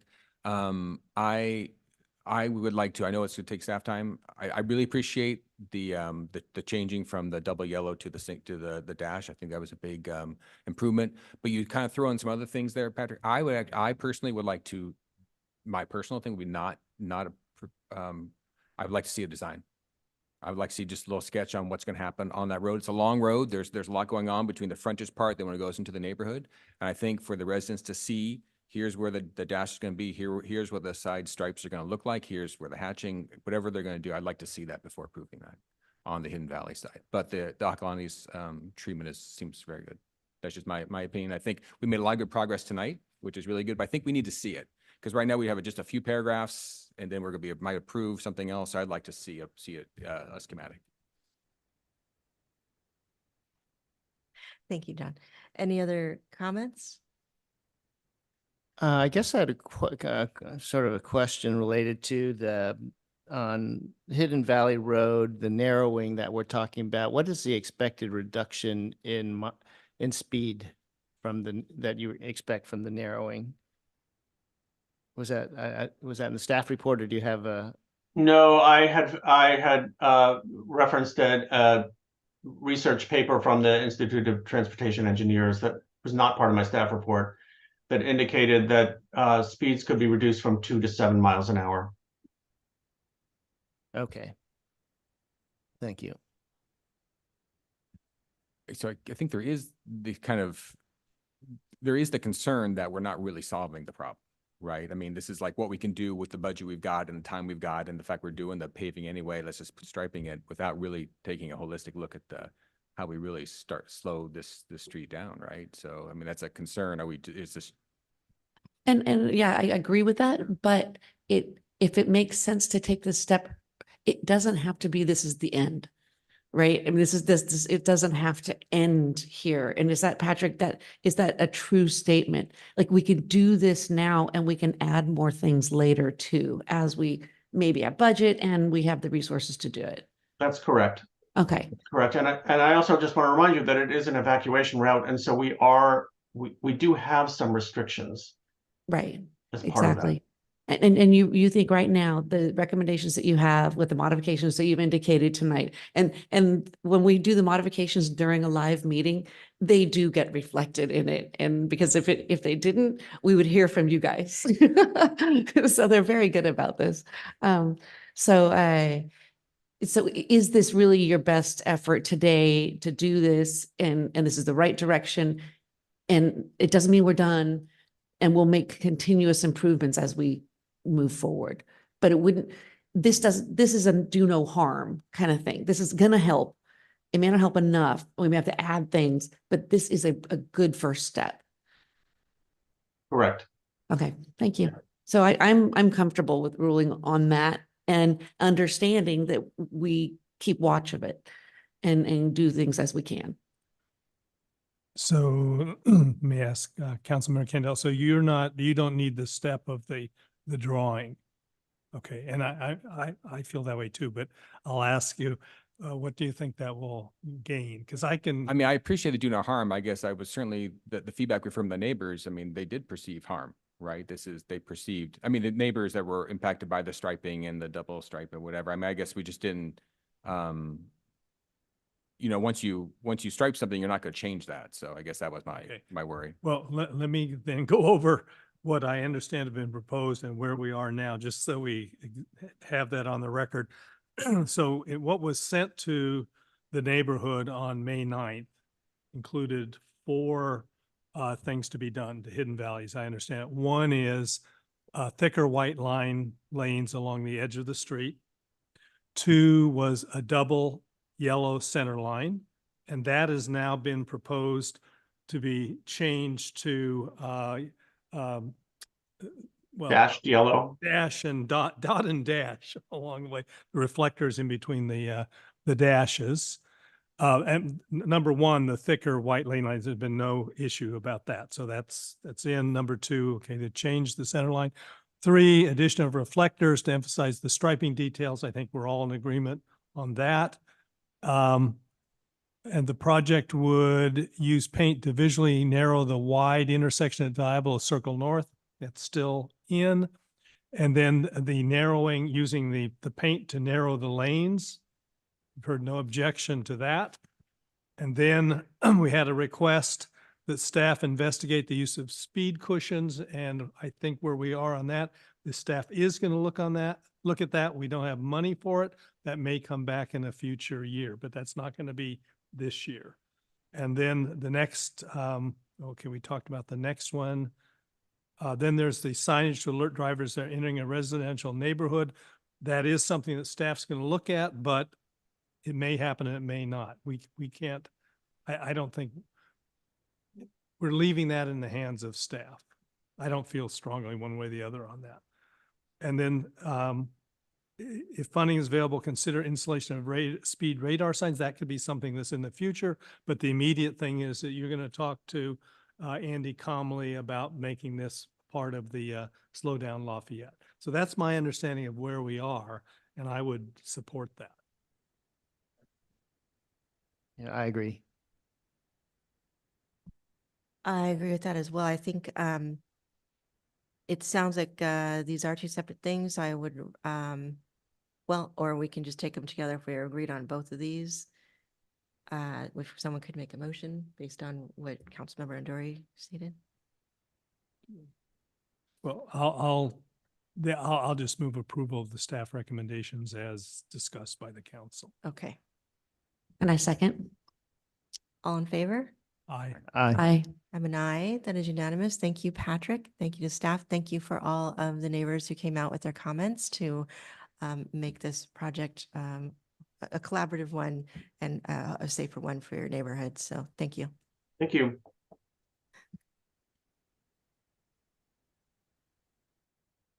All right, Will. Do a break. Oh, yes. Sorry, Will. I think we're going to take a Only one more thing. We have, no, there's Oh, we staff have- oh, reports Yeah. and I mean, yeah, the public hearings for Francine, yeah. So how about a 5-minute break? We'll come back at, what time is it now? 11:05. It's like, yeah, Sure. okay. Oh, Okay, so okay. Hmm? Should I do that now? Do that now? Okay, can I call for a motion to extend the meeting I'll move to extend it till midnight. till midnight? Thank you. A second. On favor? Aye. Aye. All right, let's hope we cut that short, but yes. I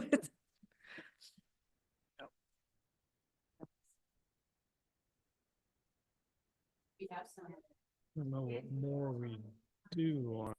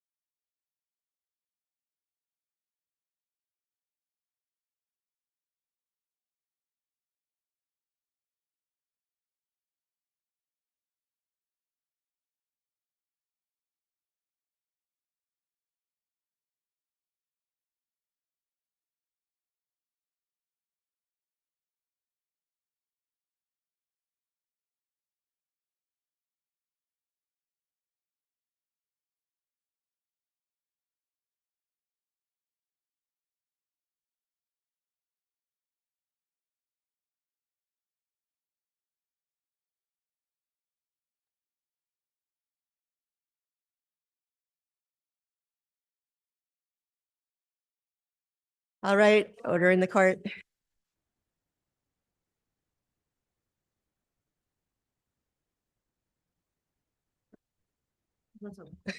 I've got lots of time. Dude, I knew what that bench is gonna be. Oh, I want to know about this. Is it getting warm in here? I'm ready. You're ready. Whoops. I'm gonna be caught. All right. Okay, yeah, I am gonna use my gavel. Okay, it is 11:05. We are reconvening city council meeting and welcome Will for the Downtown Commemorative Bench Program. Thank you.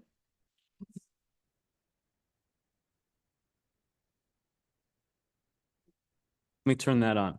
Good evening, council. My name is Will Francis, and this evening I have a short presentation regarding a downtown commemorative bench program. At the end of my presentation, I will be asking for council to approve Resolution 2024-13, approving the program.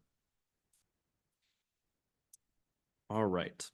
So this program provides a process for accommodating the requests the city receives for commemorative recognition by offering donation opportunities in the form of benches with commemorative plaques. The city can improve pedestrian conditions while simultaneously honoring community members.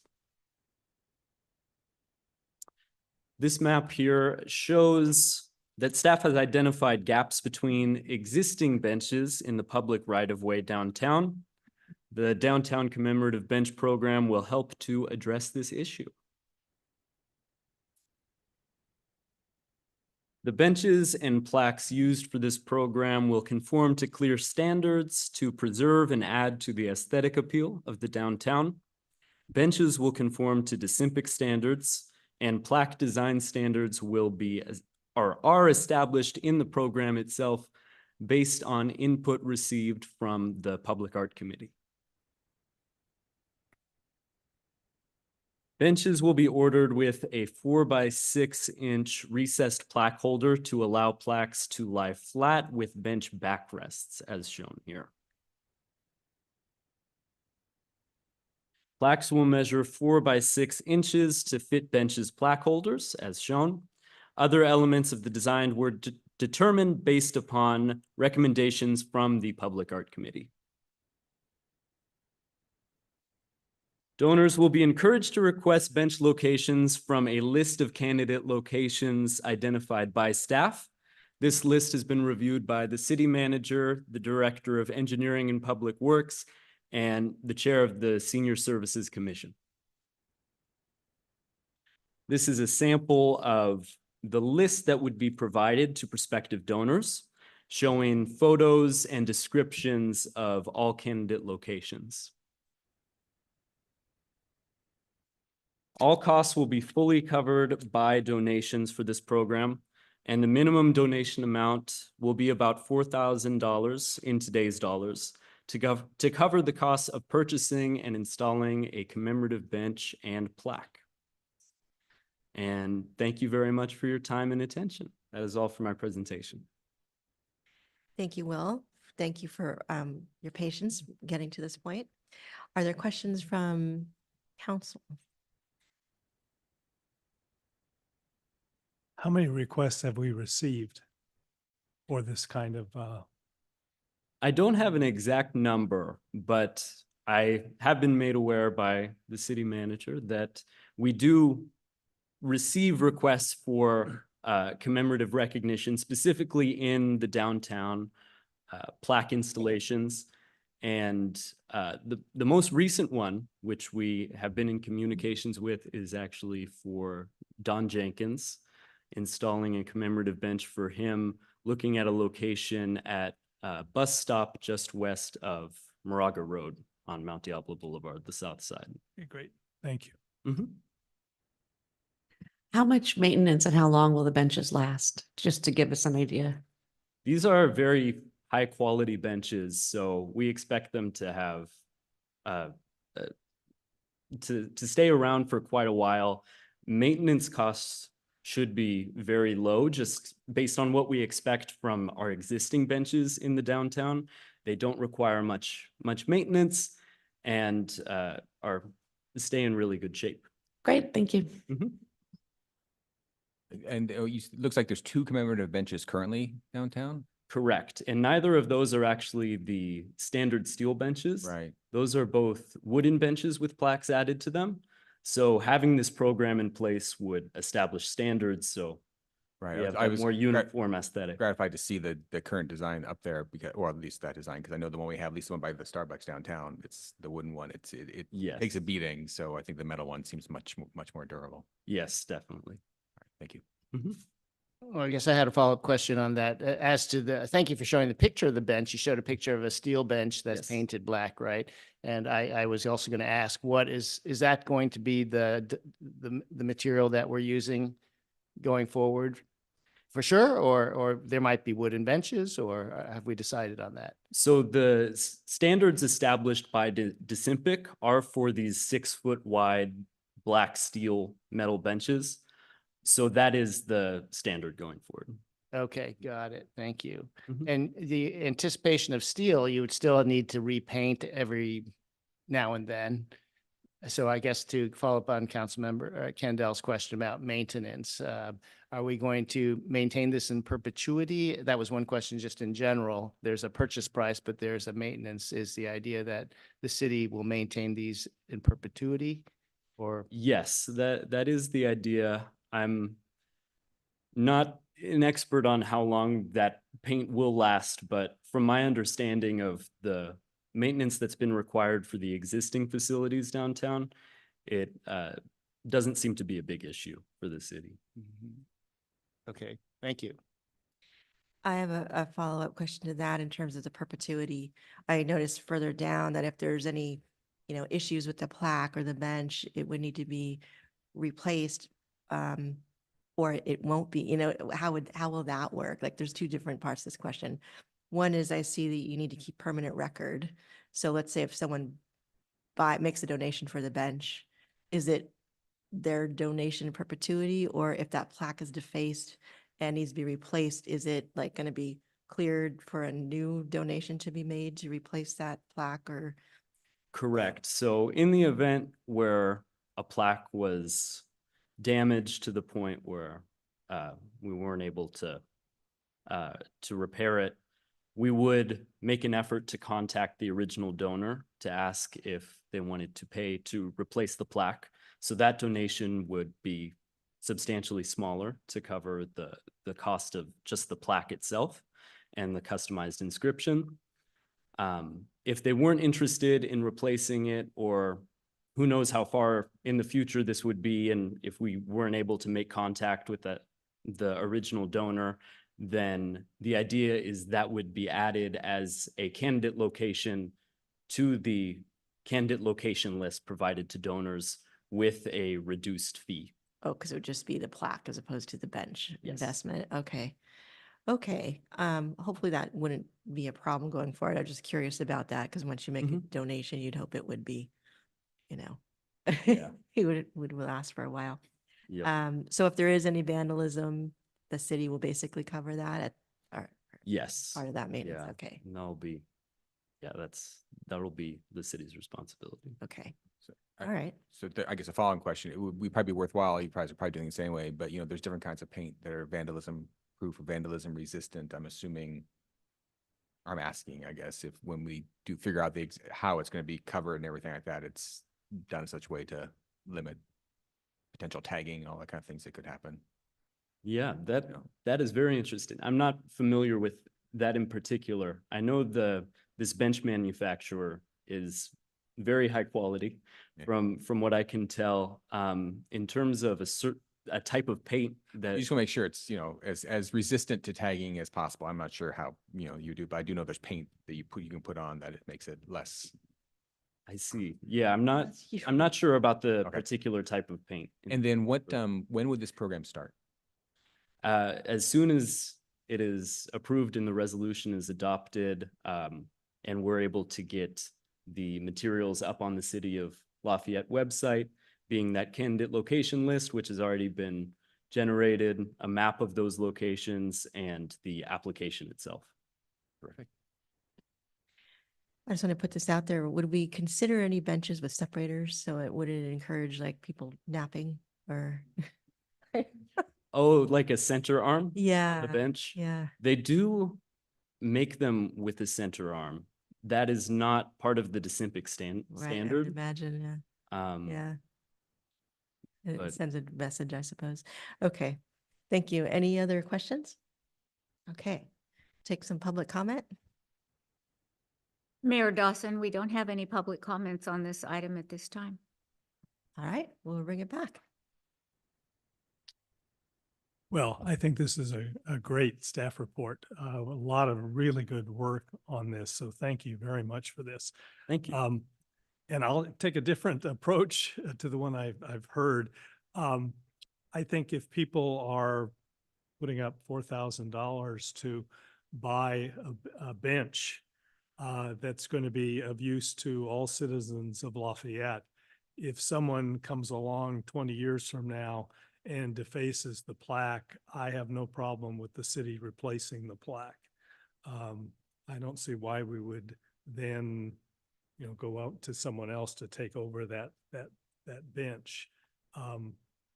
So that would be the only thing. I think, I don't know if we need to explicitly spell that out here, that the city will take responsibility for it, but in my mind, once somebody makes the contribution to buy the bench, locate the bench, do the plaque, install the bench, then it's up to the city to maintain it. I think that's a very reasonable idea. And the words are in here that once if it falls into such disrepair, we can take it out for no reason, right? It says, so this is just when the bench is still in good shape and the plaque gets vandalized and we would pay for the replacement plaque. I can support that. Yep. And I like the way this makes clear that if something comes up that we need to move the bench, Yes. we can move the bench. I think you've thought about almost, thought about everything here. Great job. Yeah, I agree with that too, because the whole semantics commemorative means, going forward, remembering. So I could see that keeping basically in perpetuity too. And so that way, when you're keeping this permanent record, so to speak, it truly is a permanent record of that donation and commemoration. But yeah. I have some comments. First of all, great staff report. Love the pictures and the locations. I always think pictures can help a lot, and thank you for doing that. The city of San Francisco has a similar program that I've have a little bit of knowledge and experience with, and they just some things I saw in their program that we might incorporate in ours is a message that all donations are tax deductible, and the donations to cities, I think, would be taxable. If they're not. We don't give tax advice, so I am concerned that they're. I'm saying that the city of San Francisco on their website has a program like this that says the donation is tax deductible. So I said, I don't know whether our city would do that, but that is. I'm also concerned because we're charging for the actual bench, so it's providing for the cost. So it's not necessarily a donation in the sense that we're purchasing the item. And so I wouldn't want to make an assertion that we couldn't support is my concern. Okay, well, maybe my comment is that could we study that topic? I'm not saying that I'm saying that the city of San Francisco does that, and could we study that, because that could be a benefit to the donor if that were the case. So they don't say may qualify for a tax deduction, consult your tax. I know that's Check out their that's website. the terminology that I've always been. Also, they have a 10-year, it's a $10,000 for 10 years, or they have a program for $6,000 for 10 years, but it's limited. So it does have a sunset date. And I did think that it was somewhat prudent to have like a sunsetting, just because for a city to have in perpetuity a maintenance obligation, no matter how small, it just seems like in perpetuity is not, maybe we could say for 20 years. That the city agrees to maintain this for 20 years, whether it's defaced or it needs to be painted, we'll do it for 20 years. We can continue to do it after that, but maybe at least in the agreement, we have some cutoff date that our obligation is not unlimited in perpetuity, which I'm just saying that something to think about. And maybe yeah, that's pretty much my two comments were to think about a date of which the city would be obligated to maintain it, but after which the city's not obligated, but we could if we wanted to. So perhaps the wording should be a minimum of 20 years or something like that. So it's, or something. Yes, I would just say that Something. for this minimum donation of 4,000 for a bench, the city will undertake to maintain the bench for a period of 20 years, or for at least 20 years. And then we can continue after that, but at least our obligations are not in perpetuity. How much is a replacement plaque anyway? Do you know approximately if the bench is 4,000? About $250. Oh, okay. But there is some obviously labor in terms of removing and getting that made and placing it. So, Yes. okay. Okay. Oh, any other discussion? Okay, so the Public comment? public comment. Mayor Dawson, we have no public comment on this item at this time. Thank you. So we'll bring it back for action or recommendation. And let me go back to this. Okay, well,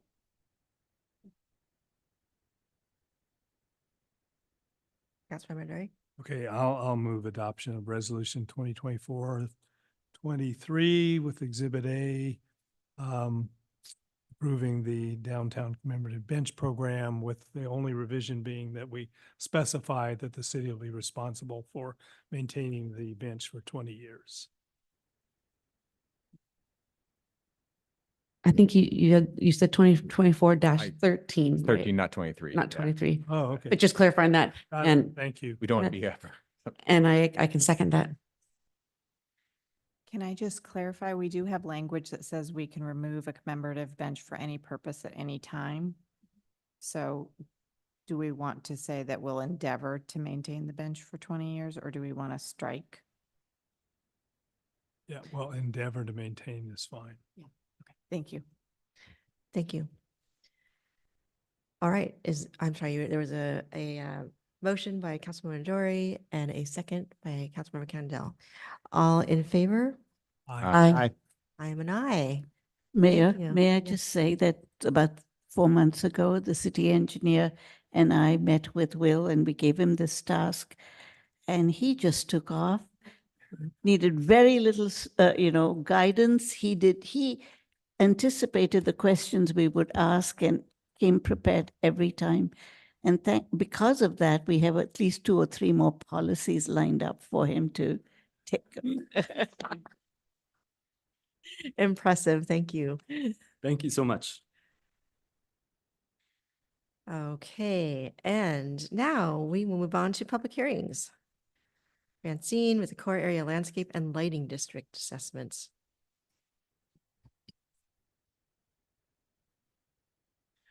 Good evening. The next 2 items before you are the public hearing and resolution to approve the 24-25 property tax assessments for both the residential lighting district and your core area landscape and lighting district. The city formed these districts in 1979 to provide funds to help pay for maintenance and servicing in the residential lighting area. That's just for lighting. In the core area, it's for your lighting, landscaping, sidewalks, graffiti removal, and other similar types of items. The properties that are assessed are those that receive direct benefit for the improvements. And the districts have not increased the assessed amounts since 1996. So even though we're not proposing any type of increase or changes, this is part of the annual process that we have to come before council and receive your approval of these assessments before we can collect them. So that concludes my brief presentation, and I'm here if you have any questions. Thank you. Are there any questions? Okay. So, do I open this up for public hearing right now? Okay, I'm opening this up for public hearing and any public comments. And I believe, to correct me if I'm wrong, this is both public hearings for 14A1 and the public hearing for A2 as well? Yes. Mayor Dawson, we have no speaker slips or hands raised for items 14A1 and 14A2. Okay. Then in that case, I will close the public hearing and bring it back to council. I'll make a motion. I'd move that we adopt resolution 2024-17, confirming the engineer's report, diagram, and assessment for fiscal year 2024-2025 core area landscape and lighting district 1979-1, and that we adopt resolution 2024-18, confirming the engineer's report, diagram, and assessments for fiscal year 2024-2025 residential lighting district 1979-2. A second. Nicely done. All in favor? Aye. Aye. And I am an aye. Thank you, Francine, for that long report and your no, thank you for the report. And thank you for waiting that long to present. Yes. All right, we will move to council and commission reports. Is there anything council would like to bring forward? Just Lafayette Community Day is on Saturday, June 1st. Sign up and get involved. It should be really fun. Just briefly, I attended the MCE board meeting last week, and it was reported that believe it was 21 or 29 days in May or the previous month that California actually generated more renewable energy than we consumed. So we were actually a net negative for several hours each day, or several, at some point during each day because of all the rooftop solar and all of our geothermal. It's incredible. So not the entire day, but just part of the day. In the middle of the day, we were actually fully renewable. And can I ask you, Yeah. was all that energy actually used?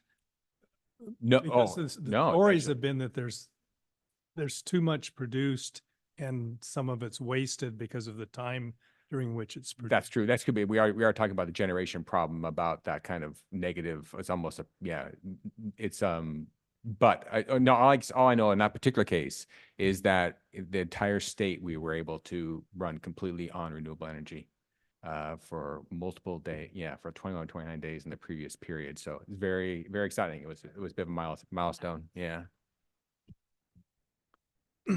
Okay, well, I'll just say for anyone listening in, July 1st, you can no longer have gas-powered leaf blowers used on your property. So encourage you to make arrangements for that. And then the Taste of Lafayette was a big success. Congratulations to the chamber on a very enjoyable, successful event. It was a perfect weather, so the chamber really got that right.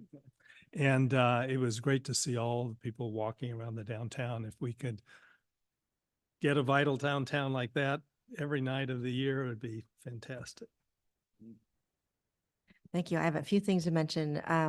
At the Recycle Smart meeting, we recognized two student scholarships. One of them was for Marcus Hahn, who is a Lafayette resident, a Camp Lindo student, who did so much to forward the food waste processing at the school and just awareness of the issue of reusing and recycling and the whole composting, separating in a really fun way, brought social media, made it very lively and is passing that on to, other students. So he's actually started a sustainable ring of awareness for that. So we're proud of him for that.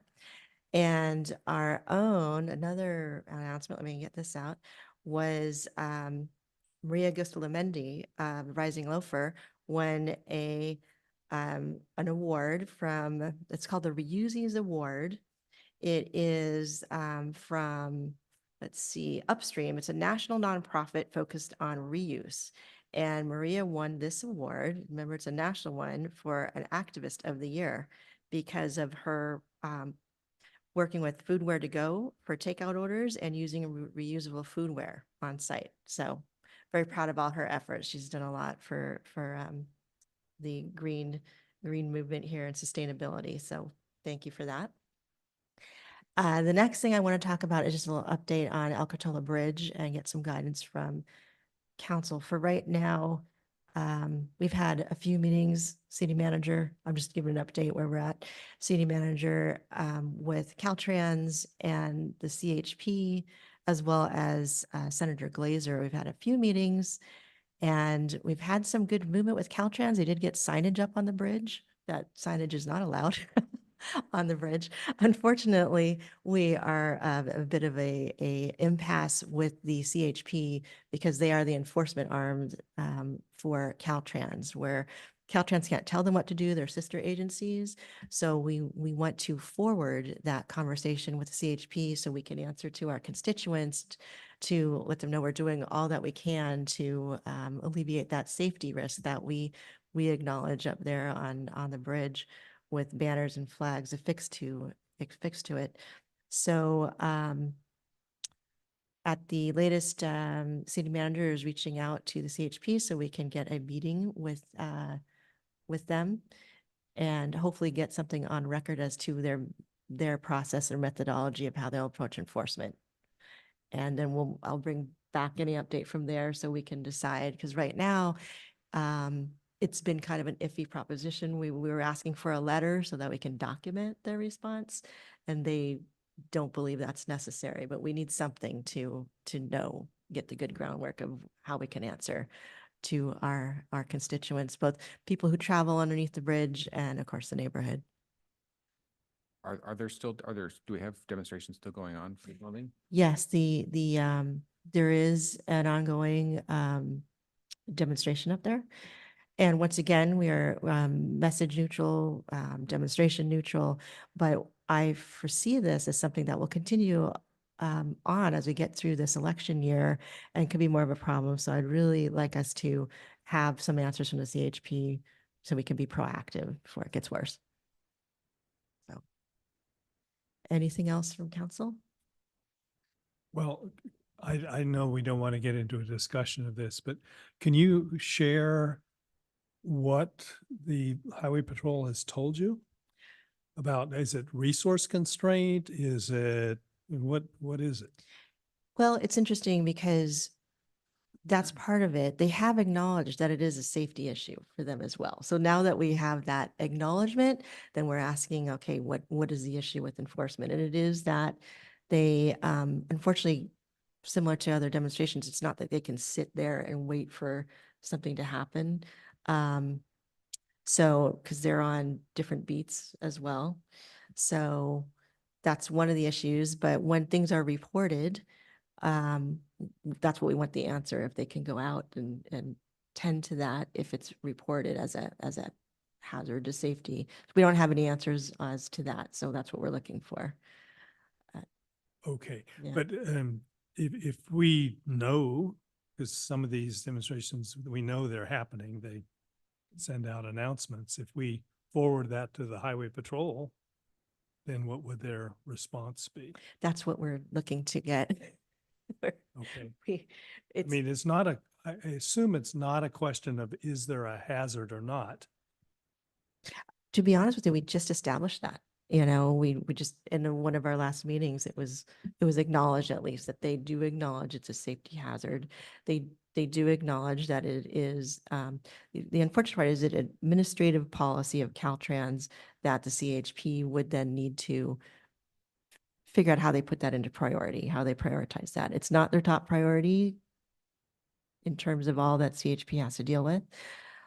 So we're just trying to get a more definitive answer as to if we did call it in, or if a neighbor called it in, what would be that response, so that we can have some kind of answer and advocate for something else.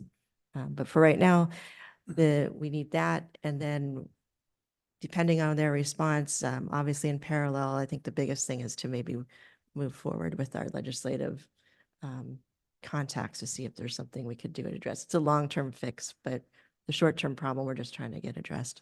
Okay, thank you. All right. If there is no other council update, we'll adjourn the meeting, and I adjourned it in, we just had Memorial Day yesterday, so in honor of all our fallen service members. Thank you.